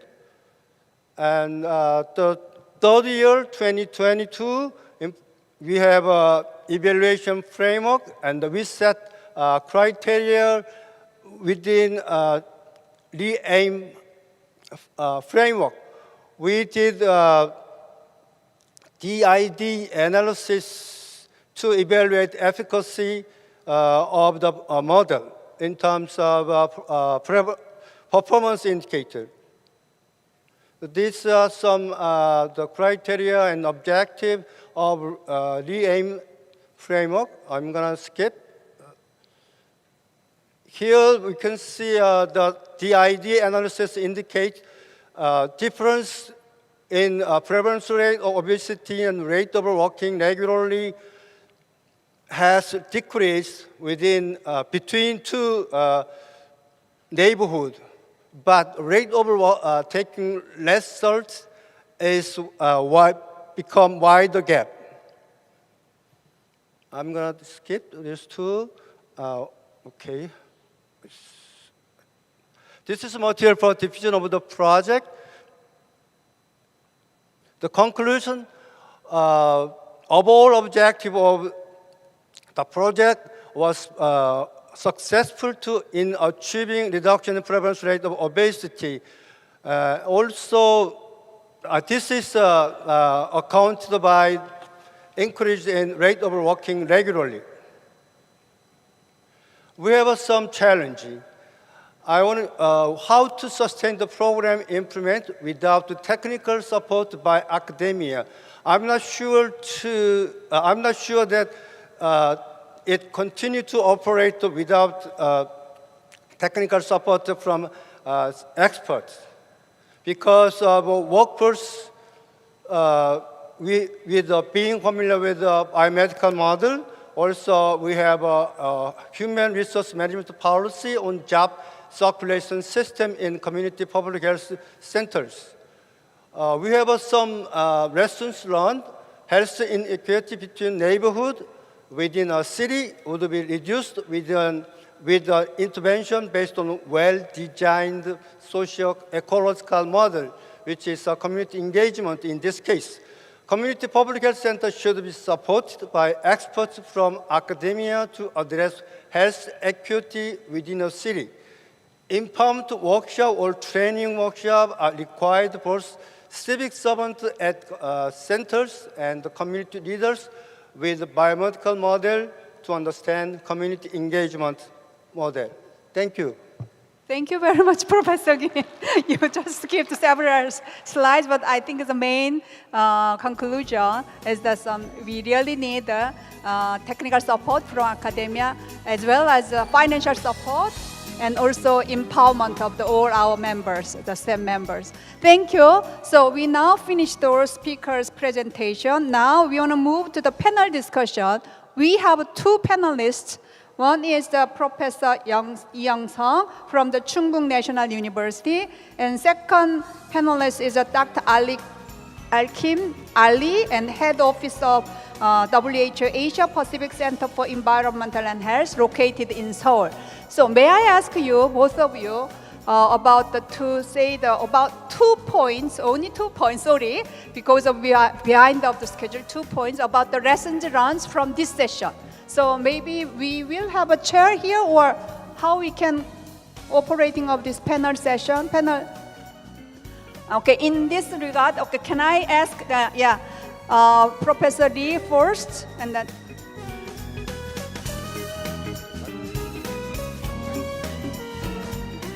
예, 방금 소개받은 이영성입니다. 오늘 지역사회 단위에서 이 소위 보건의료 불평등 문제를 어떻게 접근할 건지에 대한 전략에 대한 이야기입니다. 제가 지난 30년 동안 경험한 두 가지 포인트를 요약해서 말씀드리면, 하나는 우리가 흔히 지표로서 이야기하는 그 작은 집단, small area variation에서 말하는 인디비주얼 단위에서의 지표와, 그리고 population 데이터에서 던져주는 어떤 그런 거를 어떻게 잘 조화롭게 그 갭을 줄일 거냐가 핵심이라고 봅니다. 최근에 코비드-19 크라이시스에서 백신을 맞고 사망을 한 사례에 대한 보상 문제에서 우리가 지극히 과학적인 접근은 파퓰레이션 데이터밖에 없다. 의외로 그 한 개인의 인디비주얼에서의 이벤트를 설명할 많은 그 지표들이 필요한데 그 부분은 많이 모자란다는 거죠. 이 부분을 특히 커뮤니티 레벨에서 어떻게 해결할 거냐, 저는 거기에서 지역사회 주민들의 참여를 끌어낼 게 대단히 중요하다고 생각합니다. 소위 커뮤니티 파티시페이션을 하기 위해서는 소위 지역 단위의 소위 컨텍스트를 읽어야 하는데, 아시다시피 대부분의 의료 영역에서의 많은 흐름은 메디컬 모델, 서양과 유럽과 북미 위주의 지표들로 구성된 집단의 어떤 데이터를 가지고 접근하는 게 한계가 있습니다. 이런 부분에서 저는 소위 커뮤니티 파티시페이션을 이루기 위한 접근 방법 중에 동양적인 접근이 대단히 중요하다. 마치 동양인이 갖고 있는 컨텍스트에 흔히 우리가 말하는 체면 문화라는 게 있습니다. 바로 이런 집단이 갖고 있는 나 개인의 어떤 이해보다 집단이 갖고 있는 이해에 대한 것을 좀 더 집중하면 많은 스몰 에리어 베리에이션에 대한 문제를 풀 수 있는 어떤 해답을 찾을 수 있다. 인도, 일본, 한국 다 이 아시아지만 그 아시아 속에는 나름대로의 문화의 차이가 있고 그거를 좀 해결해야 되겠다라는 게 첫 번째로 말씀드리고 싶은 포인트고요. 두 번째는 오늘 많은 분들이 언급을 하지 않고 계신데, 소위 디지털 또는 스마트 시티에서 우리가 데이터 드리븐 헬스 팔러시를 하기 위해서 꼭 짚고 넘어가야 할 부분이 인디비주얼, 굉장히 민감한 개인의 정보를 가지고 만약 영리적인 회사나 영리적인 목적으로 접근할 때 그게 생길 수 있는 어떤 문제를 어떻게 우리가 극복할 것이냐, 이 부분이 대단히 중요합니다. 바로 며칠 전에 챗 GPT를 만든 오픈 AI의 대표이사 샘 알트만이 해고됐습니다. 아마 그 비하인드 스토리에는 아마도 통제할 수 없는 과학기술의 발전에 따르는 엄청난 위험을 어떻게 대응할 것인지에 대한 문제로 아마 그런 사건이 벌어진 걸로 알고 있는데, 마치 우리가 핵무기 개발에 있어서 오펜하이머가 고민했던 그런 문제를 지금 시대에 고민하지 않을까. 저는 스마트 시티나 디지털 시티라는 어떤 그런 화두로 더 어쩌면 불평등 문제를 해결하기 위해서 접근하는 그 개인들이 스마트 시티나 데이터 드리븐 헬스 팔러시에서 오히려 피해를 보는, 마치 영리회사, 제약회사의 실험의 대상이 될 수 있을 수도 있다는 그런 위험에 대한 것을 우리는 반드시 인지하고 거기에 대한 프로텍션 할 수 있는 메커니즘도 함께 개발해가면서 이런 논의를 해야 된다고 생각합니다. 이상 두 가지 포인트를 마치겠습니다. 감사합니다. 감사합니다. Thank you very much, Professor Lee. And may I invite Dr. Ali?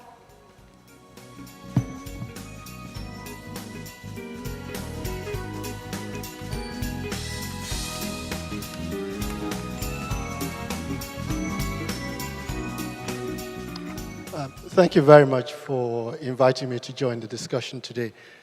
It's a very important subject that I could talk for days on.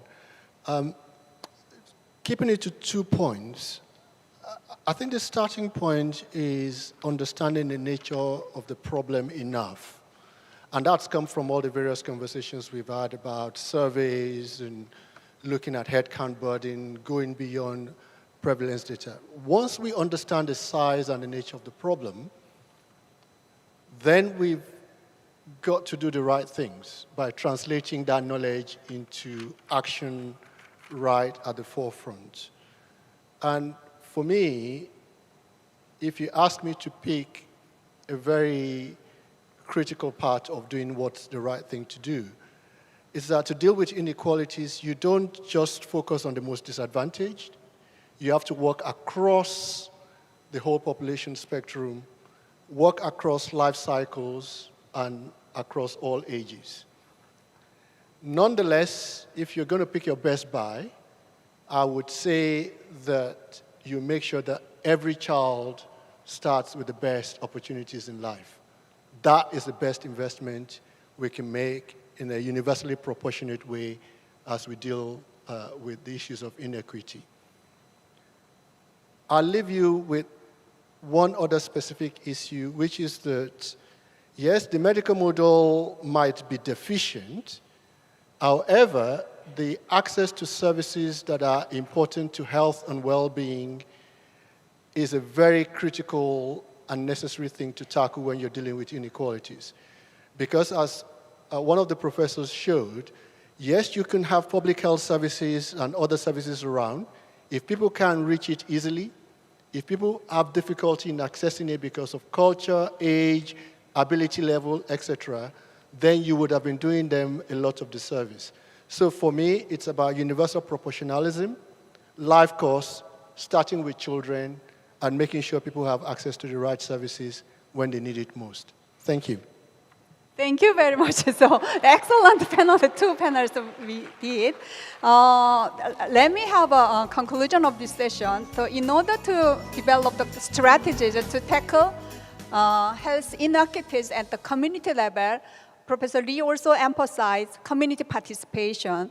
So in order to do the community participation, we need to have a very accessible to the services, as Ali mentioned. And then now we heard from the Japan, India, and Korea, but Japan case, as a highly aged population, you approached of something, the social model, population-based approaches. And India, you use the SDG, selected SDG goals and indicators. So why not? We can consider, in Korea's presentations from Korea, we didn't hear about the SDG and indicators. So in Korea also, we can utilize the SDG goals and targets and indicators to tackle the health inequalities in the community level. Thank you very much, all the participants and the audience in here, and the special thanks to the speakers and panelists. Thank you very much. And then Professor Bang Nore for the congratulatory remark. Thank you.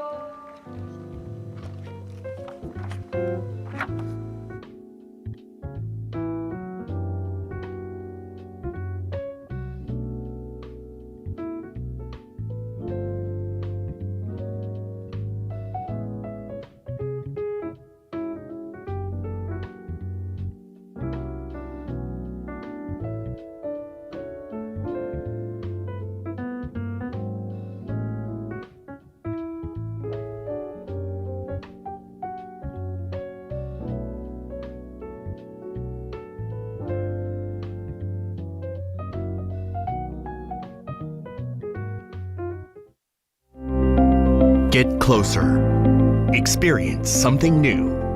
Feel the heartbeat in Incheon. In Incheon, a city stepping out into the world, you can meet change, the world, and the future ahead of others. Experience it, Incheon, your global business hub. Capturing global attention as a business-friendly city, Incheon is equipped with excellent business infrastructure that spans across industries, from cutting-edge facilities to a robust logistics system. They create a perfect stage for faster and more convenient one-stop business solutions. Located in the heart of the Northeast Asian economic bloc, which comprises 20% of the world economy, and in the center of South Korea's capital region, where 2/3 of the country's population reside, Incheon is an ideal location, well connected with 147 major cities of over 1 million population within a 3-hour flight. It provides the perfect conditions for businesses, both domestically and internationally. Incheon, where all ways are connected through sky, sea, and land, offers a wide range of industrial logistics, encompassing domestic and global markets, as it serves as a hub for the infrastructures and logistics essential for businesses. Moreover, Incheon is the city that the world's renowned global companies and Korea's prominent businesses have chosen.